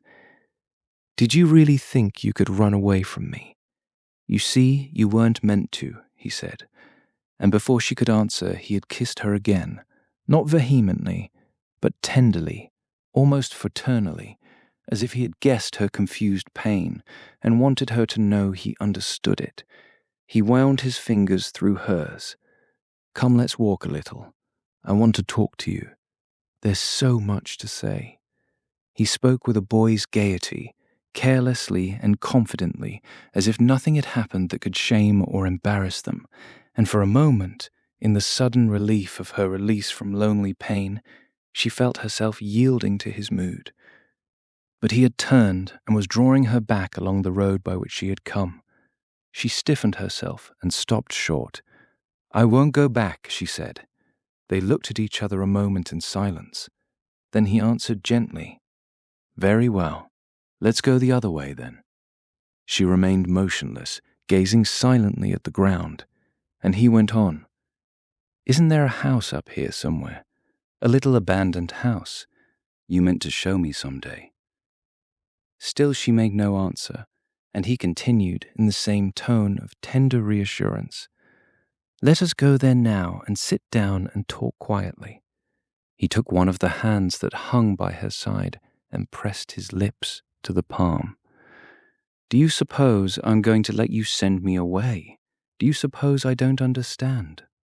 The little old house, its wooden walls sun-bleached to a ghostly grey, stood in an orchard above the road. The garden palings had fallen, but the broken gate dangled between its posts, and the path to the house was marked by rose bushes run wild and hanging their small pale blossoms above the crowding grasses. Slender pilasters and an intricate fanlight framed the opening where the door had hung, and the door itself lay rotting in the grass, with an old apple tree fallen across it. Inside, also, wind and weather had blanched everything to the same wan silvery tint. The house was as dry and pure as the interior of a long empty shell. But it must have been exceptionally well built, for the little rooms had kept something of their human aspect. The wooden mantels with their neat classic ornaments were in place, and the corners of one ceiling retained a light film of plaster tracery. Harney had found an old bench at the back door and dragged it into the house. Charity sat on it, leaning her head against the wall in a state of drowsy lassitude. He had guessed that she was hungry and thirsty, and had brought her some tablets of chocolate from his bicycle bag, and filled his drinking cup from a spring in the orchard. And now he sat at her feet, smoking a cigarette and looking up at her without speaking. Outside, the afternoon shadows were lengthening across the grass, and through the empty window frame that faced her, she saw the mountain thrusting its dark mass against a sultry sunset. It was time to go. She stood up, and he sprang to his feet also, and passed his arm through hers with an air of authority. Now, Charity, you're coming back with me. She looked at him and shook her head. I ain't ever going back. You don't know. What don't I know? She was silent, and he continued. What happened on the wharf was horrible. It's natural you should feel as you do, but it doesn't make any real difference. You can't be hurt by such things. You must try to forget, and you must try to understand that men sometimes... I know about men. That's why. He colored a little at the retort, as though it had touched him in a way she did not suspect. Well then, you must know one has to make allowances. He'd been drinking. I know all that too. I've seen him so before. But he wouldn't have dared speak to me that way if he hadn't... Hadn't what? What do you mean? Hadn't wanted me to be like those other girls. She lowered her voice and looked away from him, so's he wouldn't have to go out. Harney stared at her. For a moment he did not seem to seize her meaning. Then his face grew dark. The damned hound, the villainous low hound. His wrath blazed up, crimsoning him to the temples. I never dreamed, good God, it's too vile, he broke off, as if his thoughts recoiled from the discovery. I won't never go back there, she repeated doggedly. No. He assented. There was a long interval of silence, during which she imagined that he was searching her face for more light on what she had revealed to him, and a flush of shame swept over her. I know the way you must feel about me, she broke out, telling you such things. But once more as she spoke, she became aware that he was no longer listening. He came close and caught her to him as if he were snatching her from some imminent peril. His impetuous eyes were in hers, and she could feel the hard beat of his heart as he held her against it. Kiss me again, like last night, he said, pushing her hair back as if to draw her whole face up into his kiss. Chapter 12. One afternoon toward the end of August, a group of girls sat in a room at Miss Hatchard's in a gay confusion of flags, turkey red, blue and white paper muslin, harvest sheaves and illuminated scrolls. North Dormer was preparing for its Old Home Week. That form of sentimental decentralization was still in its early stages, and, precedents being few and the desire to set an example contagious, the matter had become a subject of prolonged and passionate discussion under Miss Hatchard's roof. The incentive to the celebration had come rather from those who had left North Dormer than from those who had been obliged to stay there, and there was some difficulty in rousing the village to the proper state of enthusiasm. But Miss Hatchard's pale, prim drawing-room was the centre of constant comings and goings from Hepburn, Nettleton, Springfield, and even more distant cities, and whenever a visitor arrived, he was led across the hall and treated to a glimpse of the group of girls, deep in their pretty preparations. All the old names, Miss Hatchard would be heard tapping across the hall on her crutches. Targart, Solers, Fry. This is Miss Orma Fry sewing the stars on the drapery for the organ loft. Don't move, girls. And this is Miss Allie Hawes, our cleverest needlewoman, and Miss Charity Royal making our garlands of evergreen. I like the idea of its all being homemade, don't you? We haven't had to call in any foreign talent. My young cousin, Lucius Harney, the architect, you know he's up here preparing a book on colonial houses. He's taken the whole thing in hand so cleverly. But you must come and see his sketch for the stage we're going to put up in the town hall. One of the first results of the Old Home Week agitation had, in fact, been the reappearance of Lucius Harney in the village street. He had been vaguely spoken of as being not far off, but for some weeks past no one had seen him at North Dormer, and there was a recent report of his having left Creston River, where he was said to have been staying, and gone away from the neighbourhood for good. Soon after Miss Hatchard's return, however, he came back to his old quarters in her house and began to take a leading part in the planning of the festivities. He threw himself into the idea with extraordinary good humour, and was so prodigal of sketches and so inexhaustible in devices that he gave an immediate impetus to the rather languid movement and infected the whole village with his enthusiasm. Lucius has such a feeling for the past that he has roused us all to a sense of our privileges, Miss Hatchard would say, lingering on the last word, which was a favourite one. And before leading her visitor back to the drawing-room, she would repeat, for the 100th time, that she supposed he thought it very bold of little North Dormer to start up and have a home week of its own, when so many bigger places hadn't thought of it yet. But that, after all, associations counted more than the size of the population, didn't they? And of course, North Dormer was so full of associations, historic, literary, here a filial sigh for Honorius, and ecclesiastical. He knew about the old pewter communion service imported from England in 1769, she supposed, and it was so important, in a wealthy, materialistic age, to set the example of reverting to the old ideals, the family and the homestead, and so on. This peroration usually carried her halfway back across the hall, leaving the girls to return to their interrupted activities. The day on which Charity Royal was weaving hemlock garlands for the procession was the last before the celebration. When Miss Hatchard called upon the North Dormer maidenhood to collaborate in the festal preparations, Charity had at first held aloof, but it had been made clear to her that her non-appearance might excite conjecture, and, reluctantly, she had joined the other workers. The girls, at first shy and embarrassed, and puzzled as to the exact nature of the projected commemoration, had soon become interested in the amusing details of their task, and excited by the notice they received. They would not for the world have missed their afternoons at Miss Hatchard's, and while they cut out and sewed and draped and pasted, their tongues kept up such an accompaniment to the sewing machine that Charity's silence sheltered itself unperceived under their chatter. In spirit, she was still almost unconscious of the pleasant stir about her. Since her return to the Red House, on the evening of the day when Harney had overtaken her on her way to the mountain, she had lived at North Dormer as if she were suspended in the void. She had come back there because Harney, after appearing to agree to the impossibility of her doing so, had ended by persuading her that any other course would be madness. She had nothing further to fear from Mr. Royle. Of this she had declared herself sure, though she had failed to add, in his exoneration, that he had twice offered to make her his wife.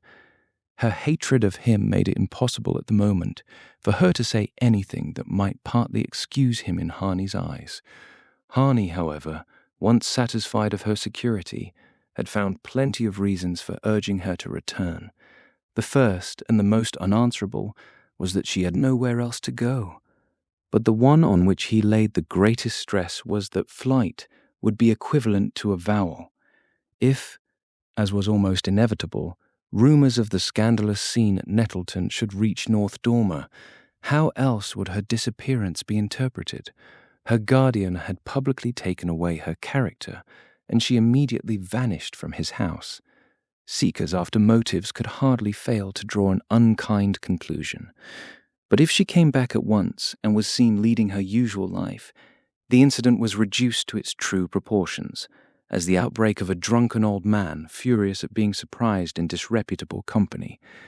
People would say that Mr. Royle had insulted his ward to justify himself, and the sordid tale would fall into its place in the chronicle of his obscure debaucheries.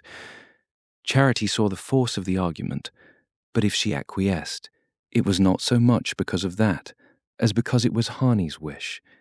Since that evening in the deserted house, she could imagine no reason for doing or not doing anything except the fact that Harney wished or did not wish it.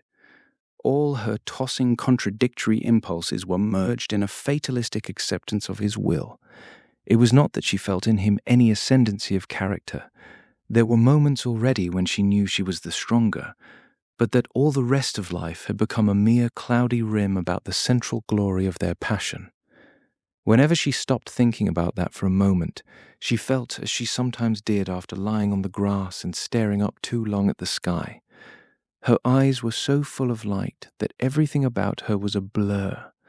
Each time that Miss Hatchard, in the course of her periodical incursions into the workroom, dropped an allusion to her young cousin, the architect, the effect was the same on Charity. The hemlock garland she was wearing fell to her knees, and she sat in a kind of trance. It was so manifestly absurd that Miss Hatchard should talk of Harney in that familiar possessive way, as if she had any claim on him, or knew anything about him. She, Charity Royle, was the only being on earth who really knew him from the soles of his feet to the rumpled crest of his hair, knew the shifting lights in his eyes, and the inflections of his voice, and the things he liked and disliked, and everything there was to know about him, as minutely and yet unconsciously as a child knows the walls of the room it wakes up in every morning. It was this fact, which nobody about her guessed or would have understood, that made her life something apart and inviolable, as if nothing had any power to hurt or disturb her, as long as her secret was safe. The room in which the girls sat was the one which had been Harney's bedroom. He had been sent upstairs to make room for the home week workers, but the furniture had not been moved, and as Charity sat there, she had perpetually before her the vision she had looked in on from the midnight garden. The table at which Harney had sat was the one about which the girls were gathered, and her own seat was near the bed on which she had seen him lying. Sometimes, when the others were not looking, she bent over as if to pick up something and laid her cheek for a moment against the pillow. Towards sunset, the girls disbanded. Their work was done, and the next morning at daylight, the draperies and garlands were to be nailed up, and the illuminated scrolls put in place in the town hall.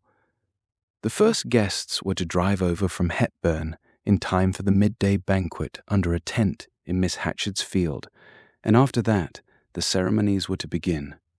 Miss Hatchard, pale with fatigue and excitement, thanked her young assistants and stood in the porch, leaning on her crutches and waving a farewell as she watched them troop away down the street. Charity had slipped off among the first, but at the gate she heard Allie Hawes calling after her and reluctantly turned. "Will you come over now and try on your dress?" Allie asked, looking at her with wistful admiration. "I want to be sure the sleeves don't ruck up the same as they did yesterday." Charity gazed at her with dazzled eyes. "Oh, it's lovely," she said, and hastened away without listening to Allie's protest. She wanted her dress to be as pretty as the other girls, wanted it, in fact, to outshine the rest, since she was to take part in the exercises, but she had no time just then to fix her mind on such matters. She sped up the street to the library, of which she had the key about her neck. From the passage at the back, she dragged forth a bicycle and guided it to the edge of the street. She looked about to see if any of the girls were approaching, but they had drifted away together toward the town hall, and she sprang into the saddle and turned toward the Creston Road. There was an almost continual descent to Creston, and with her feet against the pedals, she floated through the still evening air like one of the hawks she had often watched slanting downward on motionless wings. 20 minutes from the time when she had left Miss Hatchard's door, she was turning up the wood road on which Harney had overtaken her on the day of her flight, and a few minutes afterward she had jumped from her bicycle at the gate of the deserted house. In the gold-powdered sunset it looked more than ever like some frail shell dried and washed by many seasons, but at the back, whither Charity advanced, drawing her bicycle after her, there were signs of recent habitation.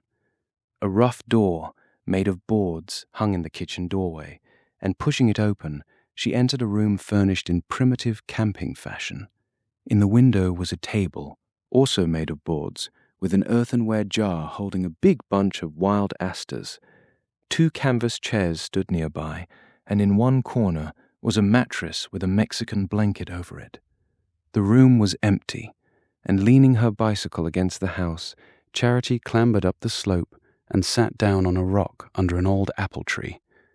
The air was perfectly still, and from where she sat, she would be able to hear the tinkle of a bicycle bell a long way down the road. She was always glad when she got to the little house before Harney. She liked to have time to take in every detail of its secret sweetness: the shadows of the apple trees swaying on the grass, the old walnuts rounding their domes below the road, the meadows sloping westward in the afternoon light, before his first kiss blotted it all out.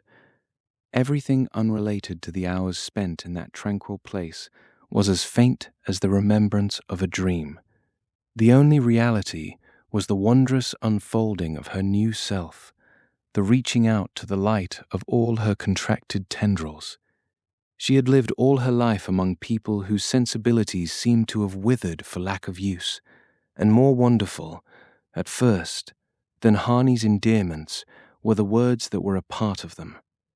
She had always thought of love as something confused and furtive, and he made it as bright and open as the summer air. On the morrow of the day when she had shown him the way to the deserted house, he had packed up and left Creston River for Boston, but at the first station he had jumped on the train with a handbag and scrambled up into the hills. For 2 golden, rainless August weeks he had camped in the house, getting eggs and milk from the solitary farm in the valley where no one knew him, and doing his cooking over a spirit lamp.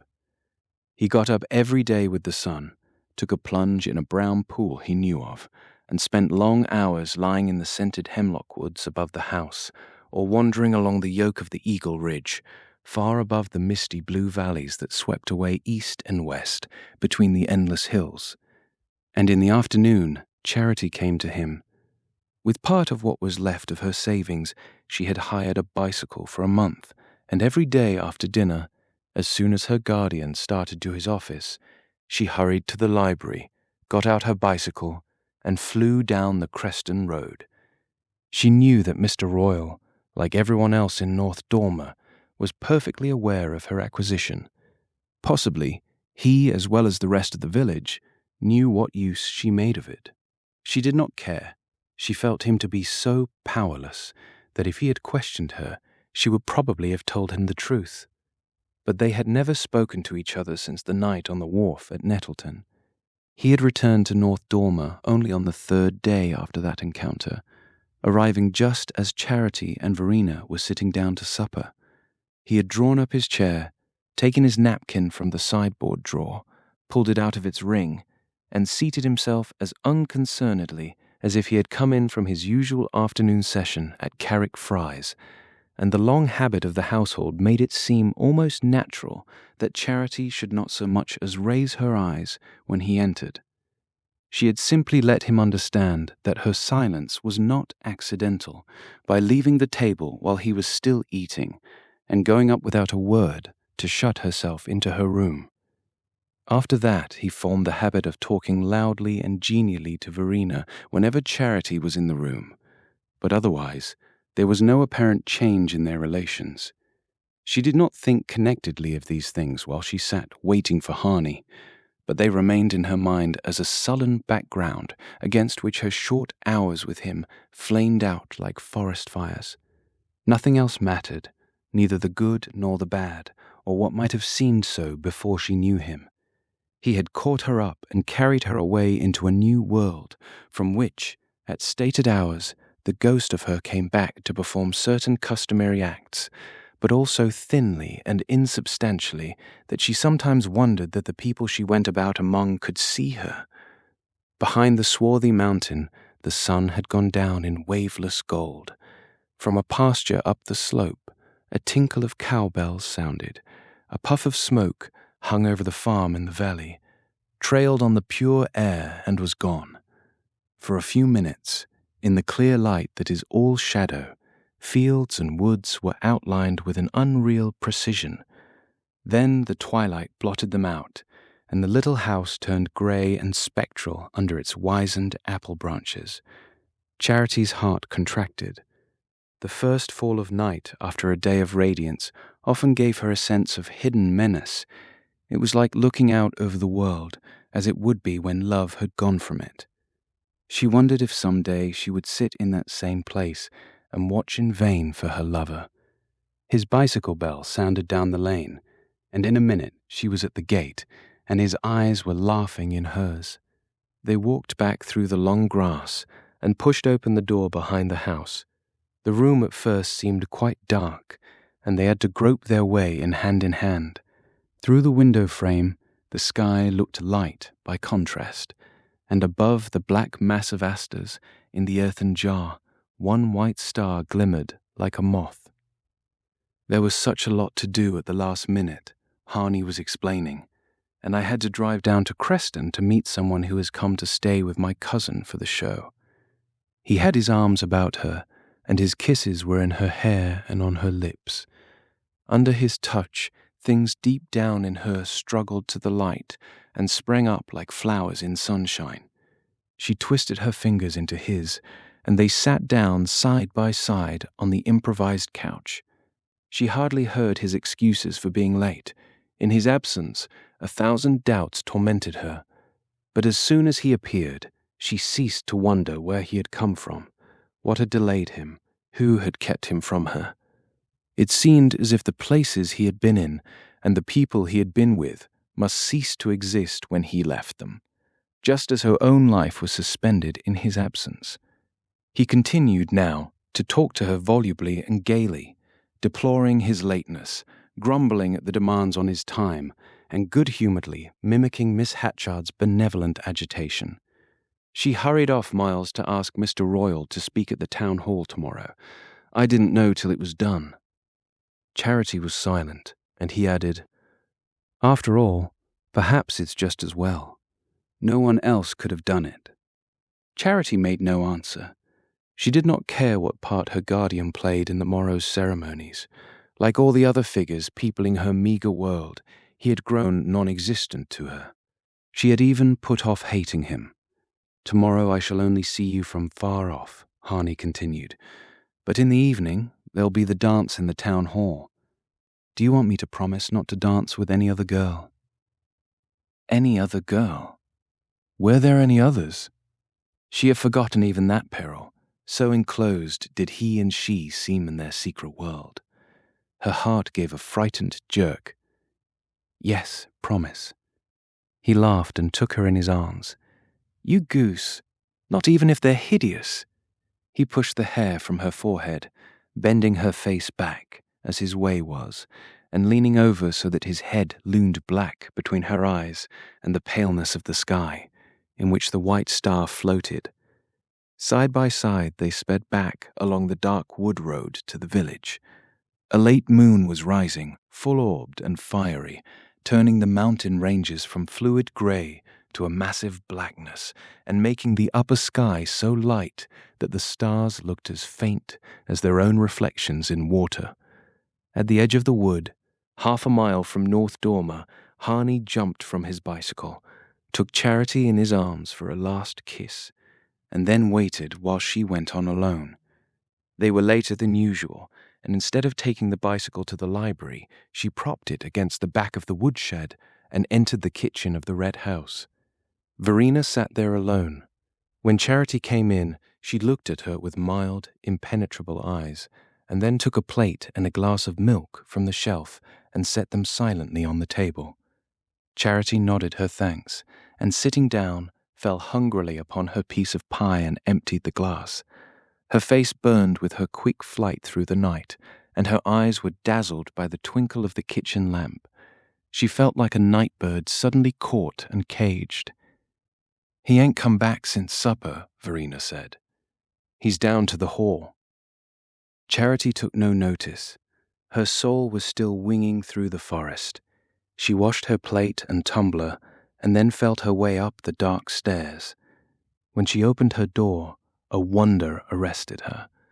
Before going out, she had closed her shutters against the afternoon heat, but they had swung partly open, and a bar of moonlight, crossing the room, rested on her bed and showed a dress of China silk laid out on it in virgin whiteness. Charity had spent more than she could afford on the dress, which was to surpass those of all the other girls. She had wanted to let North Dormer see that she was worthy of Harney's admiration. Above the dress, folded on the pillow, was the white veil which the young women who took part in the exercises were to wear under a wreath of asters, and beside the veil, a pair of slim white satin shoes that Allie had produced from an old trunk in which she stored mysterious treasures. Charity stood gazing at all the outspread whiteness. It recalled a vision that had come to her in the night after her first meeting with Harney. She no longer had such visions. Warmer splendors had displaced them, but it was stupid of Ally to have paraded all those white things on her bed, exactly as Hattie Target's wedding dress from Springfield had been spread out for the neighbors to see when she married Tom Fry. Charity took up the satin shoes and looked at them curiously. By day, no doubt, they would appear a little worn, but in the moonlight they seemed carved of ivory. She sat down on the floor to try them on, and they fitted her perfectly, though when she stood up, she lurched a little on the high heels. She looked down at her feet, which the graceful mold of the slippers had marvelously arched and narrowed. She had never seen such shoes before, even in the shop windows at Nettleton. Never, except... Yes, once, she had noticed a pair of the same shape on Annabelle Balch. A blush of mortification swept over her. Allie sometimes sewed for Miss Balch, when that brilliant being descended on North Dormer, and no doubt she picked up presents of cast-off clothing. The treasures in the mysterious trunk all came from the people she worked for. There could be no doubt that the white slippers were Annabel Balch's. As she stood there, staring down moodily at her feet, she heard the triple click-click-click of a bicycle bell under her window. It was Harney's secret signal as he passed on his way home. She stumbled to the window on her high heels, flung open the shutters, and leaned out. He waved to her and sped by, his black shadow dancing merrily ahead of him down the empty moonlit road, and she leaned there, watching him, till he vanished under the Hatchard spruces. Chapter 13. The town hall was crowded and exceedingly hot. As Charity marched into it, third in the white muslin file, headed by Orma Fry, she was conscious mainly of the brilliant effect of the wreathed columns framing the green-carpeted stage toward which she was moving, and of the unfamiliar faces turning from the front rows to watch the advance of the procession. But it was all a bewildering blur of eyes and colors till she found herself standing at the back of the stage, her great bunch of asters and goldenrod held well in front of her, and answering the nervous glance of Lambert Solace, the organist from Mr. Miles's church, who had come up from Nettleton to play the harmonium and sat behind it, his conductor's eye running over the fluttered girls. A moment later, Mr. Miles, pink and twinkling, emerged from the background, as if buoyed up on his broad white gown, and briskly dominated the bowed heads in the front rows. He prayed energetically and briefly, and then retired, and a fierce nod from Lambert Solace warned the girls that they were to follow at once with Home, Sweet Home. It was a joy to Charity to sing. It seemed as though, for the first time, her secret rapture might burst from her and flash its defiance at the world. All the glow in her blood, the breath of the summer earth, the rustle of the forest, the fresh call of birds at sunrise, and the brooding midday languors seemed to pass into her untrained voice, lifted and led by the sustaining chorus. And then suddenly the song was over, and after an uncertain pause, during which Miss Hatchard's pearl-grey gloves started a furtive signalling down the hall, Mr. Royal, emerging in turn, ascended the steps of the stage and appeared behind the flower-wreathed desk. He passed close to Charity, and she noticed that his gravely set face wore the look of majesty that used to awe and fascinate her childhood. His frock coat had been carefully brushed and ironed, and the ends of his narrow black tie were so nearly even that the tying must have cost him a protracted struggle. His appearance struck her all the more because it was the first time she had looked him full in the face since the night at Nettleton, and nothing in his grave and impressive demeanor revealed a trace of the lamentable figure on the wharf. He stood a moment behind the desk, resting his fingertips against it, and bending slightly toward his audience. Then he straightened himself and began. At first she paid no heed to what he was saying, only fragments of sentences, sonorous quotations, allusions to illustrious men, including the obligatory tribute to Honorius Hatchard, drifted past her inattentive ears. She was trying to discover Harney among the notable people in the front row, but he was nowhere near Miss Hatchard, who, crowned by a pearl-grey hat that matched her gloves, sat just below the desk, supported by Mrs. Miles and an important-looking unknown lady. Charity was near one end of the stage, and from where she sat, the other end of the first row of seats was cut off by the screen of foliage masking the harmonium. The effort to see Harney around the corner of the screen, or through its interstices, made her unconscious of everything else, but the effort was unsuccessful, and gradually she found her attention arrested by her guardian's discourse. She had never heard him speak in public before, but she was familiar with the rolling music of his voice when he read aloud, or held forth to the selectmen about the stove at Carrick Fry's. Today his inflections were richer and graver than she had ever known them. He spoke slowly, with pauses that seemed to invite his hearers to silent participation in his thought, and Charity perceived a light of response in their faces. He was nearing the end of his address. "Most of you," he said, Most of you who have returned here today to take contact with this little place for a brief hour have come only on a pious pilgrimage, and will go back presently to busy cities and lives full of larger duties. But that is not the only way of coming back to North Dormer. Some of us who went out from here in our youth went out, like you, to busy cities and larger duties, have come back in another way, come back for good. I am one of those, as many of you know. He paused, and there was a sense of suspense in the listening hall. My history is without interest, but it has its lesson, not so much for those of you who have already made your lives in other places, as for the young men who are perhaps planning even now to leave these quiet hills and go down into the struggle. Things they cannot foresee may send some of those young men back some day to the little township and the old homestead. They may come back for good. He looked about him and repeated gravely, for good. There's the point I want to make. North Dormer is a poor little place, almost lost in a mighty landscape. Perhaps, by this time, it might have been a bigger place and more in scale with the landscape, if those who had to come back had come with that feeling in their minds, that they wanted to come back for good, and not for bad, or just for indifference. Gentlemen, let us look at things as they are. Some of us have come back to our native town because we'd failed to get on elsewhere. One way or other, things had gone wrong with us. What we dreamed of hadn't come true, but the fact that we had failed elsewhere is no reason why we should fail here. Our very experiments in larger places, even if they were unsuccessful, ought to have helped us to make North Dormer a larger place. And you young men who are preparing even now to follow the call of ambition and turn your back on the old homes, well, let me say this to you, that if ever you do come back to them, it's worthwhile to come back to them for their good. And to do that, you must keep on loving them while you're away from them. And even if you come back against your will, and thinking it's all a bitter mistake of fate or providence, you must try to make the best of it, and to make the best of your old town. And after a while, well, ladies and gentlemen, I give you my recipe for what it's worth. After a while, I believe you'll be able to say, as I can say today, I'm glad I'm here. Believe me, all of you, the best way to help the places we live in is to be glad we live there. He stopped, and a murmur of emotion and surprise ran through the audience.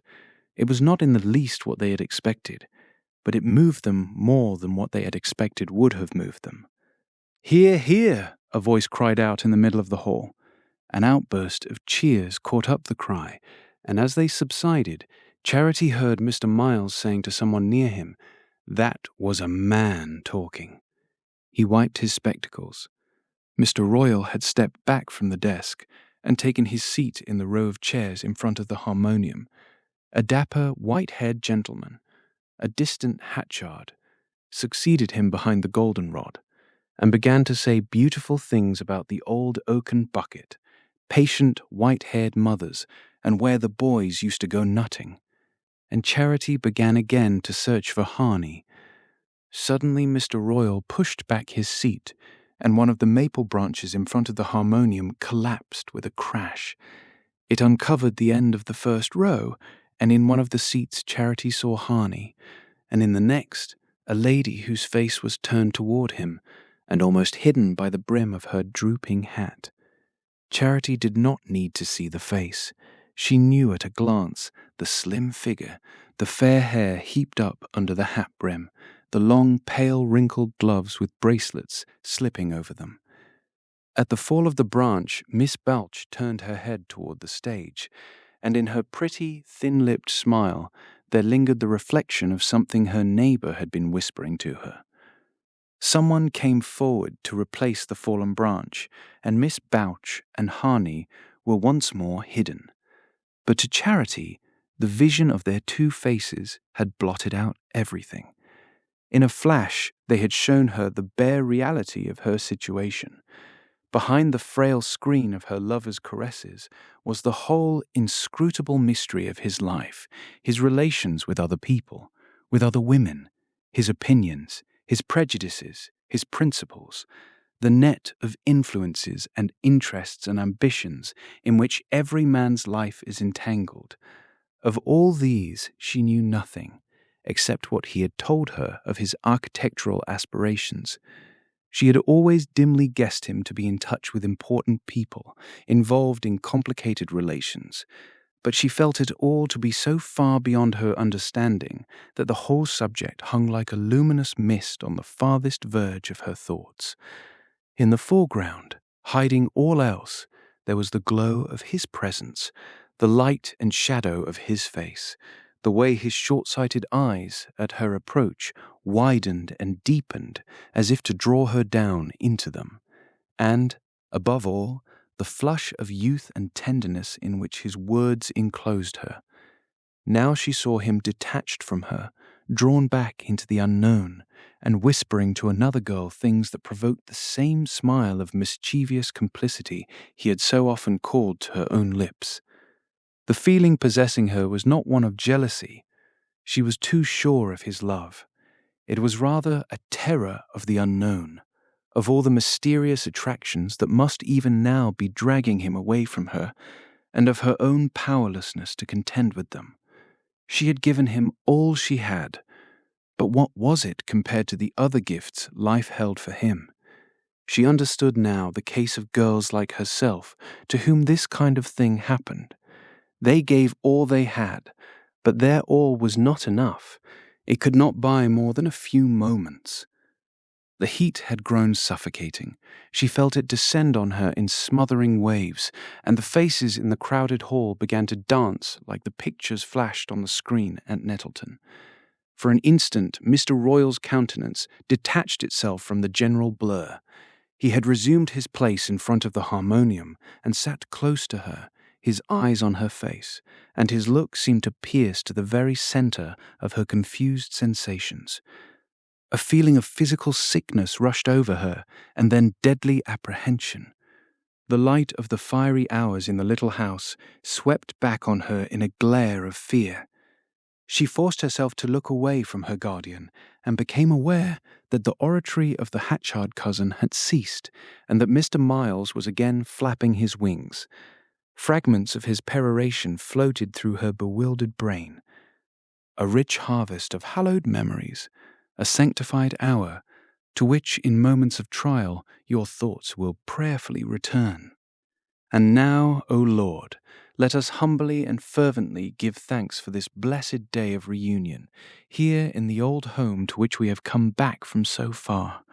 Preserve it to us, O Lord, in times to come, in all its homely sweetness, in the kindliness and wisdom of its old people, in the courage and industry of its young men, in the piety and purity of this group of innocent girls. He flapped a white wing in their direction, and at the same moment Lambert Solus, with his fierce nod, struck the opening bars of Auld Lang Syne. Charity stared straight ahead of her, and then, dropping her flowers, fell face downward at Mr. Royal's feet. Chapter 14.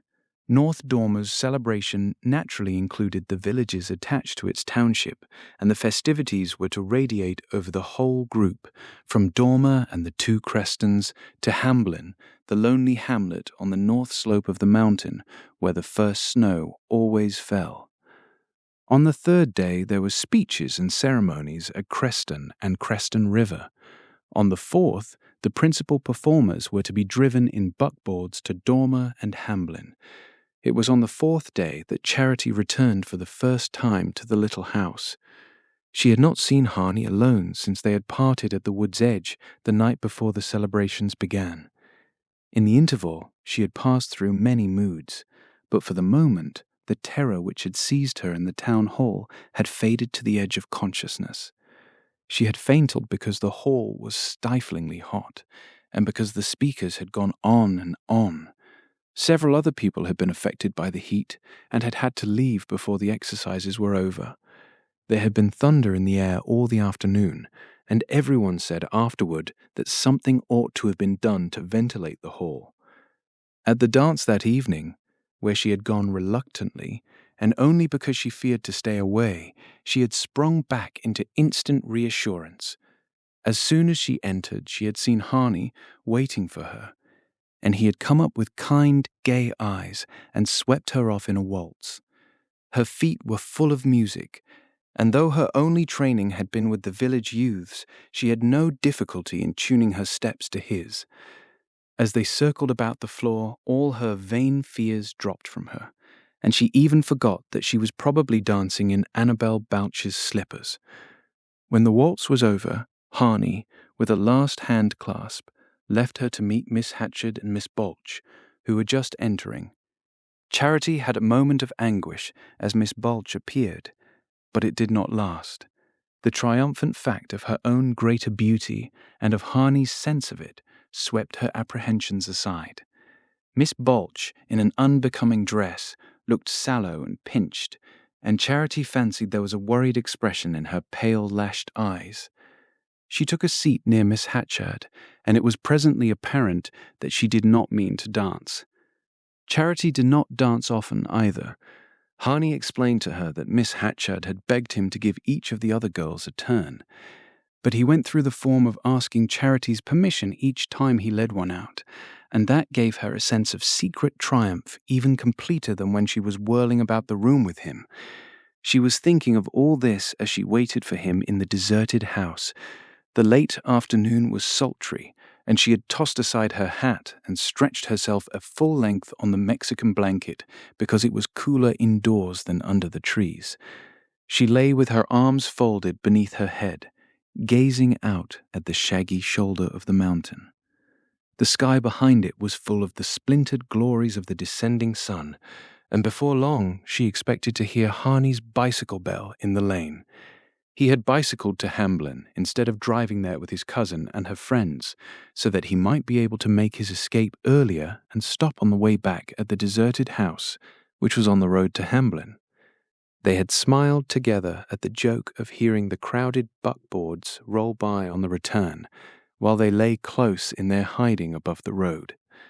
Such childish triumphs still gave her a sense of reckless security. Nevertheless, she had not wholly forgotten the vision of fear that had opened before her in the town hall. The sense of lastingness was gone from her, and every moment with Harney would now be ringed with doubt. The mountain was turning purple against a fiery sunset, from which it seemed to be divided by a knife edge of quivering light, and above this wall of flame the whole sky was a pure pale green, like some cold mountain lake in shadow. Charity lay gazing up at it and watching for the first white star. Her eyes were still fixed on the upper reaches of the sky when she became aware that a shadow had flitted across the glory-flooded room. It must have been Harney passing the window against the sunset. She half raised herself and then dropped back on her folded arms. The combs had slipped from her hair, and it trailed in a rough, dark rope across her breast. She lay quite still, a sleepy smile on her lips, her indolent lids half shut. There was a fumbling at the padlock, and she called out, "Have you slipped the chain?" The door opened, and Mr. Royal walked into the room. She started up, sitting back against the cushions, and they looked at each other without speaking. Then Mr. Royal closed the door latch and advanced a few steps. Charity jumped to her feet. "What have you come for?" she stammered. The last glare of the sunset was on her guardian's face, which looked ash-colored in the yellow radiance. "Because I knew you were here," he answered simply. She had become conscious of the hair hanging loose across her breast, and it seemed as though she could not speak to him till she had set herself in order. She groped for her comb and tried to fasten up the coil. Mr. Royal silently watched her. "Charity," he said, "he'll be here in a minute. Let me talk to you first." "You've got no right to talk to me. I can do what I please." "Yes. What is it you mean to do?" "I needn't answer that or anything else." He had glanced away and stood looking curiously about the illuminated room. Purple asters and red maple leaves filled the jar on the table. On a shelf against the wall stood a lamp, the kettle, a little pile of cups and saucers. The canvas chairs were grouped about the table. "So this is where you meet," he said. His tone was quiet and controlled, and the fact disconcerted her. She had been ready to give him violence for violence, but this calm acceptance of things as they were left her without a weapon. "See here, Charity, you're always telling me I've got no rights over you. There might be two ways of looking at that, but I ain't going to argue it. All I know is I raised you as good as I could, and meant fairly by you always, except once, for a bad half-hour. There's no justice in weighing that half-hour against the rest, and you know it. If you hadn't, you wouldn't have gone on living under my roof. Seems to me the fact of your doing that gives me some sort of a right. The right to try and keep you out of trouble. I'm not asking you to consider any other." She listened in silence, and then gave a slight laugh. "Better wait till I'm in trouble," she said. He paused a moment, as if weighing her words. "Is that all your answer?" "Yes, that's all." "Well, I'll wait." He turned away slowly, but as he did so, the thing she had been waiting for happened. The door opened again, and Harney entered. He stopped short with a face of astonishment, and then, quickly controlling himself, went up to Mr. Royle with a frank look. "Have you come to see me, sir?" he said coolly, throwing his cap on the table with an air of proprietorship.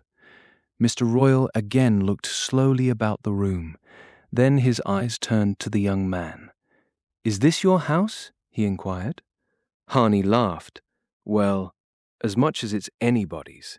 I come here to sketch occasionally." "And to receive Miss Royle's visits?" "When she does me the honor."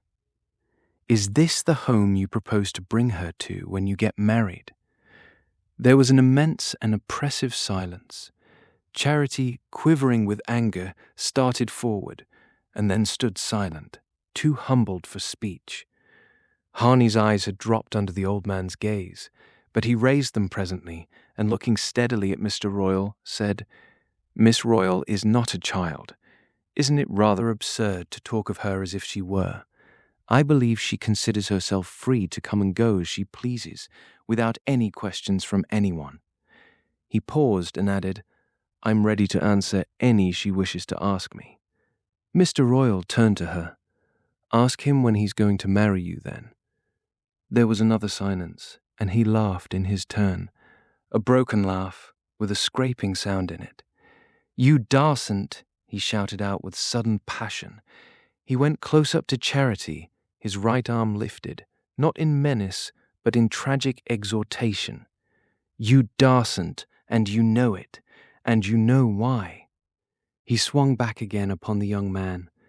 "And you know why you ain't asked her to marry you, and why you don't mean to, is because you hadn't need to, nor any other man either. I'm the only one that was fool enough not to know that, and I guess nobody'll repeat my mistake, not in Eagle County anyhow. They all know what she is and what she came from. They all know her mother was a woman of the town from Nettleton that followed one of those mountain fellows up to his place and lived there with him like a heathen. I saw her there 16 years ago when I went to bring this child down. I went to save her from the kind of life her mother was leading, but I'd better have left her in the kennel she came from." He paused and stared darkly at the two young people, and out beyond them, at the menacing mountain with its rim of fire. Then he sat down beside the table on which they had so often spread their rustic supper, and covered his face with his hands. Harney leaned in the window, a frown on his face. He was twirling between his fingers a small package that dangled from a loop of string. Charity heard Mr. Royle draw a hard breath or two, and his shoulders shook a little. Presently he stood up and walked across the room. He did not look again at the young people. They saw him feel his way to the door and fumble for the latch, and then he went out into the darkness. After he had gone, there was a long silence. Charity waited for Harney to speak, but he seemed at first not to find anything to say. At length he broke out irrelevantly, "I wonder how he found out." She made no answer, and he tossed down the package he had been holding and went up to her. "I'm so sorry, dear, that this should have happened." She threw her head back proudly. "I ain't ever been sorry, not a minute." No. She waited to be caught into his arms, but he turned away from her irresolutely. The last glow was gone from behind the mountain. Everything in the room had turned grey and indistinct, and an autumnal dampness crept up from the hollow below the orchard, laying its cold touch on their flushed faces. Harney walked the length of the room and then turned back and sat down at the table. "Come," he said imperiously. She sat down beside him, and he untied the string about the package and spread out a pile of sandwiches. "I stole them from the love feast at Hamblin," he said with a laugh, pushing them over to her. She laughed too, and took one, and began to eat. "Didn't you make the tea?" "No," she said. "I forgot." "Oh, well, it's too late to boil the water now." He said nothing more, and sitting opposite to each other, they went on silently eating the sandwiches. Darkness had descended in the little room, and Harney's face was a dim blur to Charity. Suddenly, he leaned across the table and laid his hand on hers. "I shall have to go off for a while, a month or two perhaps, to arrange some things, and then I'll come back, and we'll get married." His voice seemed like a stranger's. Nothing was left in it of the vibrations she knew. Her hand lay inertly under his, and she left it there, and raised her head, trying to answer him. But the words died in her throat. They sat motionless in their attitude of confident endearment, as if some strange death had surprised them. At length Harney sprang to his feet with a slight shiver. "God, it's damp. We couldn't have come here much longer." He went to the shelf, took down a tin candlestick, and lit the candle. Then he propped an unhinged shutter against the empty window frame and put the candle on the table. It threw a queer shadow on his frowning forehead and made the smile on his lips a grimace. "But it's been good, though, hasn't it, Charity? What's the matter? Why do you stand there staring at me? Haven't the days here been good?" He went up to her and caught her to his breast. "And there'll be others, lots of others, jollier, even jollier, won't there, darling?" He turned her head back, feeling for the curve of her throat below the ear, and kissing here, there, and on the hair and eyes and lips. She clung to him desperately, and as he drew her to his knees on the couch, she felt as if they were being sucked down together into some bottomless abyss. Chapter 15. That night, as usual, they said goodbye at the wood's edge. Harney was to leave the next morning early.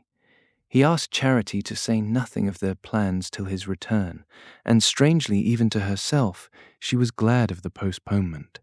A leaden weight of shame hung on her, benumbing every other sensation, and she bade him goodbye with hardly a sign of emotion. His reiterated promises to return seemed almost wounding. She had no doubt that he intended to come back. Her doubts were far deeper and less definable. Since the fanciful vision of the future that had flitted through her imagination at their first meeting, she had hardly ever thought of his marrying her. She had not had to put the thought from her mind. It had not been there. If ever she looked ahead, she felt instinctively that the gulf between them was too deep, and that the bridge their passion had flung across it was as insubstantial as a rainbow.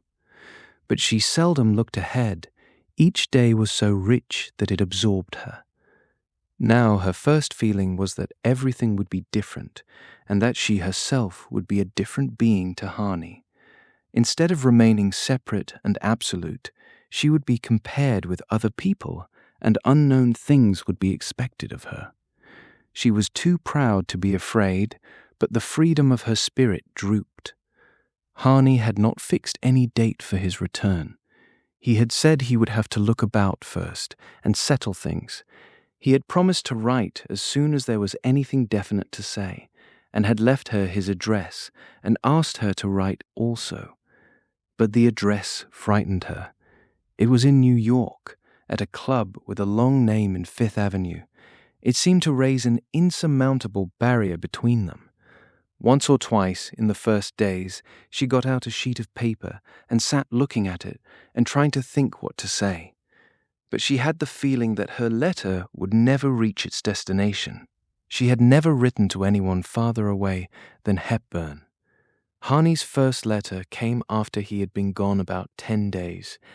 It was tender but grave, and bore no resemblance to the gay little notes he had sent her by the freckled boy from Creston River.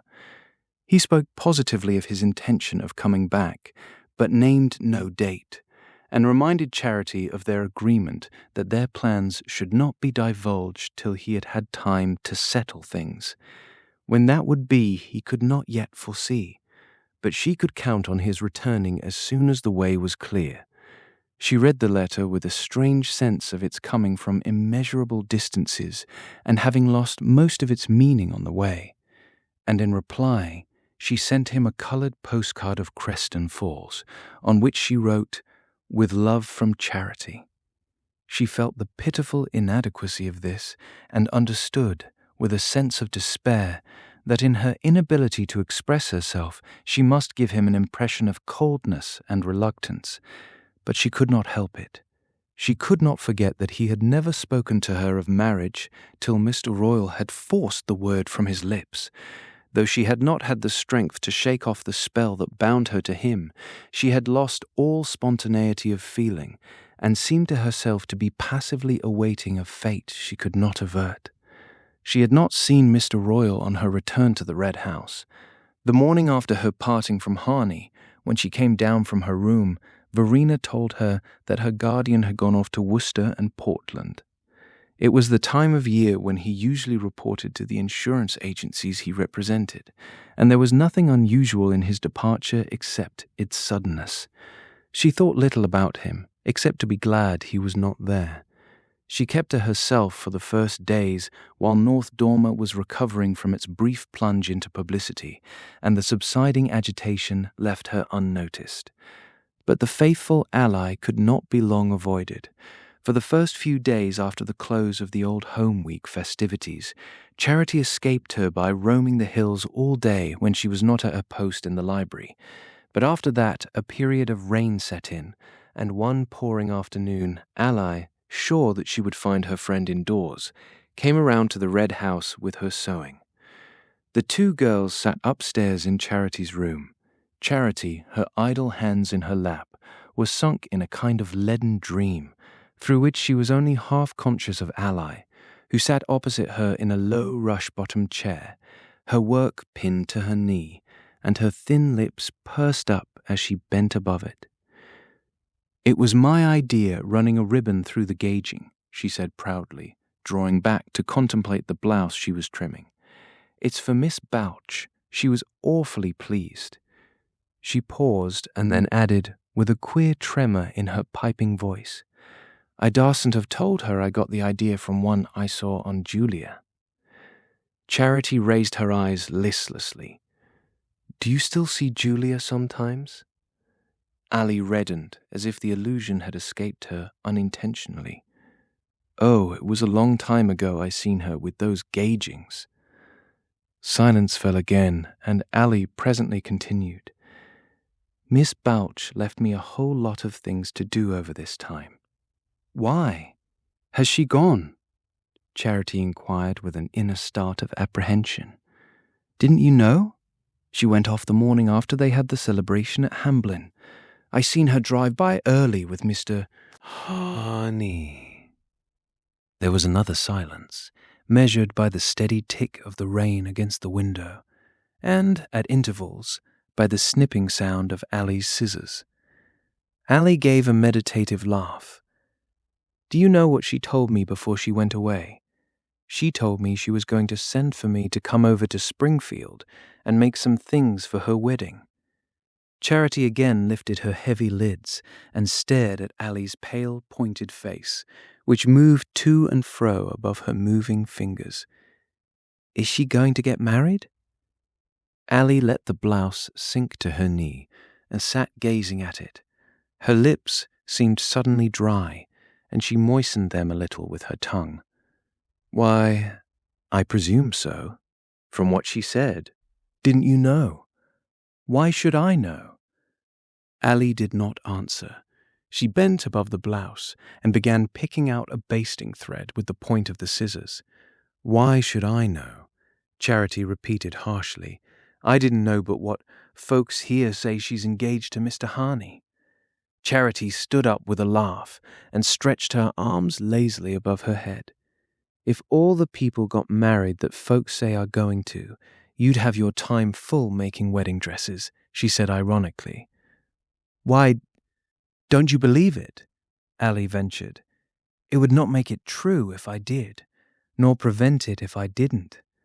"That's so. I only know I seen her crying the night of the party because her dress didn't set right. That was why she wouldn't dance any." Charity stood absently gazing down at the lacy garment on Ali's knee. Abruptly, she stooped and snatched it up. "Well, I guess she won't dance in this either," she said with sudden violence, and grasping the blouse in her strong young hands, she tore it in two and flung the tattered bits to the floor. "Oh, Charity!" Ali cried, springing up. For a long interval, the two girls faced each other across the ruined garment. Ali burst into tears. "Oh, what'll I say to her? What'll I do? It was real lace," she wailed between her piping sobs. Charity glared at her unrelentingly. "You'd oughtn't to have brought it here," she said, breathing quickly. "I hate other people's clothes. It's just as if they was there themselves." The two stared at each other again over this avowal, till Charity brought out, in a gasp of anguish, "Oh, go, go, go, or I'll hate you too." When Ali left her, she fell sobbing across her bed. The long storm was followed by a northwest gale, and when it was over, the hills took on their first umber tints. The sky grew more densely blue, and the big white clouds lay against the hills like snowbanks.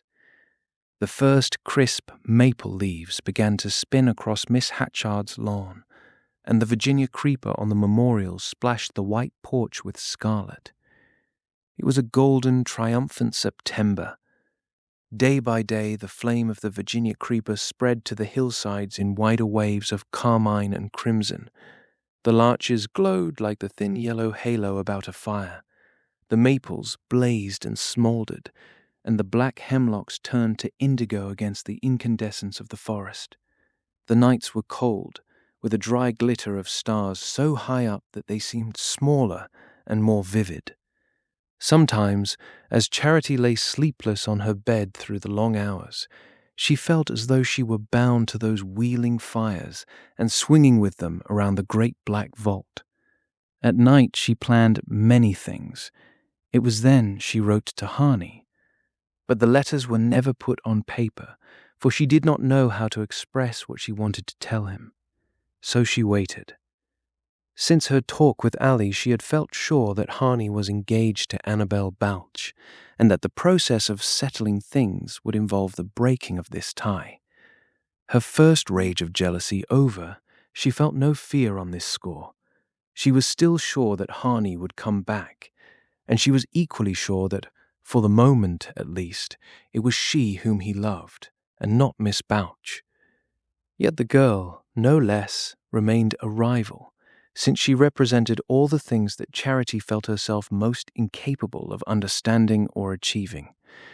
Annabel Balch was, if not the girl Harney ought to marry, at least the kind of girl it would be natural for him to marry. Charity had never been able to picture herself as his wife, had never been able to arrest the vision and follow it out in its daily consequences, but she could perfectly imagine Annabel Balch in that relation to him. The more she thought of these things, the more the sense of fatality weighed on her. She felt the uselessness of struggling against the circumstances. She had never known how to adapt herself. She could only break and tear and destroy. The scene with Ali had left her stricken with shame at her own childish savagery. What would Harney have thought if he had witnessed it? But when she turned the incident over in her puzzled mind, She could not imagine what a civilized person would have done in her place. She felt herself too unequally pitted against unknown forces. At length this feeling moved her to sudden action. She took a sheet of letter paper from Mr. Royal's office, and sitting by the kitchen lamp one night after Verena had gone to bed, began her first letter to Harney. It was very short. "I want you should marry Annabel Botch if you promised to. I think maybe you were afraid I'd feel too bad about it. I feel I'd rather you acted right. Your loving Charity." She posted the letter early the next morning, and for a few days her heart felt strangely light. Then she began to wonder why she received no answer. One day, as she sat alone in the library pondering these things, the walls of books began to spin around her, and the rosewood desk to rock under her elbows. The dizziness was followed by a wave of nausea, like that she had felt on the day of the exercises in the town hall. But the town hall had been crowded and stomachingly hot, and the library was empty, and so chilly that she had kept on her jacket. 5 minutes before she had felt perfectly well, and now it seemed as if she were going to die. The bit of lace at which she still languidly worked dropped from her fingers, and the steel crochet hook clattered to the floor. She pressed her temples hard between her damp hands, steadying herself against the desk while the wave of sickness swept over her. Little by little it subsided, and after a few minutes she stood up, shaken and terrified, groped for her hat, and stumbled out into the air. But the whole sunlit autumn world reeled and roared around her as she dragged herself along the interminable length of the road home. As she approached the red house, she saw a buggy standing at the door, and her heart gave a leap. But it was only Mr. Royal who got out, his travelling bag in hand. He saw her coming and waited in the porch. She was conscious that he was looking at her intently, as if there was something strange in her appearance, and she threw back her head with a desperate effort at ease. Their eyes met, and she said, "You back?" as if nothing had happened, and he answered, "Yes, I'm back," and walked in ahead of her, pushing open the door of his office. She climbed to her room, every step of the stairs holding her fast as if her feet were lined with glue. 2 days later, she descended from the train at Nettleton and walked out of the station into the dusty square. The brief interval of cold weather was over, and the day was as soft and almost as hot as when she and Harney had emerged on the same scene on the 4th of July. In the square, the same broken-down hacks and carryalls stood drawn up in a despondent line, and the lank horses, with fly nets over their withers, swayed their heads drearily to and fro. She recognized the staring signs over the eating houses and billiard saloons, and the long lines of wires on lofty poles, tapering down the main street to the park at its other end. Taking the way the wires pointed, she went on hastily, with bent head, till she reached a wide transverse street with a brick building at the corner. She crossed this street and glanced furtively up at the front of the brick building. Then she returned and entered a door opening on a flight of steep, brass-rimmed stairs. On the second landing she rang a bell, and a mulatto girl with a bushy head and a frilled apron led her into a hall where a stuffed fox on his hind legs proffered a brass card tray to visitors. At the back of the hall was a glazed door marked "Office."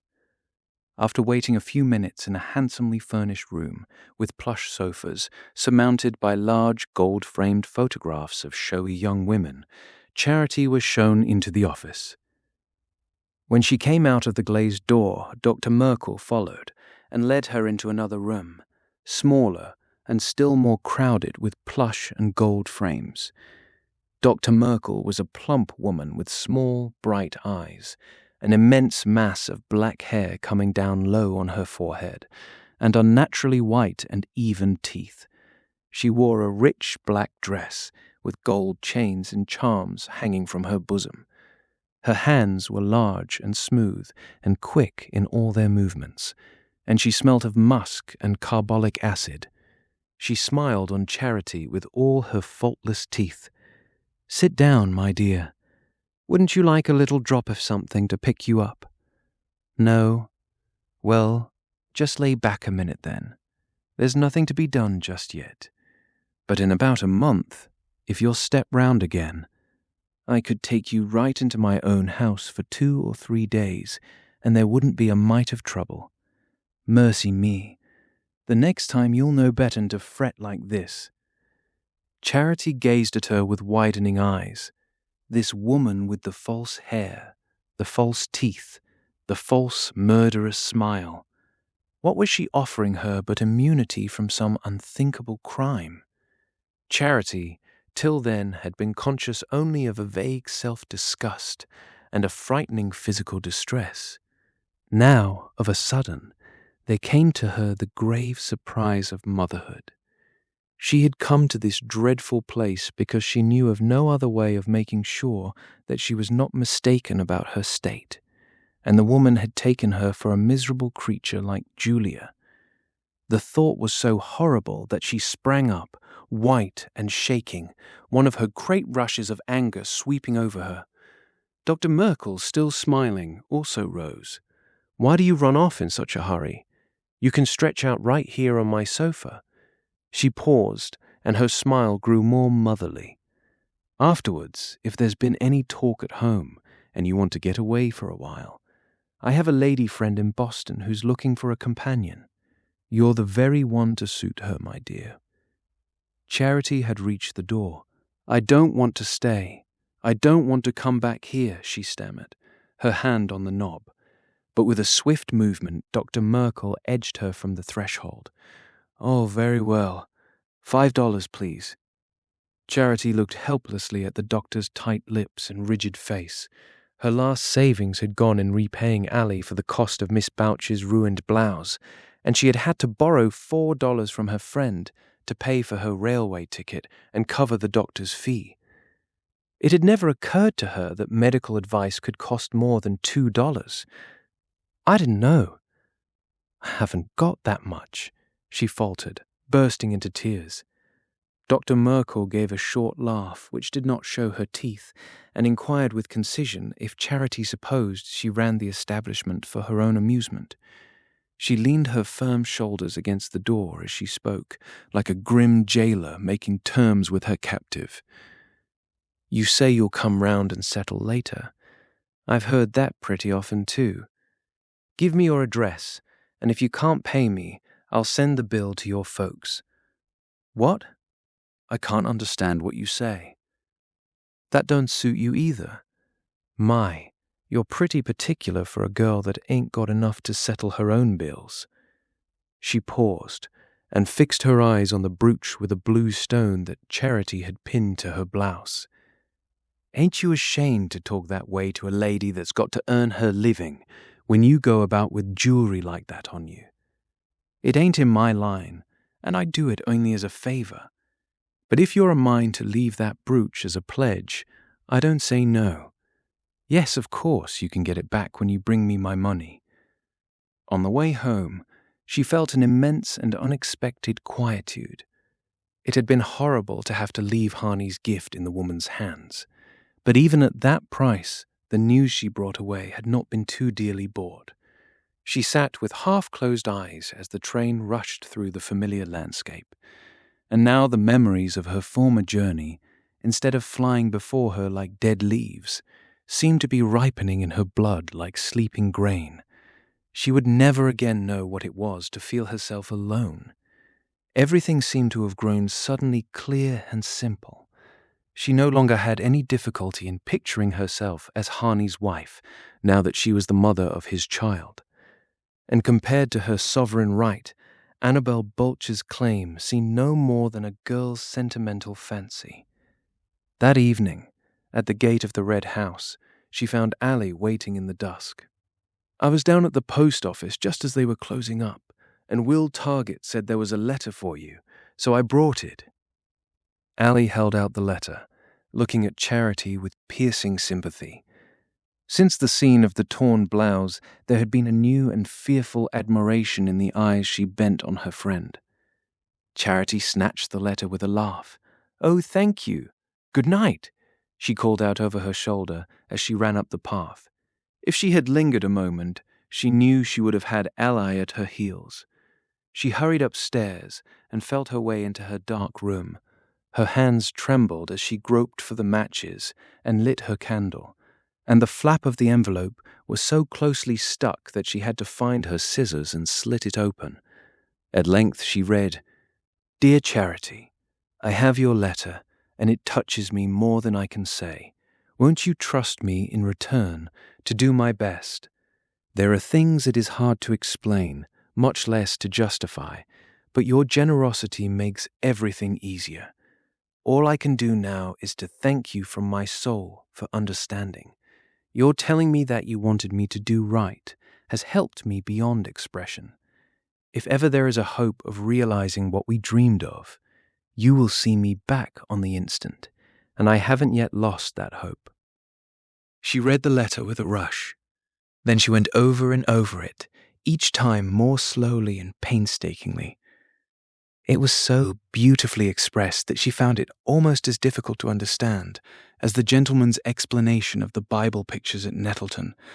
But gradually she became aware that the gist of its meaning lay in the last few words. If ever there is a hope of realizing what we dreamed of. But then he wasn't even sure of that.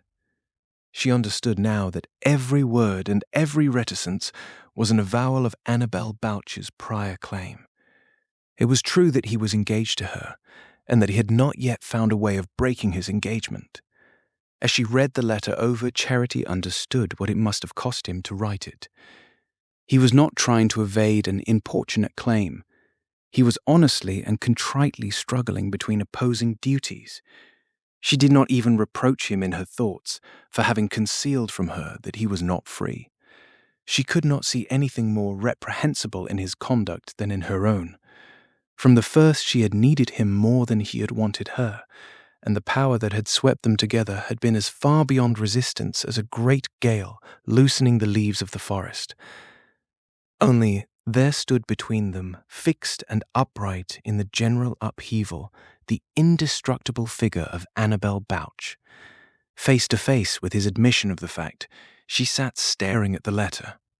A cold tremor ran over her, and the hard sobs struggled up into her throat and shook her from head to foot. For a while she was caught and tossed on great waves of anguish that left her hardly conscious of anything but the blind struggle against their assaults.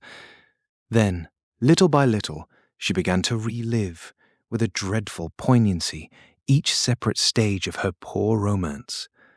Foolish things she had said came back to her, gay answers Harney had made, his first kiss in the darkness between the fireworks, their choosing the blue brooch together, the way he had teased her about the letters she had dropped in her flight from the evangelist. All these memories, and 1,000 others, hummed through her brain till his nearness grew so vivid that she felt his fingers in her hair, and his warm breath on her cheek as he bent her head back like a flower. These things were hers. They had passed into her blood and become a part of her. They were building the child in her womb. It was impossible to tear asunder strands of life so interwoven. The conviction gradually strengthened her, and she began to form in her mind the first words of the letter she meant to write to Harney. She wanted to write it at once, and with feverish hands she began to rummage in her drawer for a sheet of letter paper. But there was none left. She must go downstairs to get it. She had a superstitious feeling that the letter must be written on the instant, that setting down her secret in words would bring her reassurance and safety. And taking up her candle, she went down to Mr. Royal's office. At that hour she was not likely to find him there. He had probably had his supper and walked over to Carrickfries. She pushed open the door of the unlit room, and the light of her lifted candle fell on his figure, seated in the darkness in his high-backed chair. His arms lay along the arms of the chair, and his head was bent a little. But he lifted it quickly as Charity entered. She started back as their eyes met, remembering that her own were red with weeping, and that her face was livid with the fatigue and emotion of her journey. But it was too late to escape, and she stood and looked at him in silence. He had risen from his chair and came toward her with outstretched hands. The gesture was so unexpected that she let him take her hands in his, and they stood thus, without speaking, till Mr. Royal said gravely, "Charity, was you looking for me?" She freed herself abruptly and fell back. "Me? No." She set down the candle on his desk. "I wanted some letter paper, that's all." His face contracted, and the bushy brows jutted forward over his eyes. Without answering, he opened the drawer of the desk, took out a sheet of paper and an envelope, and pushed them toward her. "Do you want a stamp too?" he asked. She nodded, and he gave her the stamp. As he did so, she felt that he was looking at her intently, and she knew that the candlelight flickering up on her white face must be distorting her swollen features and exaggerating the dark rings about her eyes. She snatched up the paper, her reassurance dissolving under his pitiless gaze, in which she seemed to read the grim perception of her state and the ironic recollection of the day when, in that very room, he had offered to compel Harney to marry her. His look seemed to say that he knew she had taken the paper to write to her lover, who had left her as he had warned her she would be left. She remembered the scorn with which she had turned from him that day, and knew if he guessed the truth, what a list of old scores it must settle. She turned and fled upstairs, but when she got back to her room, all the words that had been waiting had vanished. If she could have gone to Harney, it would have been different. She would only have had to show herself, to let his memory speak for her. But she had no money left, and there was no one from whom she could have borrowed enough for such a journey. There was nothing to do but to write and await his reply. For a long time she sat bent above the blank page, but she found nothing to say that really expressed what she was feeling. Harney had written that she had made it easier for him, and she was glad it was so. She did not want to make things hard. She knew she had it in her power to do that. She held his fate in her hands. All she had to do was to tell him the truth, but that was the very fact that held her back. Her 5 minutes face-to-face with Mr. Royal had stripped her of her last illusion and brought her back to North Dormer's point of view. Distinctly and pitilessly there rose before her the fate of the girl who was married to make things right. She'd seen too many village love stories end in that way. Poor Rose Coles's miserable marriage was of the number, and what good had come of it for her or for Holston Skeff? They had hated each other from the day the minister married them, and whenever old Mrs. Skeff had a fancy to humiliate her daughter-in-law, she had only to say, "Who'd ever think the baby's only 2, and for a 7 months' child, ain't it a wonder what a size he is?" North Dormer had treasures of indulgence for brands in the burning, but only derision for those who succeeded in getting snatched from it, and Charity had always understood Julia Hawes's refusal to be snatched. Only, was there no alternative but Julia's?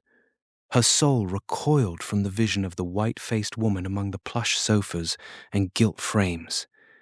In the established order of things as she knew them, she saw no place for her individual adventure.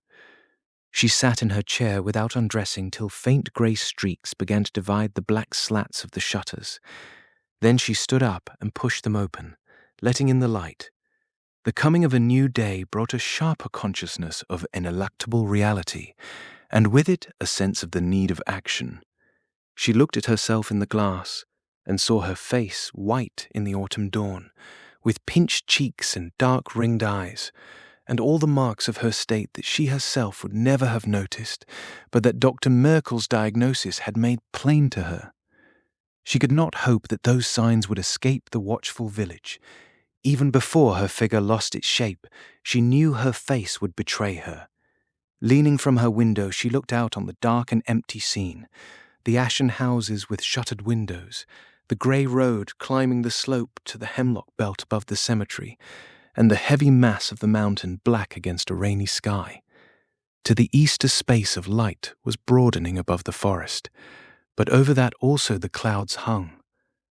Slowly her gaze travelled across the fields to the rugged curve of the hills. She had looked out so often on that lifeless circle, and wondered if anything could ever happen to anyone who was enclosed in it. Almost without conscious thought, her decision had been reached. As her eyes had followed the circle of the hills, her mind had also travelled the old round. She supposed it was something in her blood that made the mountain the only answer to her questioning, the inevitable escape from all that hemmed her in and beset her.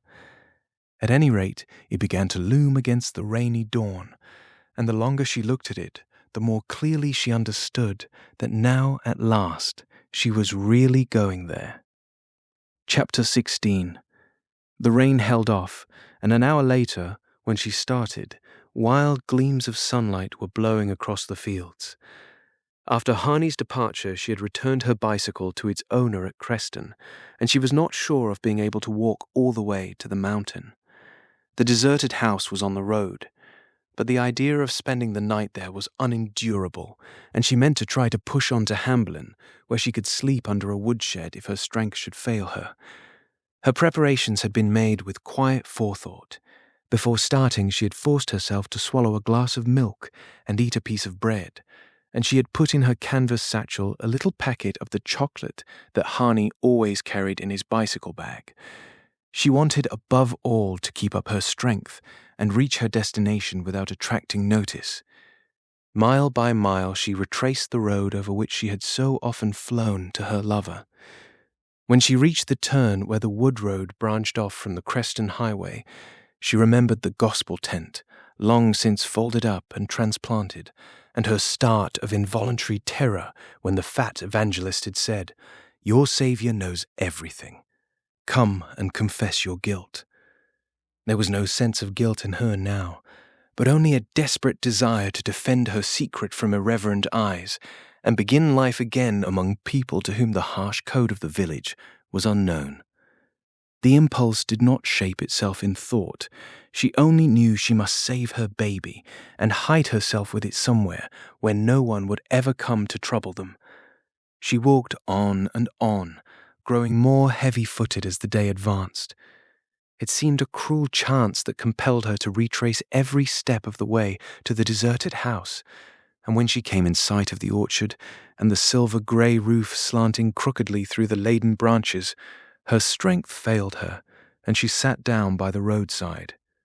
She sat there a long time, trying to gather the courage to start again and walk past the broken gate and the untrimmed rose bushes strung with scarlet hips. A few drops of rain were falling, and she thought of the warm evenings when she and Harney had sat embraced in the shadowy room, and the noise of summer showers on the roof had rustled through their kisses.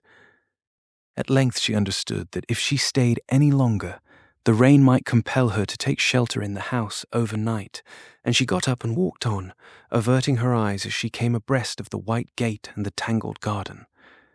The hours wore on, and she walked more and more slowly, pausing now and then to rest and to eat a little bread and an apple picked up from the roadside. Her body seemed to grow heavier with every yard of the way, and she wondered how she would be able to carry her child later, if already he laid such a burden on her. A fresh wind had sprung up, scattering the rain and blowing down keenly from the mountain. Presently the clouds lowered again, and a few white darts struck her in the face. It was the first snow falling over Hamblin. The roofs of the lonely village were only half a mile ahead, and she was resolved to push beyond it and try to reach the mountain that night. She had no clear plan of action, except that, once in the settlement, she meant to look for Liff Hyatt and get him to take her to her mother. She herself had been born as her own baby was going to be born, and whatever her mother's subsequent life had been, she could hardly help remembering the past and receiving a daughter who was facing the trouble she had known. Suddenly the deadly faintness came over her once more, and she sat down on the bank and leaned her head against a tree trunk. The long road and the cloudy landscape vanished from her eyes, and for a time she seemed to be circling about in some terrible wheeling darkness. Then that too faded. She opened her eyes and saw a buggy drawn up beside her, and a man who had jumped down from it and was gazing at her with a puzzled face. Slowly consciousness came back, and she saw that the man was Liff Hyatt. She was dimly aware that he was asking her something, and she looked at him in silence, trying to find strength to speak. At length her voice stirred in her throat, and she said in a whisper, "I'm going up the mountain." "Up the mountain," he repeated, drawing aside a little, and as he moved she saw behind him, in the buggy, a heavily coated figure with a familiar pink face and gold spectacles on the bridge of a Grecian nose. "Charity! What on earth are you doing here?" Mr. Miles exclaimed, throwing the reins on the horse's back and scrambling down from the buggy. She lifted her heavy eyes to his. "I'm going to see my mother." The two men glanced at each other, and for a moment neither of them spoke. Then Mr. Miles said, "You look ill, my dear, and it's a long way. Do you think it's wise?" Charity stood up. "I've got to go to her." A vague, mirthless grin contracted Liv Hyatt's face, and Mr. Miles again spoke uncertainly. "You know, then? You've been told?" She stared at him. "I don't know what you mean. I want to go to her." Mr. Miles was examining her thoughtfully. She fancied she saw a change in his expression, and the blood rushed to her forehead. "I just want to go to her," she repeated. He laid his hand on her arm. "My child, your mother is dying. Liv Hyatt came down to fetch me. Get in and come with us." He helped her up to the seat at his side. Liv Hyatt clambered in at the back, and they drove off toward Hamblin. At first, Charity had hardly grasped what Mr. Miles was saying. The physical relief of finding herself seated in the buggy and securely on her road to the mountain effaced the impression of his words. But as her head cleared, she began to understand.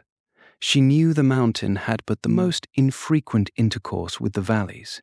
She had often enough heard it said that no one ever went up there except the minister when someone was dying. And now it was her mother who was dying, and she would find herself as much alone on the mountain as anywhere else in the world. The sense of unescapable isolation was all she could feel for the moment. Then she began to wonder at the strangeness of its being Mr. Miles who had undertaken to perform this grim errand. He did not seem in the least like the kind of man who would care to go up the mountain.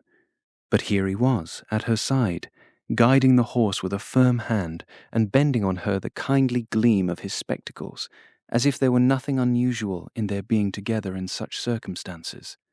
For a while she found it impossible to speak, and he seemed to understand this, and made no attempt to question her.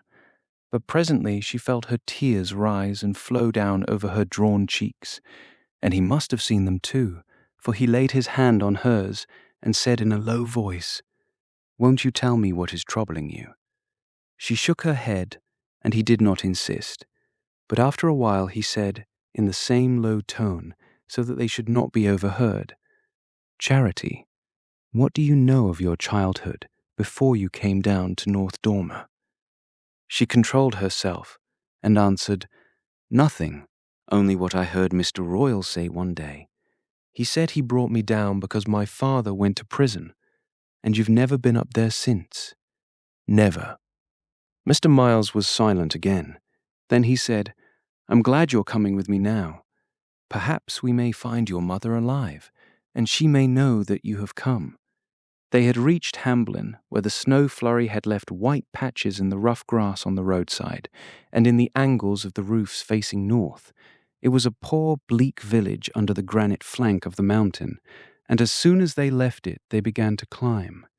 The road was steep and full of ruts, and the horse settled down to a walk while they mounted and mounted, the world dropping away below them in great mottled stretches of forest and field, and stormy dark blue distances. Charity had often had visions of this ascent at the mountain, but she had not known it would reveal so wide a country, and the sight of those strange lands reaching away on every side gave her a new sense of Harney's remoteness. She knew he must be miles and miles beyond the last range of hills that seemed to be the outmost verge of things, and she wondered how she had ever dreamed of going to New York to find him. As the road mounted, the country grew bleaker and they drove across fields of faded mountain grass bleached by long months beneath the snow. In the hollows, a few white birches trembled, or a mountain ash lit its scarlet clusters, but only a scant growth of pines darkened the granite ledges. The wind was blowing fiercely across the open slopes. The horse faced it with bent head and straining flanks, and now and then the buggy swayed so that Charity had to clutch its side. Mr. Miles had not spoken again. He seemed to understand that she wanted to be left alone. After a while, the track they were following forked, and he pulled up the horse, as if uncertain of the way. Liff Hyatt craned his head around from the back and shouted against the wind, "Left!" and they turned into a stunted pine wood and began to drive down the other side of the mountain. A mile or two farther on, they came out on a clearing where 2 or 3 low houses lay in stony fields, crouching among the rocks as if to brace themselves against the wind. They were hardly more than sheds, built of logs and rough boards, with tin stovepipes sticking out of their roofs. The sun was setting, and dusk had already fallen on the lower world, but a yellow glare still lay on the lonely hillside and the crouching houses. The next moment it faded and left the landscape in dark autumn twilight. "Over there," Liff called out, stretching his long arm over Mr. Miles's shoulder. The clergyman turned to the left, across a bit of bare ground, overgrown with docks and nettles, and stopped before the most ruinous of the sheds. A stovepipe reached its crooked arm out of one window, and the broken panes of the other were stuffed with rags and paper.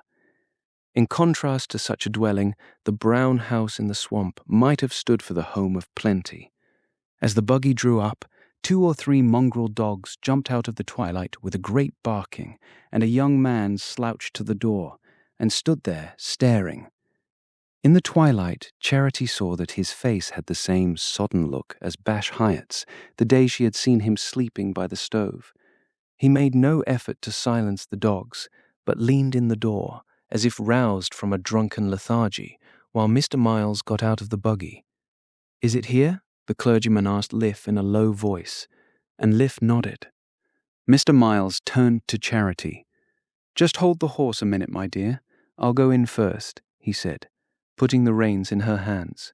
She took them passively and sat staring straight ahead of her at the darkening scene, while Mr. Miles and Liff Hyatt went up to the house. They stood a few minutes talking with the man in the door, and then Mr. Miles came back. As he came close, Charity saw that his smooth pink face wore a frightened, solemn look. "Your mother is dead, Charity. You better come with me," he said. She got down and followed him while Liff led the horse away. As she approached the door, she said to herself, "This is where I was born. This is where I belong." She had said it to herself often enough as she looked across the sunlit valleys at the mountain, but it had meant nothing then, and now it had become a reality. Mr. Miles took her gently by the arm, and they entered what appeared to be the only room in the house. It was so dark that she could just discern a group of 12 people sitting or sprawling about a table made of boards laid across 2 barrels.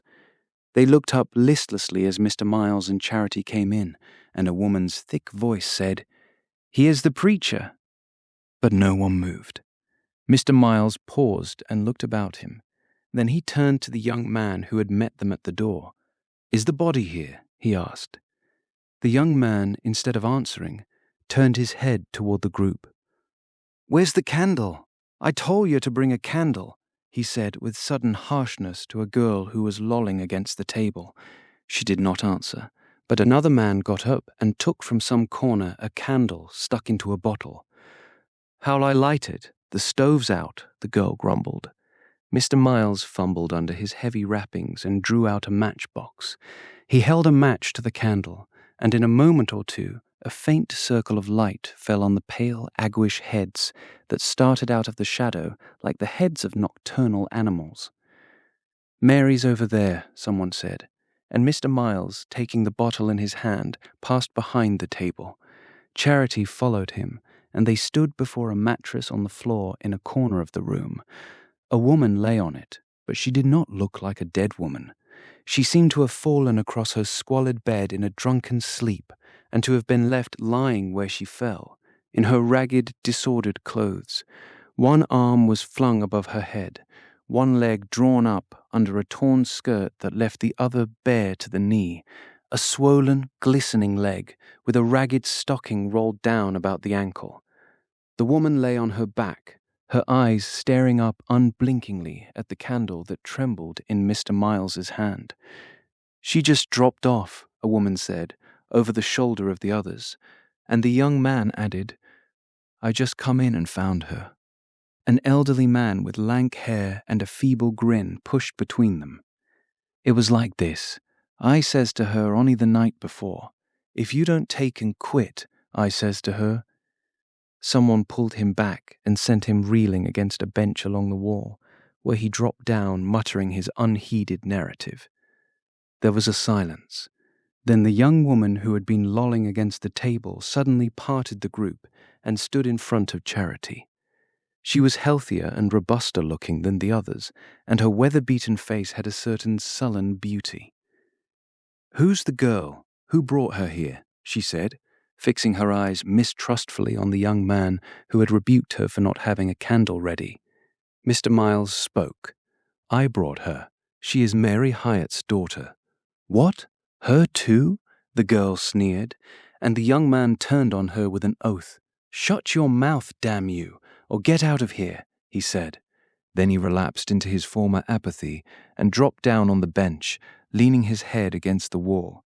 Mr. Miles had set the candle on the floor and taken off his heavy coat.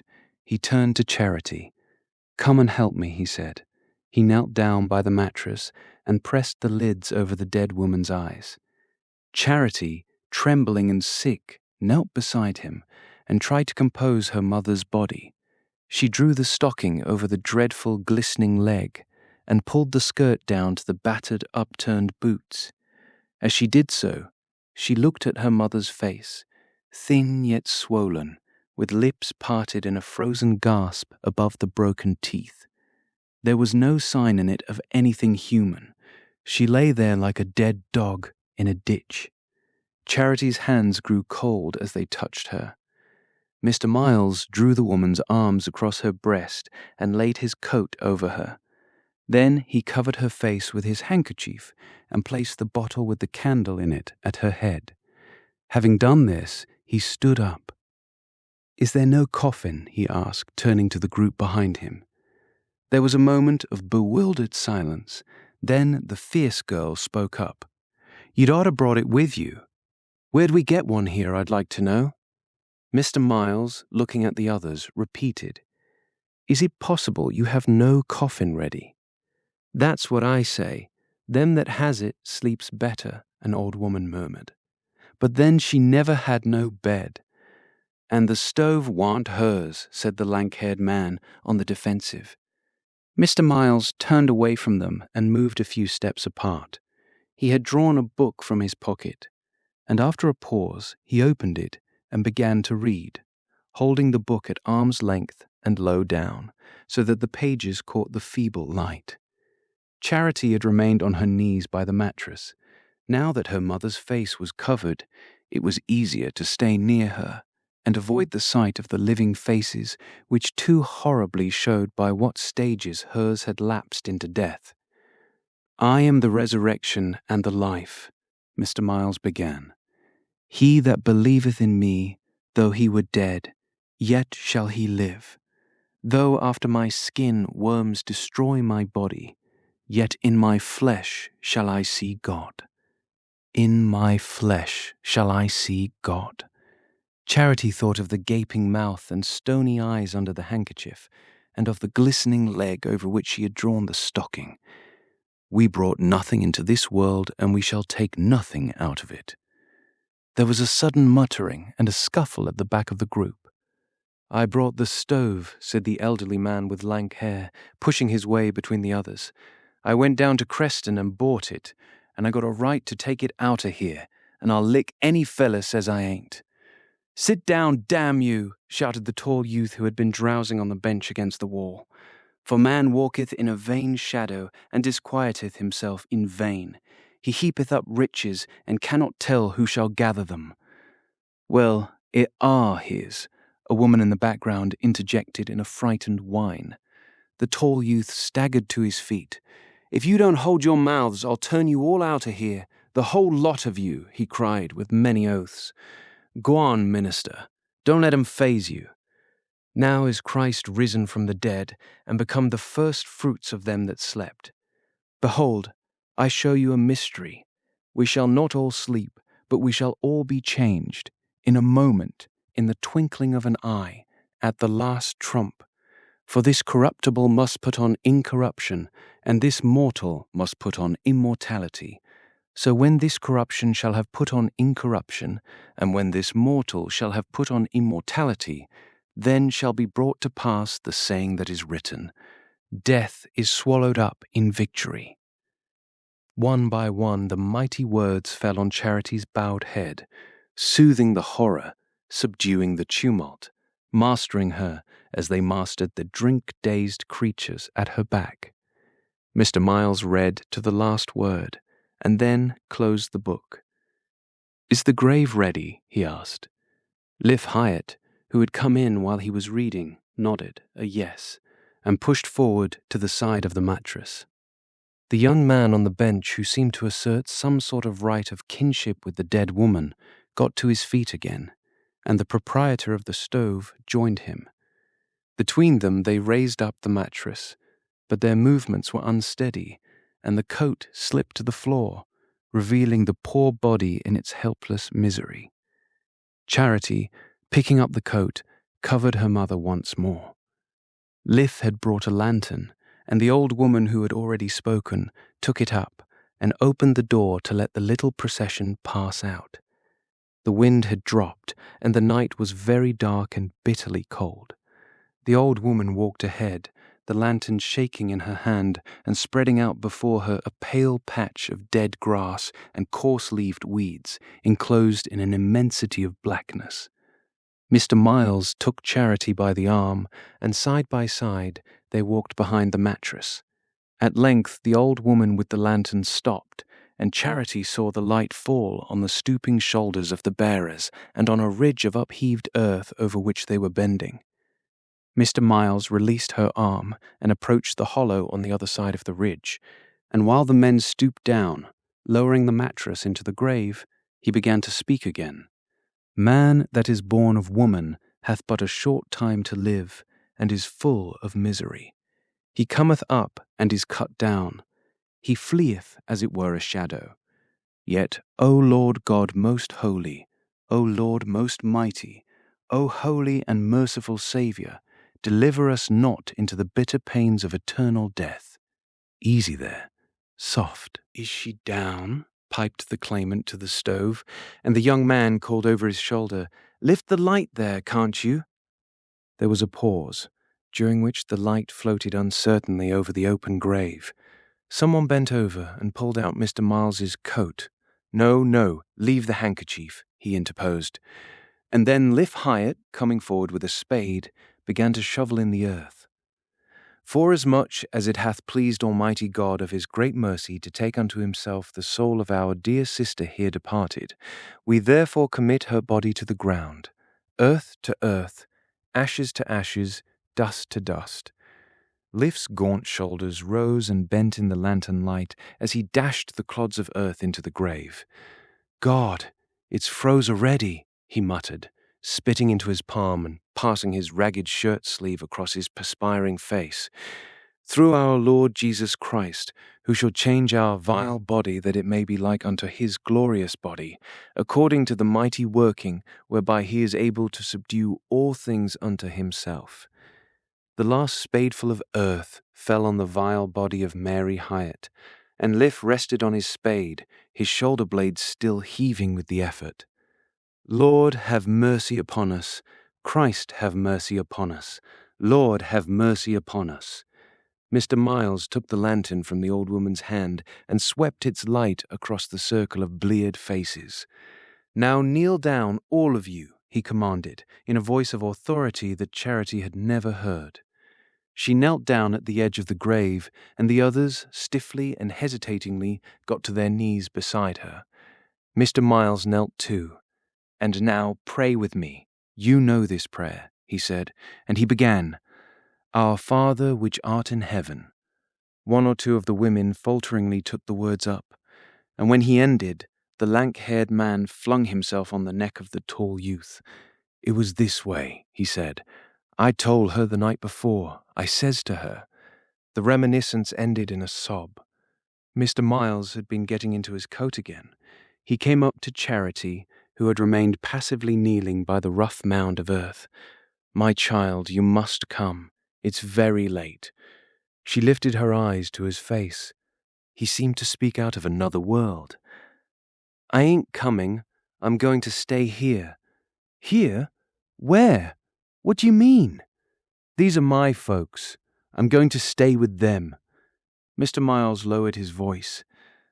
"But it's not possible. You don't know what you are doing. You can't stay among these people. You must come with me." She shook her head and rose from her knees. The group about the grave had scattered in the darkness, but the old woman with the lantern stood waiting. Her mournful, withered face was not unkind, and Charity went up to her. "Have you got a place where I can lie down for the night?" she asked. Liff came up, leading the buggy out of the night. He looked from one to the other with his feeble smile. "She's my mother. She'll take you home," he said. And he added, raising his voice to speak to the old woman, "It's the girl from Lawyer Royals, Mary's girl. You remember." The woman nodded and raised her sad old eyes to Charity's. When Mr. Miles and Liff clambered into the buggy, she went ahead with the lantern to show them the track they were to follow. Then she turned back, and in silence she and Charity walked away together through the night. Chapter 17. Charity lay on the floor on a mattress, as her dead mother's body had lain. The room in which she lay was cold and dark and low-ceilinged, and even poorer and barer than the scene of Mary Hyatt's earthly pilgrimage. On the other side of the fireless stove, Liff Hyatt's mother slept on a blanket, with 2 children, her grandchildren, she said, rolled up against her like sleeping puppies.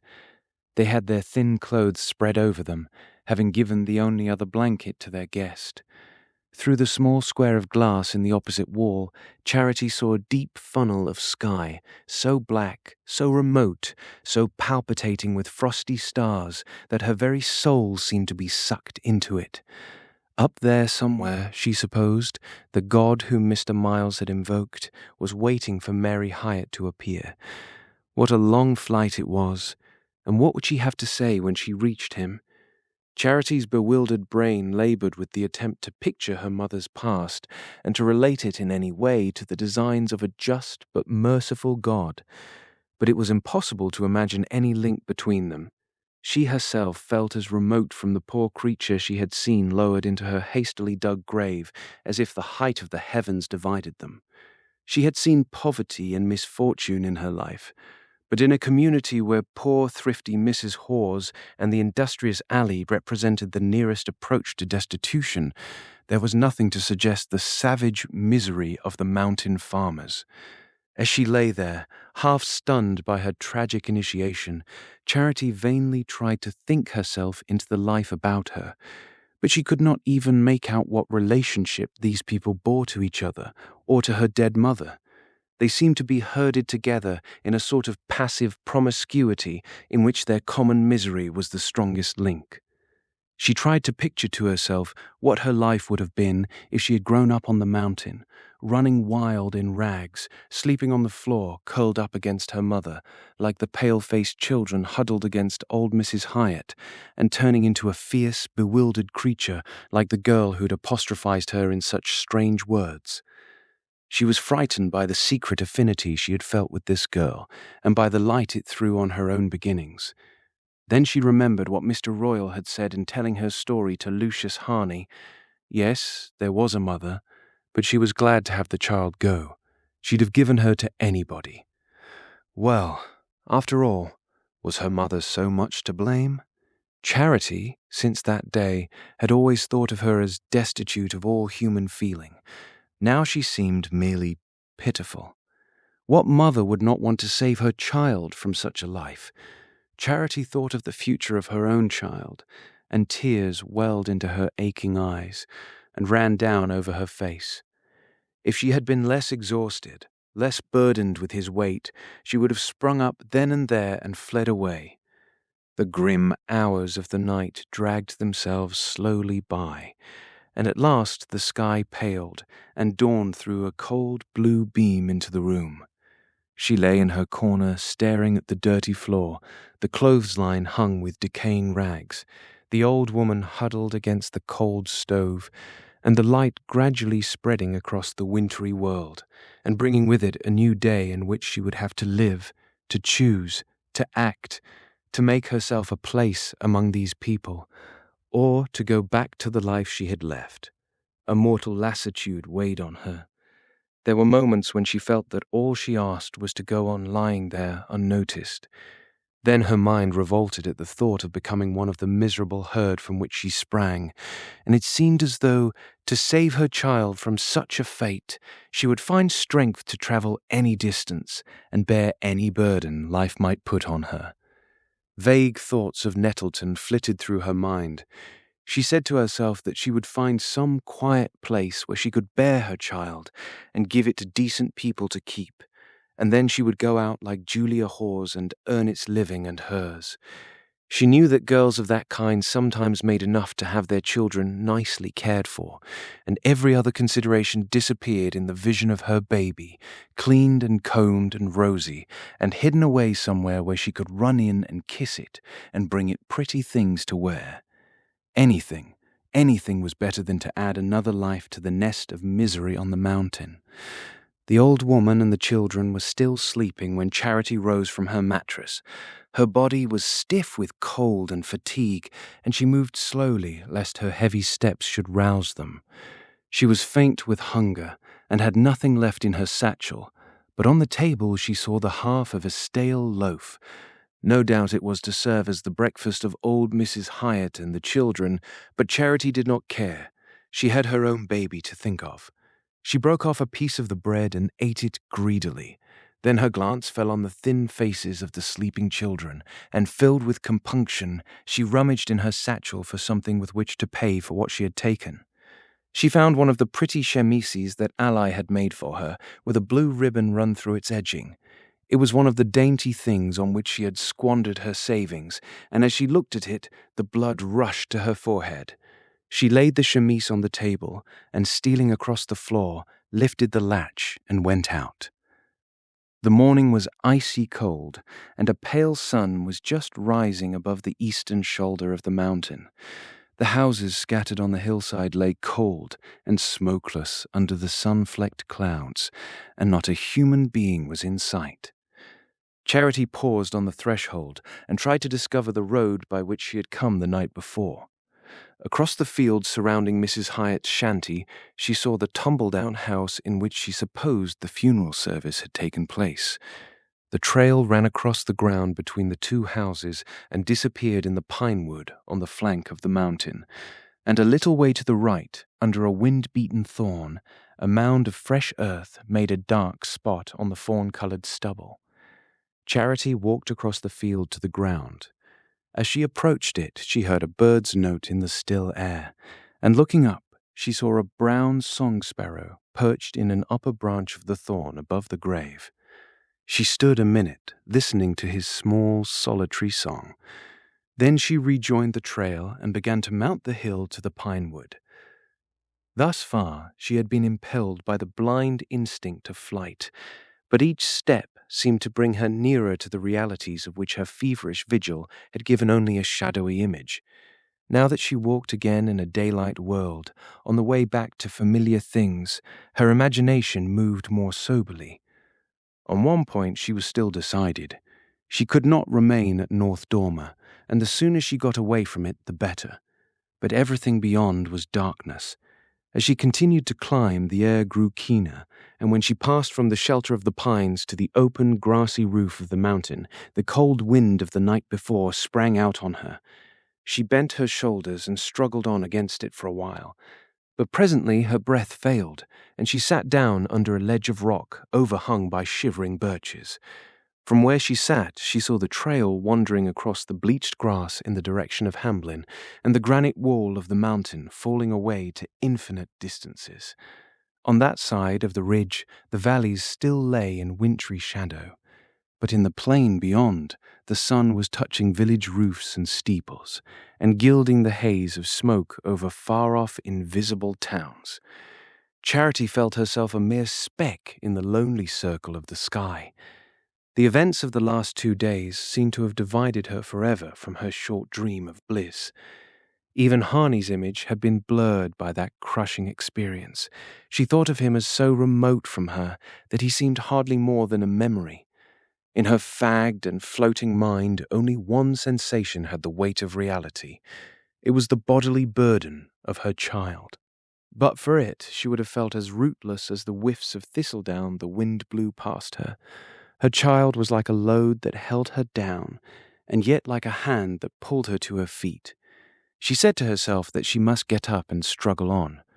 Her eyes turned back to the trail across the top of the mountain, and in the distance she saw a buggy against the sky. She knew its antique outline and the gaunt build of the old horse pressing forward with lowered head, and after a moment she recognized the heavy bulk of the man who held the reins. The buggy was following the trail and making straight for the pine wood through which she had climbed, and she knew at once that the driver was in search of her. Her first impulse was to crouch down under the ledge till he had passed, but the instinct of concealment was overruled by the relief of feeling that someone was near her in the awful emptiness. She stood up and walked toward the buggy. Mr. Royal saw her and touched the horse with the whip. A minute or two later he was abreast of Charity. Their eyes met, and without speaking, he leaned over and helped her up into the buggy. She tried to speak, to stammer out some explanation, but no words came to her, and as he drew the cover over her knees, he simply said, "The minister told me he'd left you up here, so I come up for you." He turned the horse's head, and they began to jog back toward Hamblin. Charity sat speechless, staring straight ahead of her, and Mr. Royal occasionally uttered a word of encouragement to the horse. "Get along there, Dan." "I gave him a rest at Hamblin, but I brought him along pretty quick, and it's a stiff pull-up here against the wind." As he spoke, it occurred to her for the first time that to reach the top of the mountain so early, he must have left North Dormer at the coldest hour of the night, and have travelled steadily but for the halt at Hamblin, and she felt a softness at her heart which no act of his had ever produced since he had brought her the Crimson Rambler, because she had given up boarding school to stay with him. After an interval, he began again. "It was a day just like this, only spitting snow, when I come up here for you the first time." Then, as if fearing that she might take his remark as a reminder of past benefits, he added quickly, "I dunno's you think it was such a good job either." "Yes, I do," she murmured, looking straight ahead of her. "Well," he said, "I tried." He did not finish the sentence, and she could think of nothing more to say. "Ho, there, Dan, step out," he muttered, jerking the bridle. "We ain't home yet." "You cold?" he asked abruptly. She shook her head, but he drew the cover higher up and stooped to tuck it in about the ankles. She continued to look straight ahead. Tears of weariness and weakness were dimming her eyes and beginning to run over, but she dared not wipe them away lest he should observe the gesture.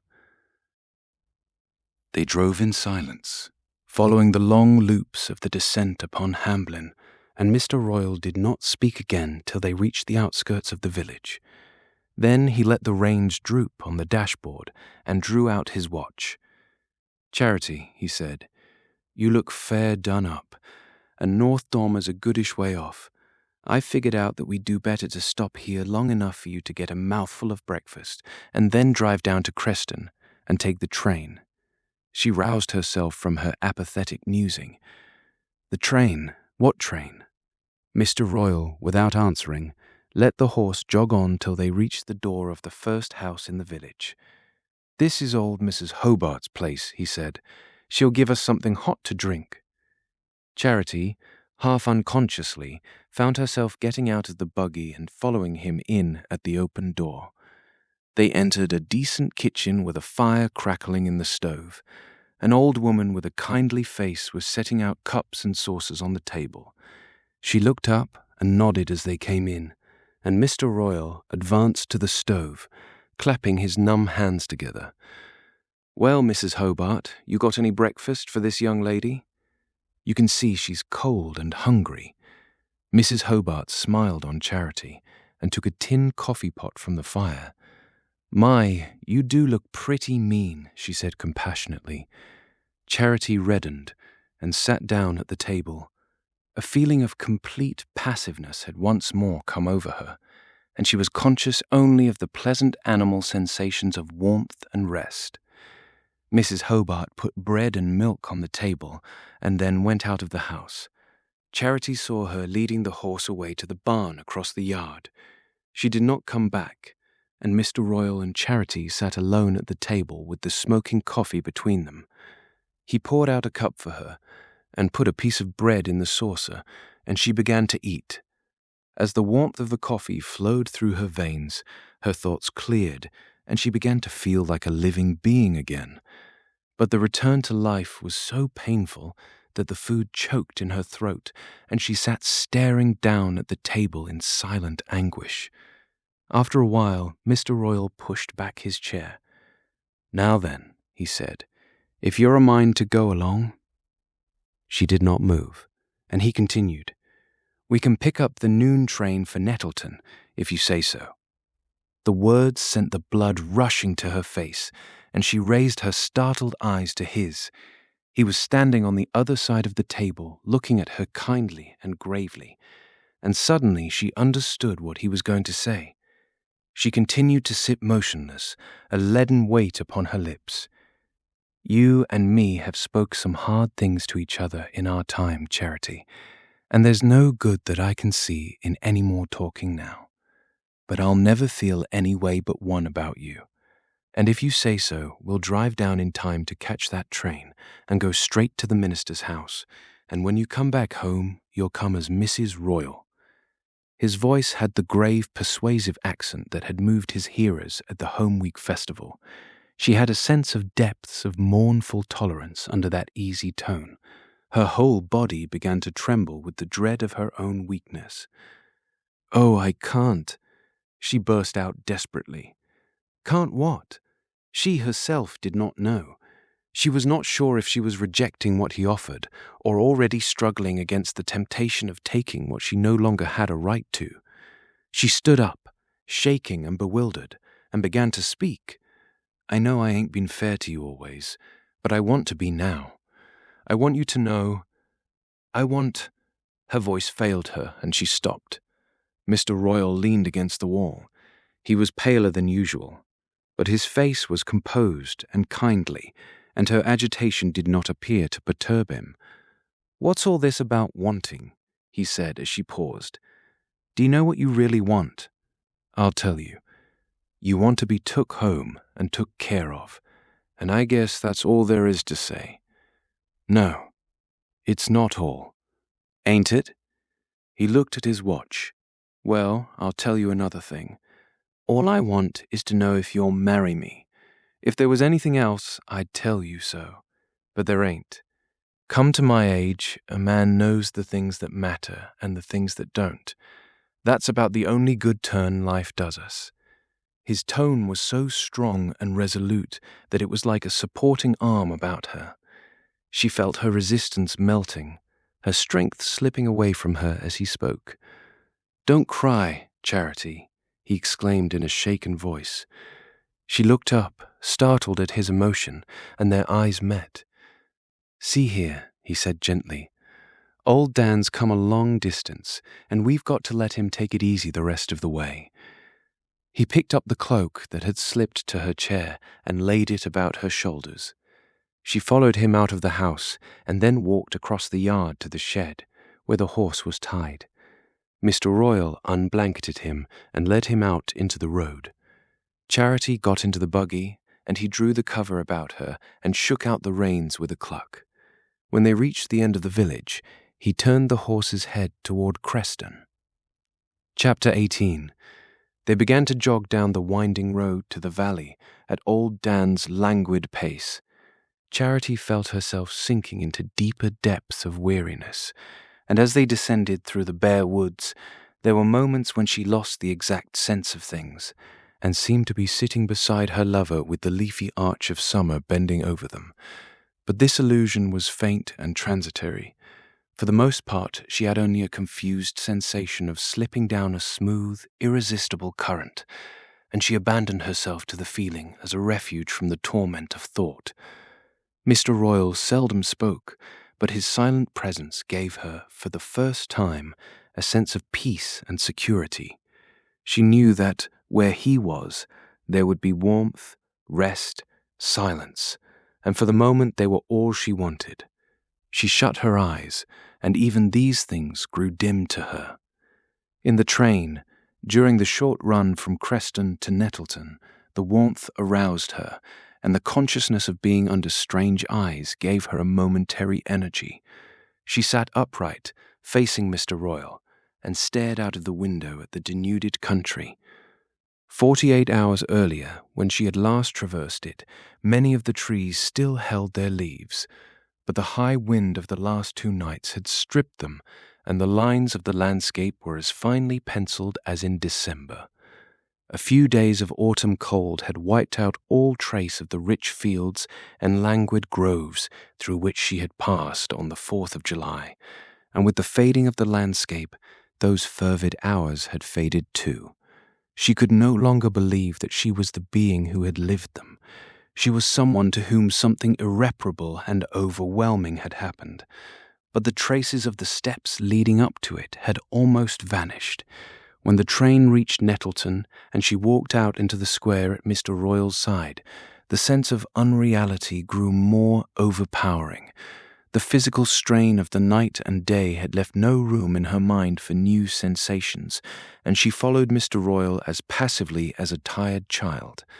As in a confused dream, she presently found herself sitting with him in a pleasant room, at a table with a red and white tablecloth on which hot food and tea were placed. He filled her cup and plate, and whenever she lifted her eyes from them, she found his resting on her with the same steady, tranquil gaze that had reassured and strengthened her when they had faced each other in old Mrs. Hobart's kitchen. As everything else in her consciousness grew more and more confused and immaterial, became more and more like the universal shimmer that dissolves the world to failing eyes, Mr. Royle's presence began to detach itself with rocky firmness from this elusive background. She had always thought of him, when she thought of him at all, as of someone hateful and obstructive, but whom she could outwit and dominate when she chose to make the effort. Only once, on the day of the Old Home Week celebration, while the stray fragments of his address drifted across her troubled mind, had she caught a glimpse of another being, a being so different from the dull-witted enemy with whom she had supposed herself to be living, that even through the burning mist of her own dreams he had stood out with startling distinctness. For a moment, then, what he said, and something in his way of saying it, had made her see why he had always struck her as such a lonely man. But the mist of her dreams had hidden him again, and she had forgotten that fugitive impression. It came back to her now, as they sat at the table, and gave her, through her own immeasurable desolation, a sudden sense of their nearness to each other. But all these feelings were only brief streaks of light in the grey blur of her physical weakness. Through it, she was aware that Mr. Royle presently left her sitting by the table in the warm room, and came back after an interval with a carriage from the station, a closed hack with sunburnt blue silk blinds, in which they drove together to a house covered with creepers and standing next to a church with a carpet of turf before it. They got out at this house, and the carriage waited while they walked up the path and entered a wainscoted hall, and then a room full of books. In this room, a clergyman, whom Charity had never seen, received them pleasantly, and asked them to be seated for a few minutes while witnesses were being summoned.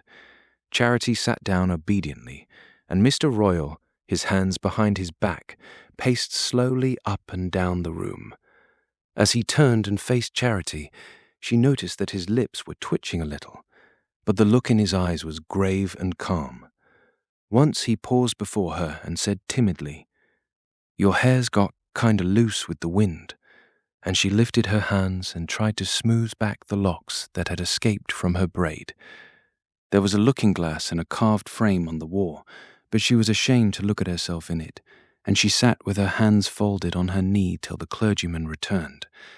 Then they went out again, along a sort of arcaded passage, and into a low, vaulted room with a cross on an altar, and rows of benches. The clergyman, who had left them at the door, presently reappeared before the altar in a surplice, and a lady who was probably his wife, and a man in a blue shirt who had been raking dead leaves on the lawn, came in and sat on one of the benches. The clergyman opened a book and signed to Charity and Mr. Royal to approach. Mr. Royal advanced a few steps, and Charity followed him as she had followed him to the buggy when they went out of Mrs. Hobart's kitchen. She had the feeling that if she ceased to keep close to him and do what he told her to do, the world would slip away from beneath her feet. The clergyman began to read, and on her dazed mind there rose the memory of Mr. Miles, standing the night before in the desolate house of the mountain, and reading out of the same book words that had the same dread sound of finality.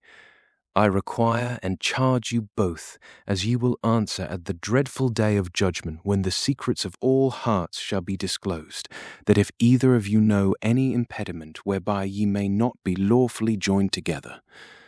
Charity raised her eyes and met Mr. Royal's. They were still looking at her kindly and steadily. "I will," she heard him say a moment later, after another interval of words that she had failed to catch. She was so busy trying to understand the gestures that the clergyman was signaling to her to make that she no longer heard what was being said. After another interval, the lady on the bench stood up, and taking her hand put it in Mr. Royal's. It lay enclosed in his strong palm, and she felt a ring that was too big for her being slipped on her thin finger. She understood then that she was married. Late that afternoon, Charity sat alone in a bedroom of the fashionable hotel, where she and Harney had vainly sought a table on the 4th of July. She had never before been in so handsomely furnished a room. The mirror above the dressing table reflected the high headboard and fluted pillow slips of the double bed, and a bedspread so spotlessly white that she had hesitated to lay her hat and jacket on it. The humming radiator diffused an atmosphere of drowsy warmth, and through a half-open door she saw the glitter of the nickel taps above twin marble basins. For a while the long turmoil of the night and day had slipped away from her, and she sat with closed eyes, surrendering herself to the spell of warmth and silence. But presently this merciful apathy was succeeded by the sudden acuteness of vision with which sick people sometimes wake out of a heavy sleep. As she opened her eyes, they rested on the picture that hung above the bed. It was a large engraving with a dazzling white margin enclosed in a wide frame of bird's-eye maple with an inner scroll of gold. The engraving represented a young man in a boat on a lake, overhung with trees. He was leaning over to gather water lilies for the girl in a light dress who lay among the cushions in the stern. The scene was full of a drowsy midsummer radiance, and Charity averted her eyes from it, and, rising from her chair, began to wander restlessly about the room. It was on the 5th floor, and its broad window of plate glass looked over the roofs of the town. Beyond them stretched a wooded landscape in which the last fires of sunset were picking out a steely gleam. Charity gazed at the gleam with startled eyes. Even through the gathering twilight, she recognized the contour of the soft hills encircling it, and the way the meadows sloped to its edge. It was Nettleton Lake that she was looking at. She stood a long time in the window, staring out at the fading water. The sight of it had roused her for the first time to a realization of what she had done. Even the feeling of the ring on her hand had not brought her this sharp sense of the irretrievable. For an instant, the old impulse of flight swept through her, but it was only the lift of a broken wing. She heard the door open behind her, and Mr. Royal came in. He had gone to the barber's to be shaved, and his shaggy grey hair had been trimmed and smoothed.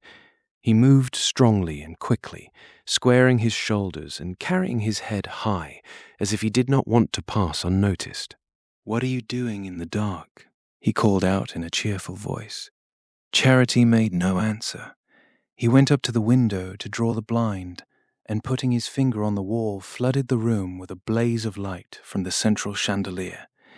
In this unfamiliar illumination, husband and wife faced each other awkwardly for a moment. Then Mr. Royal said, "We'll step down and have some supper, if you say so."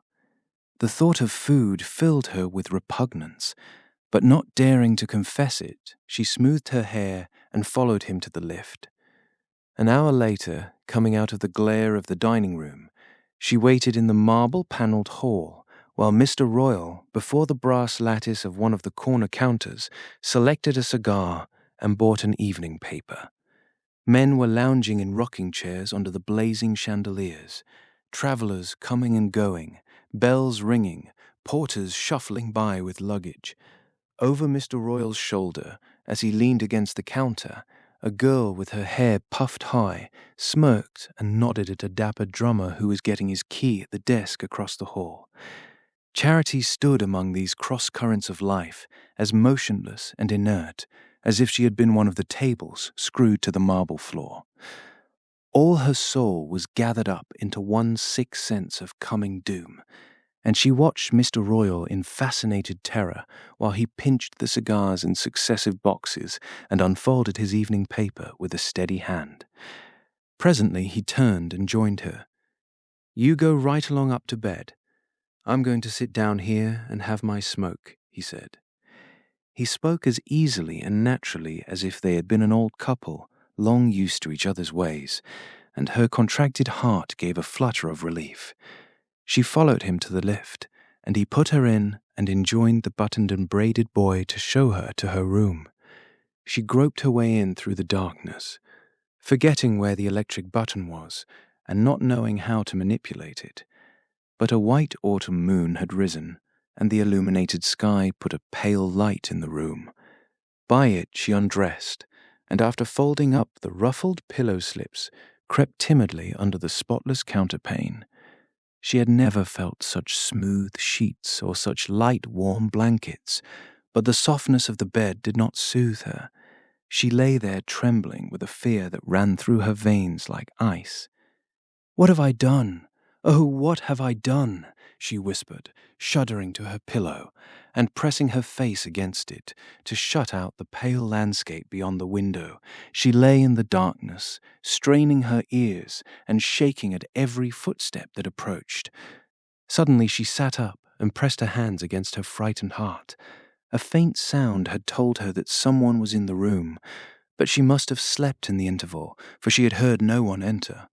The moon was setting beyond the opposite roofs, and in the darkness, outlined against the grey square of the window, she saw a figure seated in the rocking chair.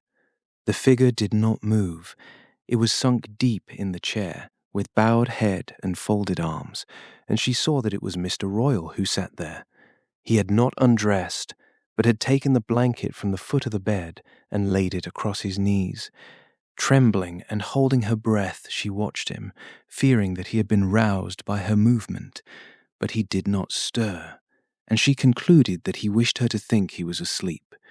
As she continued to watch him, ineffable relief stole slowly over her, relaxing her strained nerves and exhausted body. He knew, then. He knew. It was because he knew that he had married her, and that he sat there in the darkness to show her she was safe with him. A stir of something deeper than she had ever felt in thinking of him flitted through her tired brain, and cautiously, noiselessly, she let her head sink on the pillow. When she woke, The room was full of morning light, and her first glance showed her that she was alone in it. She got up and dressed, and as she was fastening her dress, the door opened, and Mr. Royal came in. He looked old and tired in the bright daylight, but his face wore the same expression of grave friendliness that had reassured her on the mountain. It was as if all the dark spirits had gone out of him. They went downstairs to the dining room for breakfast, and after breakfast he told her he had some insurance business to attend to. "I guess while I'm doing it, you'd better step out and buy yourself whatever you need." He smiled, and added with an embarrassed laugh, "You know, I always wanted you to beat all the other girls." He drew something from his pocket and pushed it across the table to her, and she saw that he had given her 2 $20 bills. "If it ain't enough, there's more where that come from. I want you to beat 'em all hollow," he repeated. She flushed and tried to stammer out her thanks, but he had pushed back his chair and was leading the way out of the dining room. In the hall, he paused a minute to say that, if it suited her, they would take the 3 o'clock train back to North Dormer. Then he took his hat and coat from the rack and went out. A few minutes later, Charity went out too. She had watched to see in what direction he was going, and she took the opposite way and walked quickly down the main street to the brick building on the corner of Lake Avenue. There she paused to look cautiously up and down the thoroughfare, and then climbed the brass-bound stairs to Dr. Merkel's door.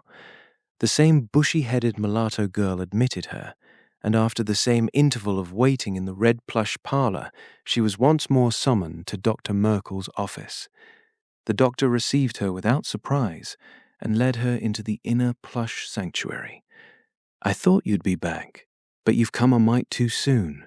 I told you to be patient and not fret," she observed, after a pause of penetrating scrutiny. Charity drew the money from her breast. "I've come to get my blue brooch," she said, flushing. "Your brooch?" Dr. Merkel appeared not to remember. "My, yes, I get so many things of that kind. Well, my dear, you'll have to wait while I get it out of the safe. I don't leave valuables like that, laying round like the newspaper." She disappeared for a moment and returned with a bit of twisted-up tissue paper from which she unwrapped the brooch. Charity, as she looked at it, felt a stir of warmth at her heart. She held out an eager hand. "Have you got the change?" she asked, a little breathlessly, laying one of the $20 bills on the table. "Change? What did I want to have change for?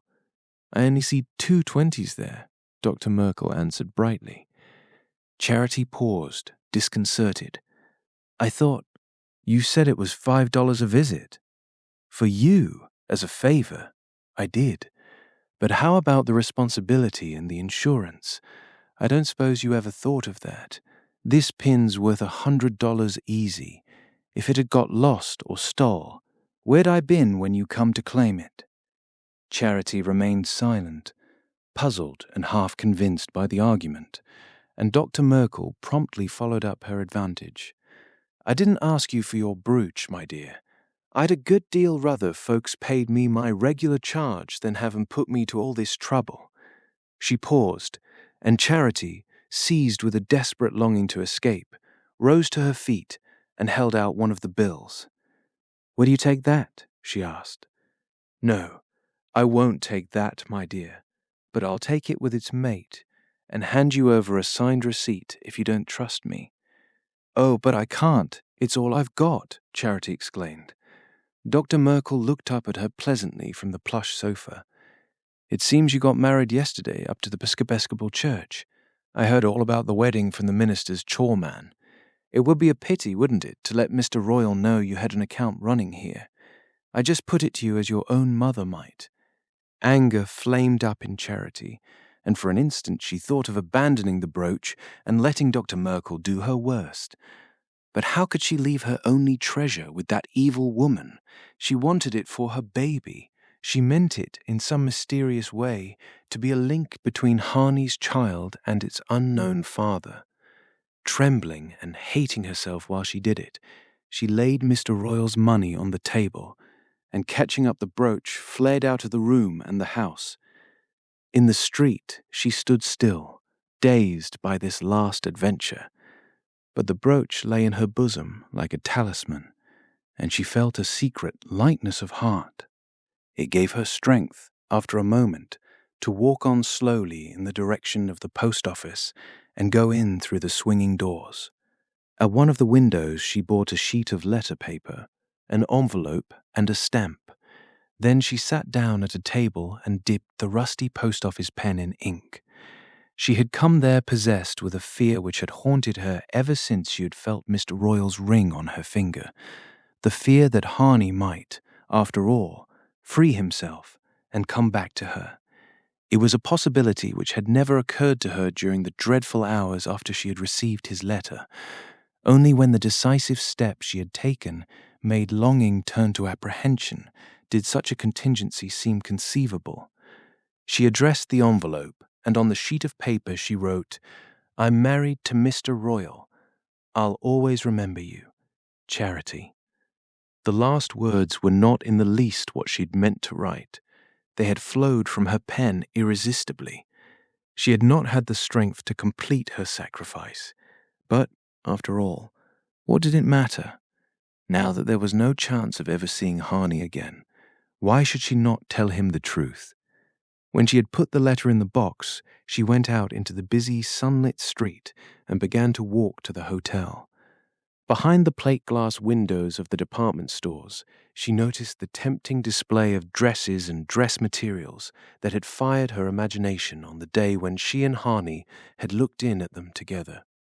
They reminded her of Mr. Royal's injunction to go out and buy all she needed. She looked down at her shabby dress and wondered what she should say when he saw her coming back empty-handed. As she drew near the hotel, she saw him waiting on the doorstep, and her heart began to beat with apprehension. He nodded and waved his hand at her approach, and they walked through the hall and went upstairs to collect their possessions, so that Mr. Royal might give up the key of the room when they went down again for their midday dinner.